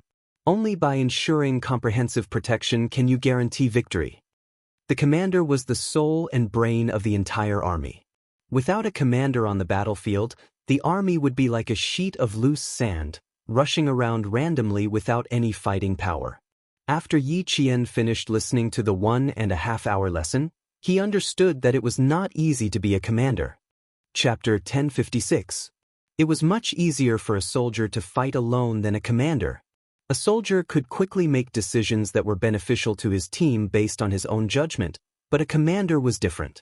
A commander had to be in control of the overall situation, know how to deploy troops, know how to coordinate, and when there was a disruption, immediately and quickly adjust tactics to ensure victory. After knowing all this, Yi Qian was even more impressed with Xia Jinyuan's ability. At the same time, Yi Qian was a little curious about Principal Chen's past. Such a powerful person, why did he choose to retire? In the past, she naively thought that Uncle Chen was just a world-class sniper, but after this winter's intensive training, she finally understood that the retired soldier in front of her was not as simple as he seemed. How could a world-class sniper who understood military command be simple? Uncle Chen, can I ask you a question? Yi Qian, who had put away the folding stool, asked hesitantly, I want to know, why did you choose to retire? Principal Chen, who had finished putting away the rain cloth, turned around and joked, You held back for so many days before asking. Is it hard for you to hold back? A little, but I was afraid that it wouldn't be appropriate to ask, so I held back. Yi Qian pursed her lips and smiled. So Uncle Chen had already seen through her curiosity and was waiting for her to ask. Since that was the case, did that mean he could tell her? Indeed, he could tell her. It would be good for her to know a little. After Principal Chen smiled, his expression became a little more serious as he recalled the past. After the founding of the People's Republic, our country had always been forming its own special forces.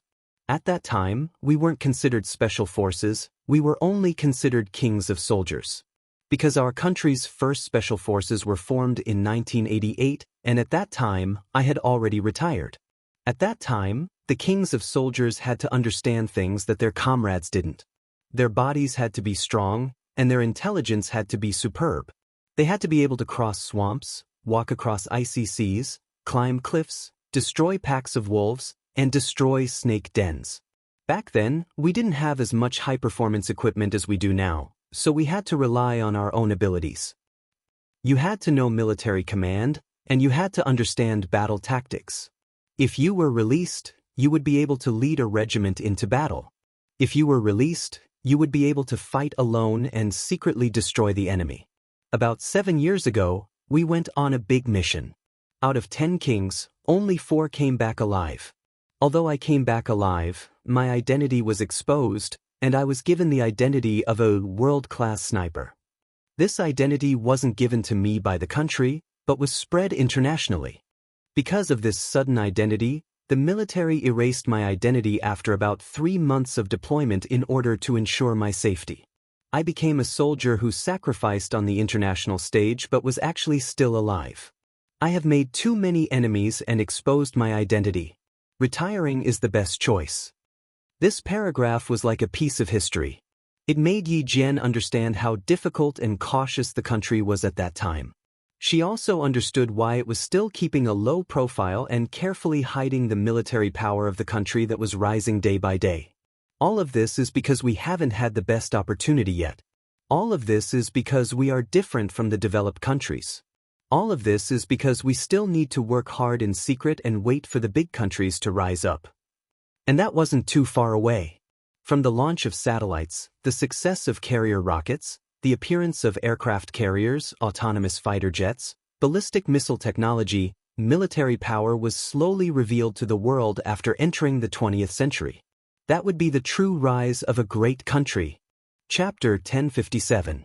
After listening for a long time, Yi Qian said softly, Uncle Chen, did you feel that it was a pity? He was so capable, but he had no choice but to retire. He could have gone further, but in the end, he erased his identity and became the principal of a middle school in town with another identity. Did you feel helpless? Pity? Principal Chen didn't feel helpless about retiring in such a way. He calmly accepted the army's arrangements. He smiled brightly at Yi Qian.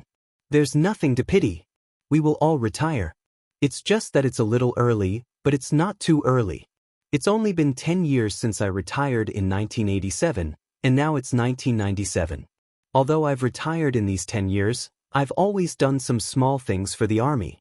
I've never felt like I've left. It's just a change of position. Besides, if I hadn't retired, I wouldn't have met such a good seedling like you. I don't have any regrets. I have a successor. There was no helplessness, no pity. He just felt a little empty sometimes. Now that he had a successor, how could he feel empty? He would pass on everything he had learned to the next generation, and let the next generation continue to guard this territory. He had no more regrets. With this understanding, Yi Qian understood that what he knew today was the result of his hard work in the past. From the beginning of the purgatory training at the end of November until the winter break in Hainan, a total of 26 days of purgatory training. In less than half a year, Yi Qian was once again reborn. He successfully challenged one physical and mental limit after another. Under Principal Chen's constant pressure, Yi Qian met all 6 standards of endurance training. The 30-kilometer long-distance rapid march was 11 minutes earlier than Principal Chen's estimated time. He reached the passing standard for a Special Forces soldier, and even exceeded it.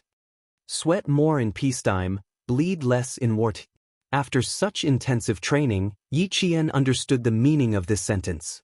From the second half of 1997 to the second half of 1998, Yi Qian continued intensive training for a year.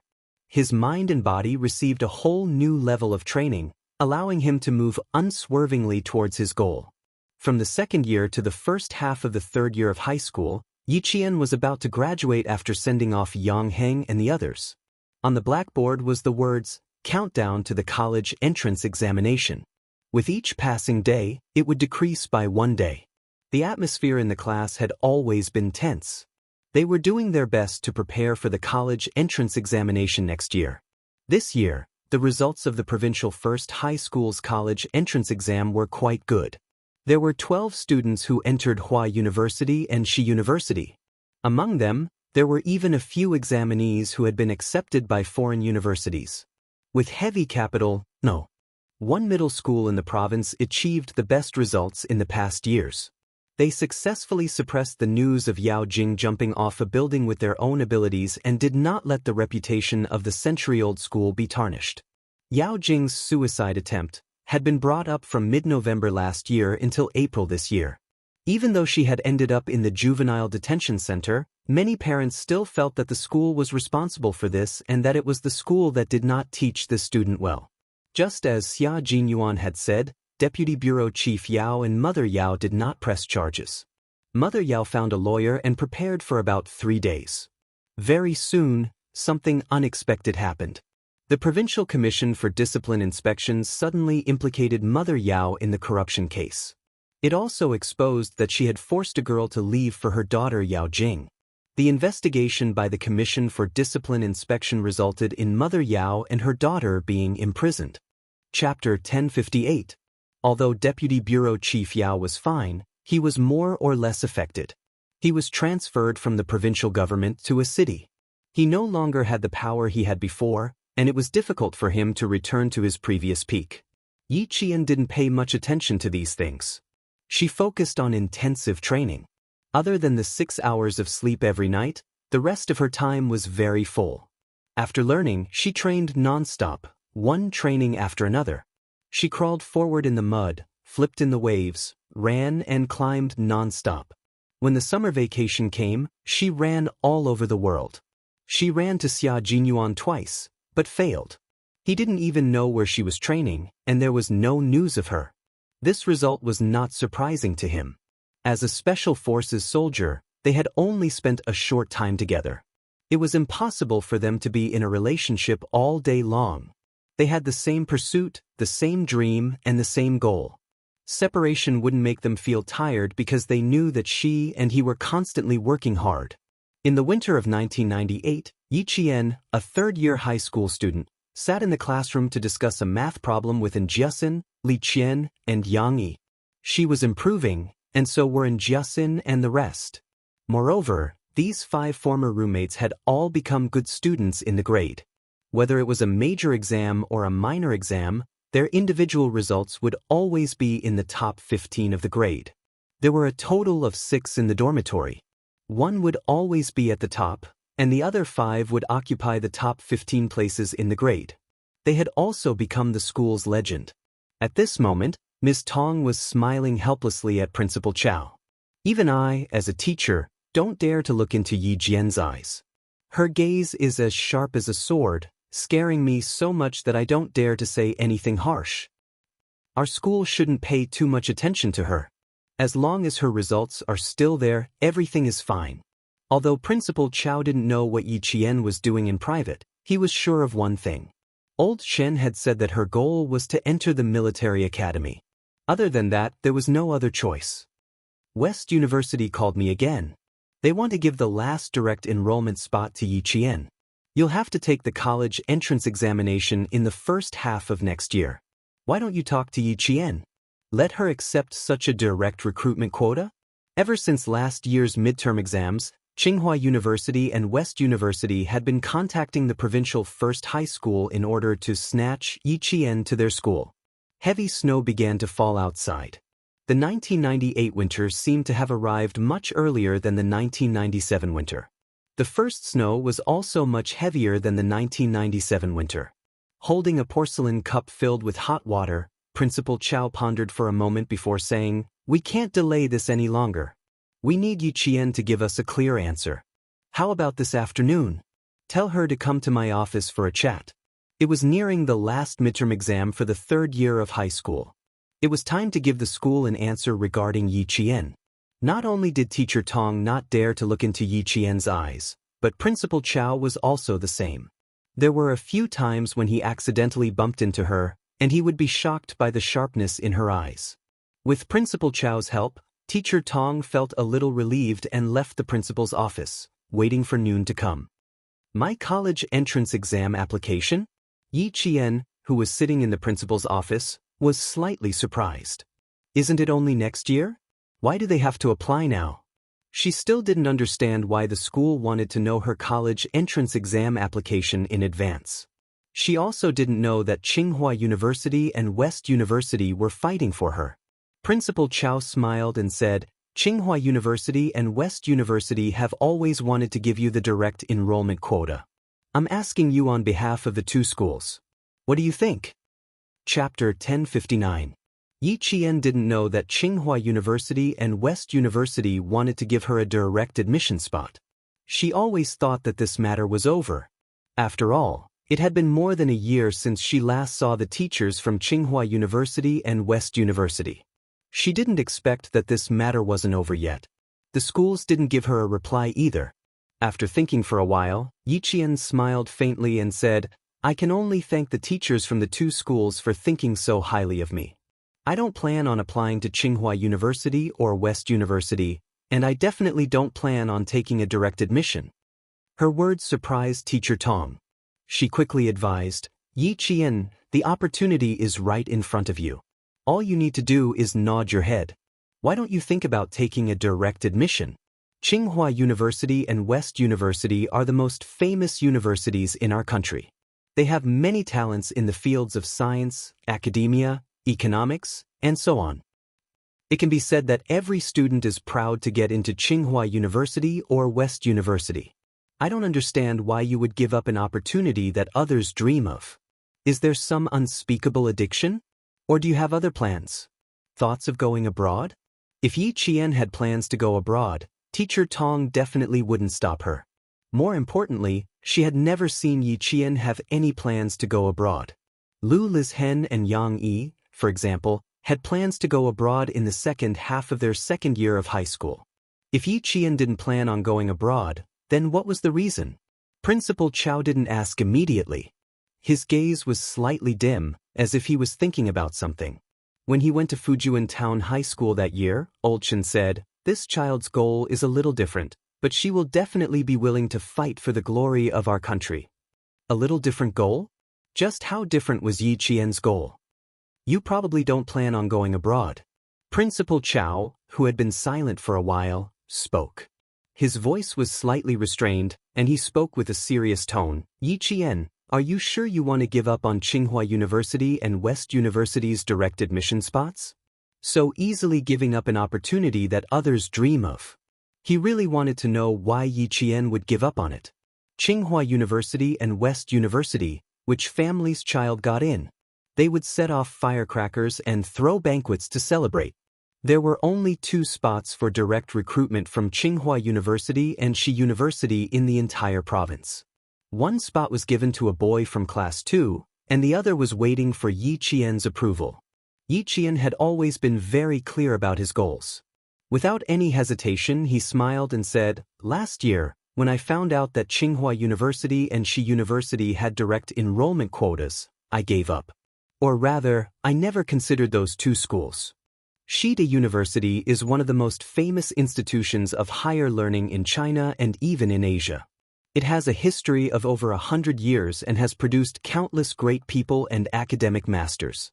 As for Tsinghua University, it is the only university in the history of our country to have been established as the nation's top institution of higher learning. It is a majestic institution, and a university like this is definitely the university that every student in the country dreams of attending. I'm very grateful to the teachers of the 2 schools for thinking so highly of me, but it's true that this is not my personal goal. Since the 2nd year of junior high school, my goal has only been to work hard to get into the National Science University. After so many years, it hasn't changed. Principal Chow, Teacher Tong, I'm willing to give up the direct enrollment quota and give it to students who really need it and have the ability to enter the 2 universities." Yi Qian's words caused the office to fall silent. Teacher Tong's gaze was already sizing up Yi Qian from head to toe. She had heard Yi Qian say that he wanted to apply for the National Science University. Every year, there would be students from the century-old provincial first high school who were admitted to the military school. However, students who were admitted to the National Science University were extremely rare.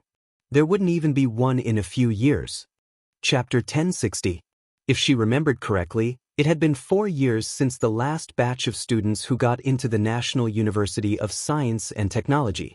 Plus, all of the students who got into the National University of Science and Technology were male. There wasn't a single female student. Yi Qian wanted to get into the National University of Science and Technology. She had taught a few batches of graduates, but this was the first time she heard a girl say that she wanted to get into the National University of Science and Technology. Teacher Tong looked at Yi Qian not because she was suspicious, but because she wanted to see if Yi Qian was really determined. She said she wanted to get into the National University of Science and Technology. With her current results, it wasn't difficult. On the other side, Principal Chow asked with interest, "Yi Qian, is this your personal decision?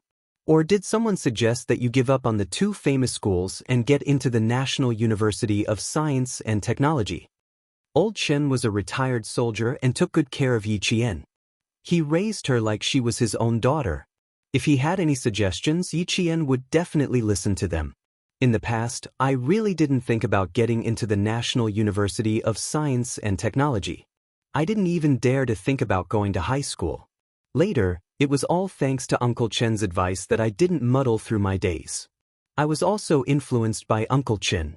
From then on, I set the National University of Science and Technology as my goal. It has never changed. This is the only university I want to get into. From the moment she set her goal, she had worked hard for this goal for so many years. She even put aside her hatred for Yi Jifan's family and worked hard to improve herself. Now, she was only half a year away from her goal.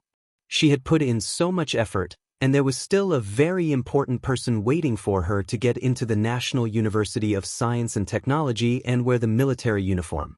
No matter how tempting the enrollment conditions of Tsinghua University and West University were, it couldn't shake her determination. Good, very good. Yi Qian, it has been 7 years since our school's last female student got into the National University of Science and Technology. We will wait for your good news in next year's college entrance exam. Principal Chow absolutely supported Yi Qian's decision. He even thought that she wouldn't have any problems getting into the National University of Science and Technology. Yi Qian, who could usually score 723 points and above, would have no problem applying to the National University of Science and Technology of China. If there was no problem with his score, there would be no problem with his body and character. Teacher Tong didn't say much. She just smiled and patted Yi Qian's shoulder. Her kind smile was filled with encouragement. She said softly, "Work hard and work towards your goal. One day, you will definitely get what you want. Teacher is also looking forward to seeing you walk into the military academy and put on that solemn and sacred military uniform." I will definitely get what I want. Yi Jian smiled. Her brows were as bright and beautiful as the sun. She was so confident and so proud.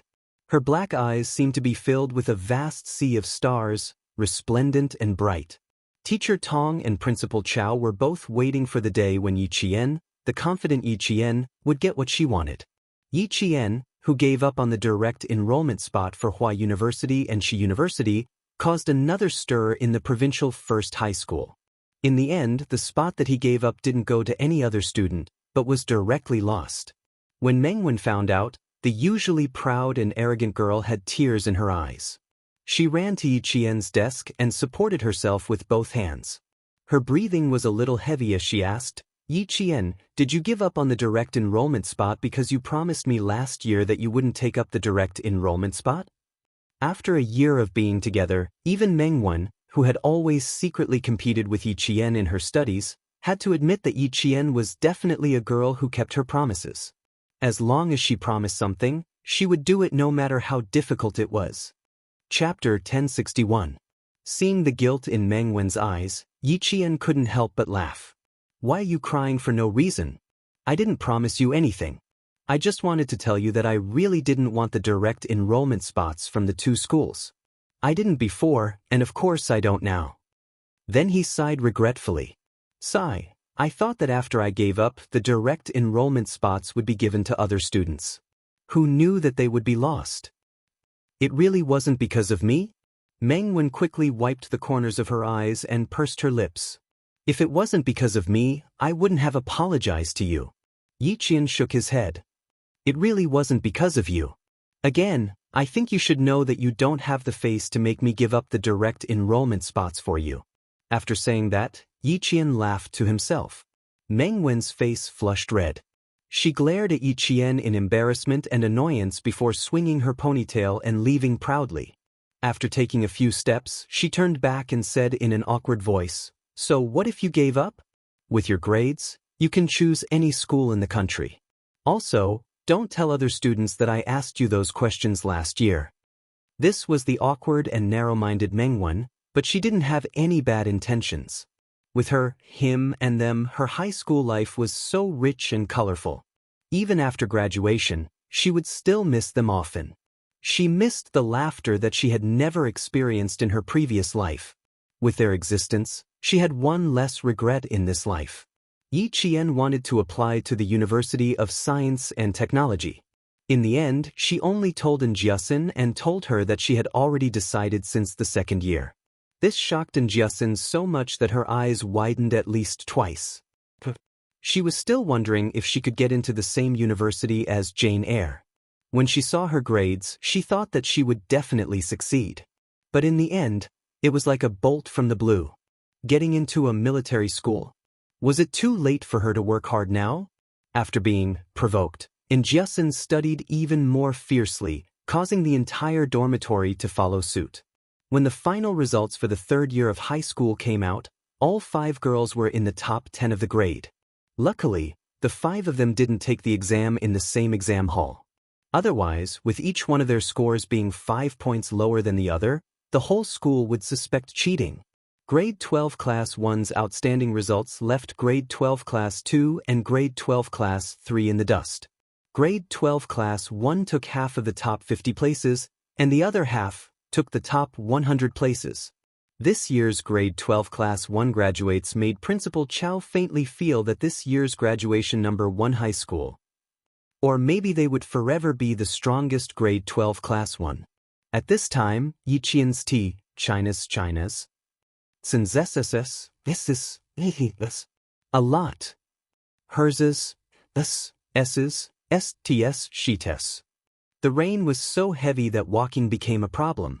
In order to avoid mudslides, she chose to camp at a high place and wait for the rain to stop before moving along the ridge. That's right, 500 kilometers.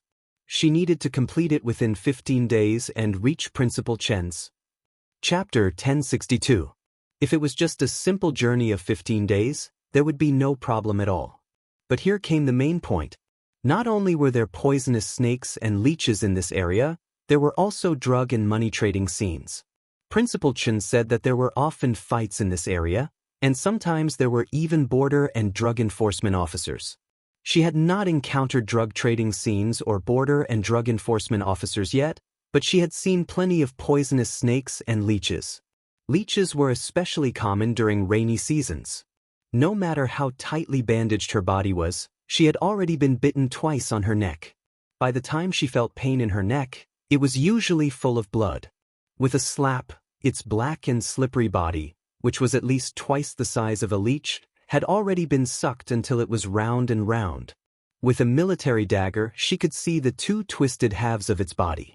The bright red blood disappeared as soon as it was washed away by the rain. After dealing with the leeches, there would still be giant pythons. This type of snake was usually not a problem as long as one avoided it, but if one really encountered one, it was inevitable that one would be shocked. Looking at the python that was entrenched with the ancient vines, Yiqian had to pay attention to her surroundings while keeping an eye on it. When the rain stopped, the python began to leave the ancient vines and slithered into the depths of the forest. In the rainforest, humans could also become python food. The rain was still dripping. Yiqian put away the raincloth and wiped away the traces she left behind. She took the compass and continued on her way. At around 4 in the afternoon, there was suddenly the sound of dogs barking not far away. Yiqian did not hesitate at all. She climbed up a tree with both hands and held her breath to prevent being discovered by the dogs. Dogs had a very sensitive sense of smell. When Yiqian heard the dogs barking from afar, her heart skipped a beat. She was not afraid of the border police's drug detection dogs, but she was afraid of encountering drugs. The dogs that were used to prevent the border police from trading. Without stopping on a tree, Yiqian carefully maintained her balance and stepped on a branch. Then she slowly jumped onto a tree in front of her. If she walked on top, even if the dogs smelt her, she would have enough time to escape. Soon, a group of people in camouflage walked into her sight. The light was too dim, and it had just rained. The mist in the rainforest was thick, so Yiqian could not immediately determine if the camouflage was the border police or someone else. "Captain Liu, the aura has disappeared," someone said in a low voice. Then he took out a piece of cloth for the sniffer dog to sniff. After a while, the man who spoke said, something's wrong with the scent." Of course, something was wrong. The people chasing after her were not the same person. Wrong target. He went south. This is the north. Their figures were hidden behind the leaves of the rainforest. Yiqian could only hear them whispering a few words before the sniffer dog barked again and headed north. Avoiding these specially trained dogs was also a necessary skill for a special forces soldier. Yiqian stayed still in the tree for at least an hour. When he heard no more barking, he turned on the dim light and unfolded the military map. She needed to pinpoint her exact location. She had just heard the border police say that they should be chasing after the target, and her appearance had led the anti-drug dog to the wrong target. After checking her location, Yiqian put the map back into the waterproof bag. She quickly jumped down from the tree with the sharp dagger in her mouth. It was past 5 in the afternoon, and the sky was already dark. Yiqian used the luminous guide to move in the right direction again. She still needed to march for another 4 hours. Chapter 1063. Yiqian had all the necessary equipment for a night march. Not only did he have night gear, but he also had equipment for individual combat. Personal protection, survival protection, weapons, and night vision equipment were all on Yiqian. They were even more well-equipped than the anti-narcotics police at the border that they encountered at around 4 o'clock. Yi Qian fixed the night vision goggles and carried the domestic QBU sniper rifle with a caliber of 5.8 mm and an effective shooting range of 1,000 meters. He was expected to arrive at tonight's shelter by 9 o'clock in the evening. The road she was taking now was Xia Jinyuan's wilderness survival route. The training she went through during the winter break was also the training that Xia Jinyuan had gone through. There was no change at all. Tonight's resting place was also where he used to rest. It was a man-made cave that was not wide, but it was enough for her to sleep tonight. The 4-hour walk was extremely difficult. At around 7 o'clock in the evening, it started raining heavily again. Fortunately, it was winter and there was no thunder or lightning. Otherwise, she would have to be careful of being struck by lightning. After walking for about an hour, Yi Qian saw a piece of cloth that was caught by thorns in the green world. Like a slingshot, Yi Qian instantly dashed behind a tree and slowly approached the bush. Yi Jian narrowed her eyes slightly after taking off the torn cloth to take a look. The cloth that had been washed by the rain still had a faint smell of blood. Looking at the situation in this area, a large area of bushes had been trampled down. Judging from the area that had been trampled down, there were no less than 5 people staying here. Yi Qian then looked at an unknown tree and saw traces of a newly cut branch. He then looked at the cloth that had a faint smell of blood. There were sewing locks on both sides of the cloth. It did not look like it was torn from a shirt, but more like it was torn from the corner of a pants. He then picked up a few small branches that had been cut off and a small pile of freshly cut bark. There was blood, fabric at the corner of a pants, freshly cut branches, and freshly cut bark. Someone's leg was injured and they had to walk with their legs spread. The traces left behind were not erased.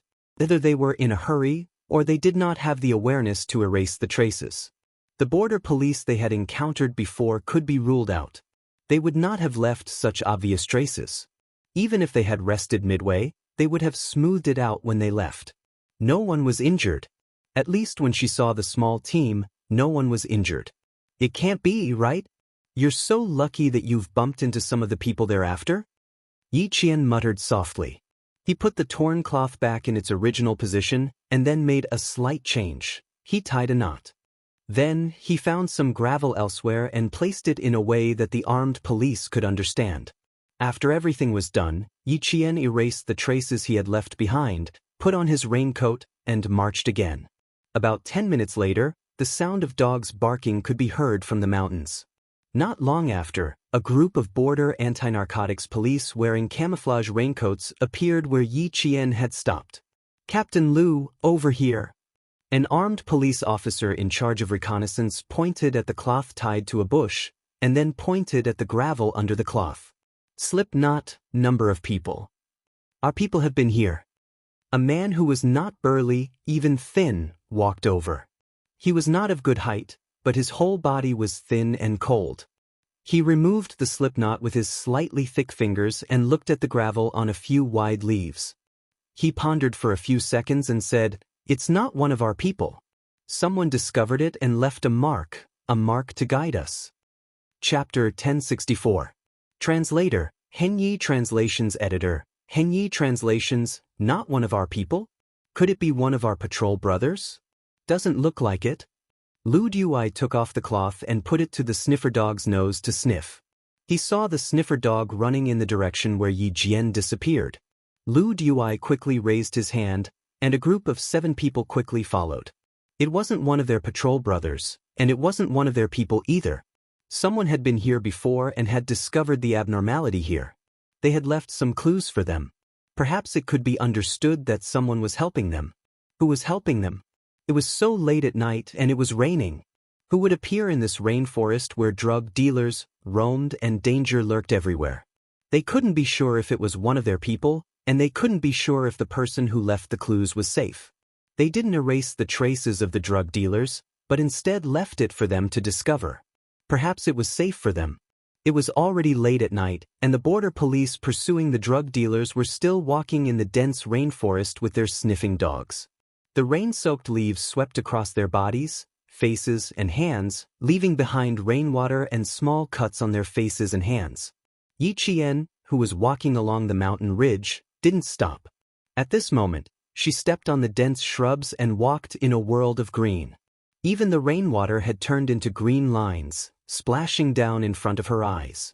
There was no light in the rainforest at night. As she walked through the uneven growth of the forest, her military boots stepped on the shrubs.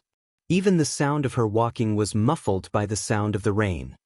Did they take the same route? I can see the traces they left behind along the way. Bending down, Yi Jian pushed aside the low bushes and leaves, leaving a clear mark on the green leaves, which were left on the moist mountain soil. She smiled slightly and held the sniper rifle in her hand. She took out a sterile gauze from the first aid kit and tied a knot on the shrubs. As long as the border police didn't give up on the search, they would definitely find the clues she left behind. When he found out that he was going to take the enhanced survival route that Xia Jinyuan had trained him, Uncle Chen even joked that he would be like Major Xia when he encountered a group of drug dealers who were in the middle of a transaction. Xia Jinyuan's 15-day march ended with 2 extra days, making it 17 days.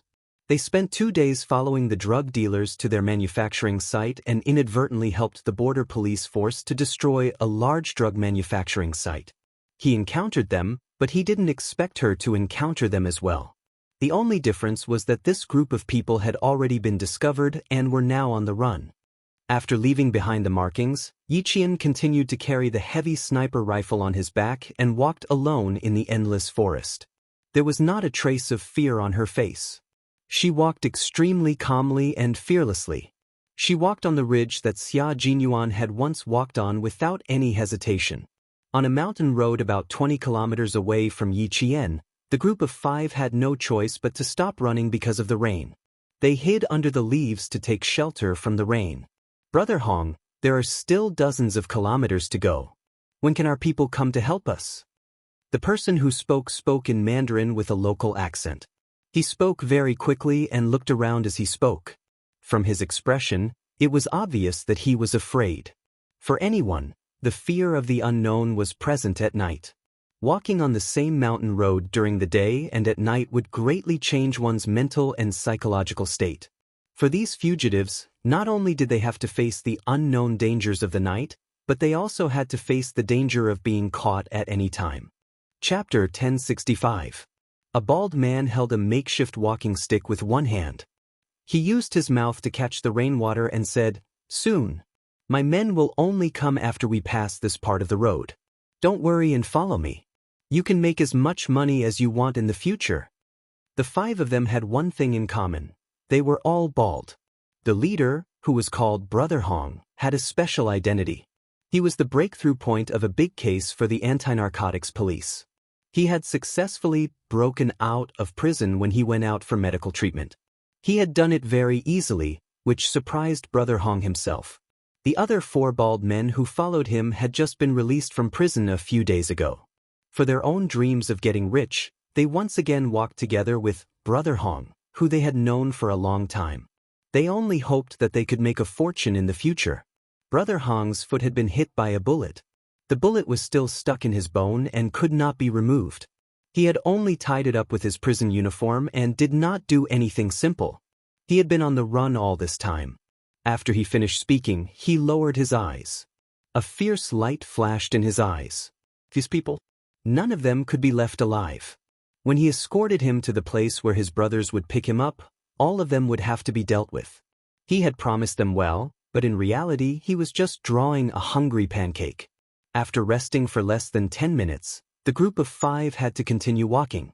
No matter how tired they were, they had to continue. If they did not, they might lose their lives. The nerves and bodies of the 5 people were extremely tense. Facing the heavy rain and the dark rainforest, fear spread like radiation in their brains. They endured tremendous psychological pressure and hurried on. The fugitives had to continue no matter how scared they were. Yi Qian, who was marching on a rainy night, also had to continue walking. 4 hours and 2 hours had passed. They were 1 hour late to the place where they could rest, which meant that they had 1 less hour of sleep tonight. They could only move forward to reach their destination. The rain became heavier again. Yi Qian wiped the rainwater off his night vision goggles. Like a ghost in the rainforest, he passed through the trees and shrubs. Yi Qian, who only had one locator on him, had not spoken to anyone for a few days since he entered the rainforest. He was either faced with poisonous snakes or leeches. Furthermore, he was drenched in the rain every day. Yi Qian's behavior was very normal. There were no abnormalities. He maintained a calm mind to calmly analyze the things that he encountered and the environment he faced. Just like now, normal people would have an instinctive fear in the face of darkness, scream in the face of danger, and faint in the face of something that suddenly appeared.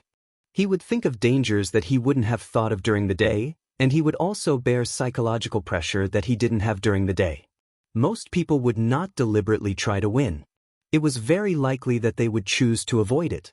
Usually they would think, I won't take the mountain road at night anymore. This was the thought of a normal person, the most normal thought. But for Yi Qian, for the special forces, there was no turning back. They could only move forward. No matter how scared they were, they had to move forward. Not only that, they had to overcome their fear of the dark. They could not let fear overtake them. This was Yi Qian's progress. Step by step, he made solid progress. There were no shortcuts. He had to rely on himself to overcome one obstacle after another. Using his own hard work in exchange for a different life, Yi Qian had used his own blood and sweat to lay the foundation for his future achievements. Wind could not shake him, rain could not stain him. After more than a year of intensive training, Yi Qian's mental and physical qualities were far superior to his peers. Marching at night had become an essential part of Yi Qian's daily routine. When he encountered difficulties, he would overcome them with determination, and when he encountered danger, he would resolve it calmly. Chapter 1066. For example, right now, facing the 5 figures resting in front of him, Yi Qian quietly hid behind a tree, using the leaves as cover to observe their movements. The 5 of them were all bald. They sat together, and from time to time, it could be seen from their faces that they were all tense. Their eyes kept darting around, and they looked restless. These people were probably the people the border police were looking for. The leaves rustled from the rain, and their voices intermittently reached Yi Qian's ears. Brother Hong, how much longer do we have? Can you at least give us a definite answer? We've been walking for a day, and we still haven't arrived. There's a lot of rain and snakes in the mountains, and we're all tired and hungry. If this goes on, we'll collapse before we even get here. Yes, Brother Hong. Give us a definite answer. Sometimes you say they're just ahead, and sometimes you say they're not far away. We've been walking for a day, and we're all worried and uneasy. Brother Hong, are you sure someone will come to pick us up? Brother Hong, the 4 of us are sincerely following you. Once you tell us, someone will come to pick us up, we'll follow you without hesitation. You've seen our sincerity, but Brother Hong, you should at least show us your sincerity, right? The 4 bald men spoke one after another as they surrounded the man in the middle. Yi Qian didn't immediately move away. He quietly waited for the man in the middle to reply. The sound of the rain was very loud. In order not to miss any sound, the bold Yi Qian gently moved forward about half a meter, and then slowly lay down in the bushes. She glanced around faintly to avoid being noticed by others. Brother Hong's leg was infected, and he had a slight fever. Hearing that the 4 of them wanted to hear his reply, Brother Hong sighed. Do the 4 of you not believe me? We really need to hurry, and my people are indeed waiting for me to return. Why didn't I ask my people to come to the hospital to pick me up? It's very simple. I sent a letter out when I was in prison, and I'll return to the village one day. I'll continue to lead my brothers to make a fortune. If you trust me, you can continue to follow me. If you don't, I won't force you to stay. You can choose to leave now. The 4 baldies were all arrested because they were helping others to carry drugs. Why did they follow Brother Hong? It was because they had heard of Brother Hong's name before they were arrested. He knew that this person possessed a poison vein. But now that no one had come to help them after so long, they couldn't help but wonder if the poison vein in Brother Hong's hands had all been wiped out by the armed police. After he finished speaking, a younger bald man suddenly said excitedly, Brother Hong, you mean to take us to the place where you left the big goods? You'll take us there directly? Of course, the 4 of you sent me out. How can I not show some sincerity? Brother Hong's Mandarin also had a local accent. It was a Sichuan accent that could not be distinguished. He sighed. He really did look sincere. The young man seemed to know something, and his expression became more and more excited. Yi Qian could only hear him saying, "Thank you, Brother Hong. Thank you, Brother Hong. I'll follow Brother Hong from now on. Thank you, Brother Hong. Thank you, Brother Hong." Brother Hong waved his hand. "You guys risked everything to save me. I definitely have to thank you. I'll rest for a few minutes first. We'll continue our journey later." Okay. You rest. The young man looked as if he had seen a rain of money. He immediately treated Brother Hong as if he was his ancestor. Chapter 1067. His actions confused the other three. At least, Yi Qian was still confused when he saw them wiping the rainwater off their faces. When the younger bald man beckoned them to the side and whispered a few words to them, they all became excited. Yi Qian, who focused his attention on Brother Hong, smirked. The four of them turned their backs to him and whispered. Brother Hong, who was resting with his eyes closed, slowly opened his eyes and glanced over. Yi Qian could see the obvious murderous intent on his face. They didn't leave, and neither did Yi Qian. This route was the fastest route in the entire rainforest. If she went off the right path, she wouldn't be able to reach the campsite tonight. 10 minutes later, Brother Hong stood up with the help of his crutches. Wearing the raincoat he bought in the market, he continued walking. Yi Qian followed beside them. Occasionally, he could hear Brother Hong instructing the other four which way they should go. Yi Qian couldn't help but let out a sigh of relief. Just like her. The border between the two countries had always been the area with the most drug trafficking. It was normal to encounter drug trafficking in the rainforest. It was close to the end of the year. Criminals from all walks of life wanted to make a fortune before the new year. Drug trafficking was risky, but it was the easiest way to make money. People who wanted to make a fortune every day would take the risk. If they were always on the same side, Yi Qian still hoped that the border anti-narcotics police could find them as soon as possible. Half an hour later, Lu Duai led the team to the place where the five of them were resting. "Look around. Let De Jiao rest for a while." De Jiao was the name of the anti-narcotics dog. It was a member of the team. Lu Duai, on the other hand, was looking around to see if there were any new marks. Soon, his gaze fell on a bunch of vines that had been deliberately wrapped around a few times. He looked around carefully and saw the marks left by Yi Jian. At the bottom of the tree was a newly carved arrow. Under the arrow was a 5-pointed star. Lu Duai's eyes narrowed. He reached out and touched the moss growing on the roots of the tree. Sure enough, he saw a very small 5-pointed star. At the bottom was a small sword and the number 1. They really were on the same side. They knew the border anti-narcotics police's secret code. How could there be someone else? The higher-ups had arranged for them to be the only group to keep a close eye on the situation. It was impossible for there to be other brothers keeping a close eye on the situation. Furthermore, it was even more impossible for them to keep a close eye on the situation alone. What was that all about? Who else was following him? Captain Lu erased the traces left behind and led the team forward. They were not too far away from the target, but they were not too close either. He didn't pay much attention to who was in front of him.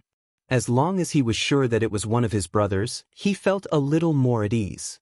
Let's see if there are any markings. An hour later, Lu Duai saw a set of signals. There was a row of 1 engraved at the bottom of the root.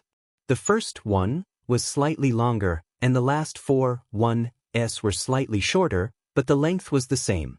As for the string of 1s below, there was no pattern to it. Lu Duai couldn't help but smile when he saw this. Interesting. Using numbers to transmit information. The longest 1 represented Brother Hong. The next 4 1s meant that there were 4 people around him. The last string of 1s meant that Brother Hong had reinforcements. The brothers in front of them seemed to be following them very closely. They clearly heard everything that Brother Hong said. Although this provided them with timely information about Brother Hong's whereabouts, if they followed so closely, they wouldn't be able to provide immediate support if there was any danger. Chapter 1068. Fortunately, they could confirm that Brother Hong and the other 4 didn't carry any guns or ammunition. At most, they had a dagger. They couldn't follow too closely. They were still casting a long line to catch a big fish. The brothers in front had to take care of themselves. After that, Captain Lu received more information. While they were still guessing the other party's identity, they didn't find any clues left behind in the next 2 hours. They didn't even find any traces left behind by the target. There were no signs of fighting. Did that mean the brother in front had left alone again? But because he saw it, he left a mark to see if the border police would notice. And if he left this signal, he could guess whether the border police would see it or not. This brother probably guessed the identity of the brother Hong, who was wearing a prisoner's uniform. How could a normal person wear a prisoner's uniform and walk away? No more marks? Captain Lu, there are no signs of fighting. Nothing should have happened. After the scout finished checking the surroundings, he wiped the rain off his face and said in a low voice, either he left alone first, or he didn't plan on leaving any more marks. Captain Lu pulled his rain hat down a little and glanced at the similarly green world. He said in a low voice, it should be the brothers from other units who are involved in wilderness survival. They noticed the situation and gave us a heads up. There are no signs of fighting. Don't worry about it. Keep moving forward. Yi Qian didn't follow them. She had just arrived at the place where she could rest for the night. Naturally, she didn't need to follow them. Moreover, she felt that the border police seemed to be deliberately lagging behind, following them at a moderate pace. In the end, there wasn't even the sound of the sniffer dog. It was as if the barking earlier had deliberately disturbed Brother Hong and made them run for their lives. The man-made hole was just big enough for one person to curl up and rest. Yi Jian already had experience in sleeping outside at night. She knew what the first step was and what the second step was. First, he used the rain curtain to block the wind and rain. Then he laid out the moisture-proof mattress and sprinkled some repellent powder around the entrance of the cave. After the simple protective measures were done, he placed the most important sniper rifle inside the cave. Finally, he could go to sleep before 11 o'clock. The rain fell on the rain curtain. The pitter-patter didn't disturb Yi Qian's sleep, but she was quickly woken up. Someone was still moving forward in the rain. Their footsteps were fast but not messy. Their breathing was relatively stable. Yi Qian's mind flashed with the border police team they had met earlier. Calculating the time, it was still less than half an hour before Brother Hong and the others left. He had really calculated the time and maintained a distance of less than half an hour. Yi Qian did not interfere with the border police anymore. They must have seen the message she left behind. If she stayed any longer, she might confuse them even more and tell them that the target they were pursuing had reinforcements, so there was no need for her to leave any more messages. Yi Qian only slept for 6 hours. At 5 o'clock in the morning, Yi Qian had already packed his luggage and set off again in the humid rainforest. At 7 o'clock in the morning, he arrived at the teleportation coordinates. He turned on the locator and sent his location to Principal Chen. This was the military's positioning coordinates. As long as the signal from the locator was sent out, it would be able to accurately pinpoint his location. Yi Qian took her first sip of water since she woke up in the morning and ate a piece of hardtack. She only had 5 minutes to rest before her slender figure entered the endless rainforest in the blink of an eye. After walking for about 15 kilometers, Yi Qian hugged his sniper rifle and jumped into a nearby bush like a slingshot. There was the smell of gunpowder and blood. Chapter 1069. Yi Qian was now more sensitive to the smell of rust in the blood and the faint mixture of gases in the smoke. Even if there was a faint odor in the humid air, Yi Qian would still be able to detect it. Yi Qian, who had hidden herself well, didn't immediately move. Only when she thought she could get closer to the smell of blood did she cautiously move forward. It wasn't strange for the smell of blood to appear in the rainforest, but if there was also the smell of smoke, then she needed to be careful. Especially when she was walking on the mountain ridge between the two countries. Yesterday, she even encountered a group of escaped drug dealers, so she needed to be even more careful. If it was any other time, Yi Qian would judge whether or not she should go and investigate based on the situation, but this time, she had to go and investigate. Brother Hong had previously said that he had reinforcements and wanted to kill the 4 bald men who were escaping with him. This was enough to prove that he had reinforcements and that someone had helped him get rid of the 4 bald men. and there was only a small group of border police officers chasing after them. If they really went against the reinforcements of Brother Hong, Yiqian wasn't sure how high the chances of the border police officers winning were. She still didn't feel at ease, so she still needed to go and confirm. Yi Jianjian walked to a side of the mountain that was covered by shrubs due to the trees growing in the shade. Yi Jianjian saw a pair of crooked feet looming in the bushes. After the battle, the bushes were filled with the smell of death. The surroundings were very quiet, not even the sound of insects or birds. It was a deathly silence. Yi Qian completely hid herself in the bushes as she moved forward. When she got close to the location of the pair of feet, Yi Qian let out a sigh of relief. There was a black, fireball-like tattoo on the neck of the deceased. Just from this point alone, she was sure that this wasn't the border police officers. In the bushes, Yi Qian picked up a bullet. It was China's own 5.8mm bullet, used in the Type 87, which was the rifle that the border police officers were issued. There were a total of 6 corpses around the area. Their necks had a tattoo that looked like a fireball. They were all killed by Type 87 assault rifle bullets. Looking at the time, the gunfight that took place here was about 3 hours ago. It was now 8:40 in the morning, and the gunfight would take place around 5 to 6 o'clock in the morning. There were 3 hours between the gunfight and the gunfight. Based on the soldiers' speed, as long as they kept moving forward, they would be at least 35 kilometers away from her. However, based on the current situation, she was afraid that she would be. Before Yi Qian could finish his thoughts, a bird flew out of the mountain and soared into the sky. 1 second, Yi Qian was still deep in thought. The next second, she plunged into the rainforest and headed towards the direction where the mountain birds had fled. Although it was not raining today, the air in the mountains was extremely humid. Yi Qian climbed to a high spot and climbed up the tree like an agile monkey. Under the cover of the leaves, he saw a figure running left and right among the branches and leaves. He picked up the sniper rifle and adjusted the scope to the maximum. From the scope, he could still see a figure chasing after him. Bang! Bang! 2 consecutive shots were fired. The figure running at the front fired 2 blind shots behind him, trying to force the opponent to hide temporarily and buy time for himself to escape. The figure chasing after him was the border police officers. The one who fired the shot was the one Yi Qian saw a familiar black fireball tattoo on his collar. Without hesitation, he aimed the sniper rifle at the opponent's right hand. She didn't need to open or close one eye to shoot. She only needed to focus and aim at the target to accurately complete the shot.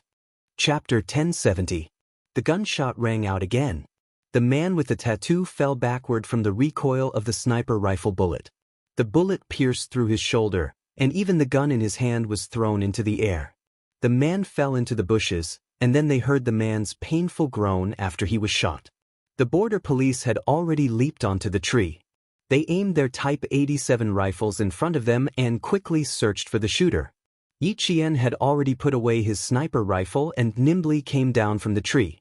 The man who was shot in the shoulder was in so much pain that he was struggling in the bushes. Although Yi Qian was completely sure that the pursuing police was the scout he saw last night, he didn't immediately expose himself.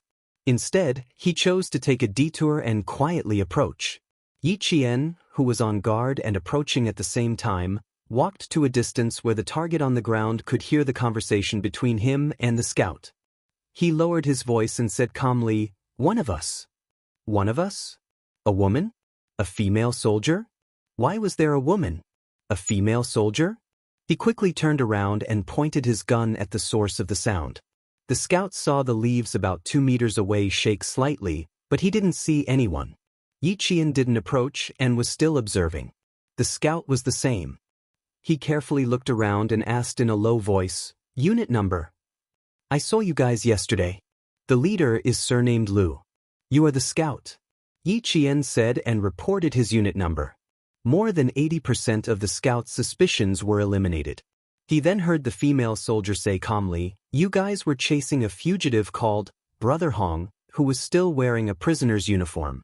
There were 4 people with him. I found a few dead bodies in front of us. They all had the same black tattoo on their necks. Otherwise, I wouldn't have suddenly opened fire." The two began to approach each other. One was on guard above and to the right, while the other was on guard below and to the left. Yiqian was the first to salute the scout.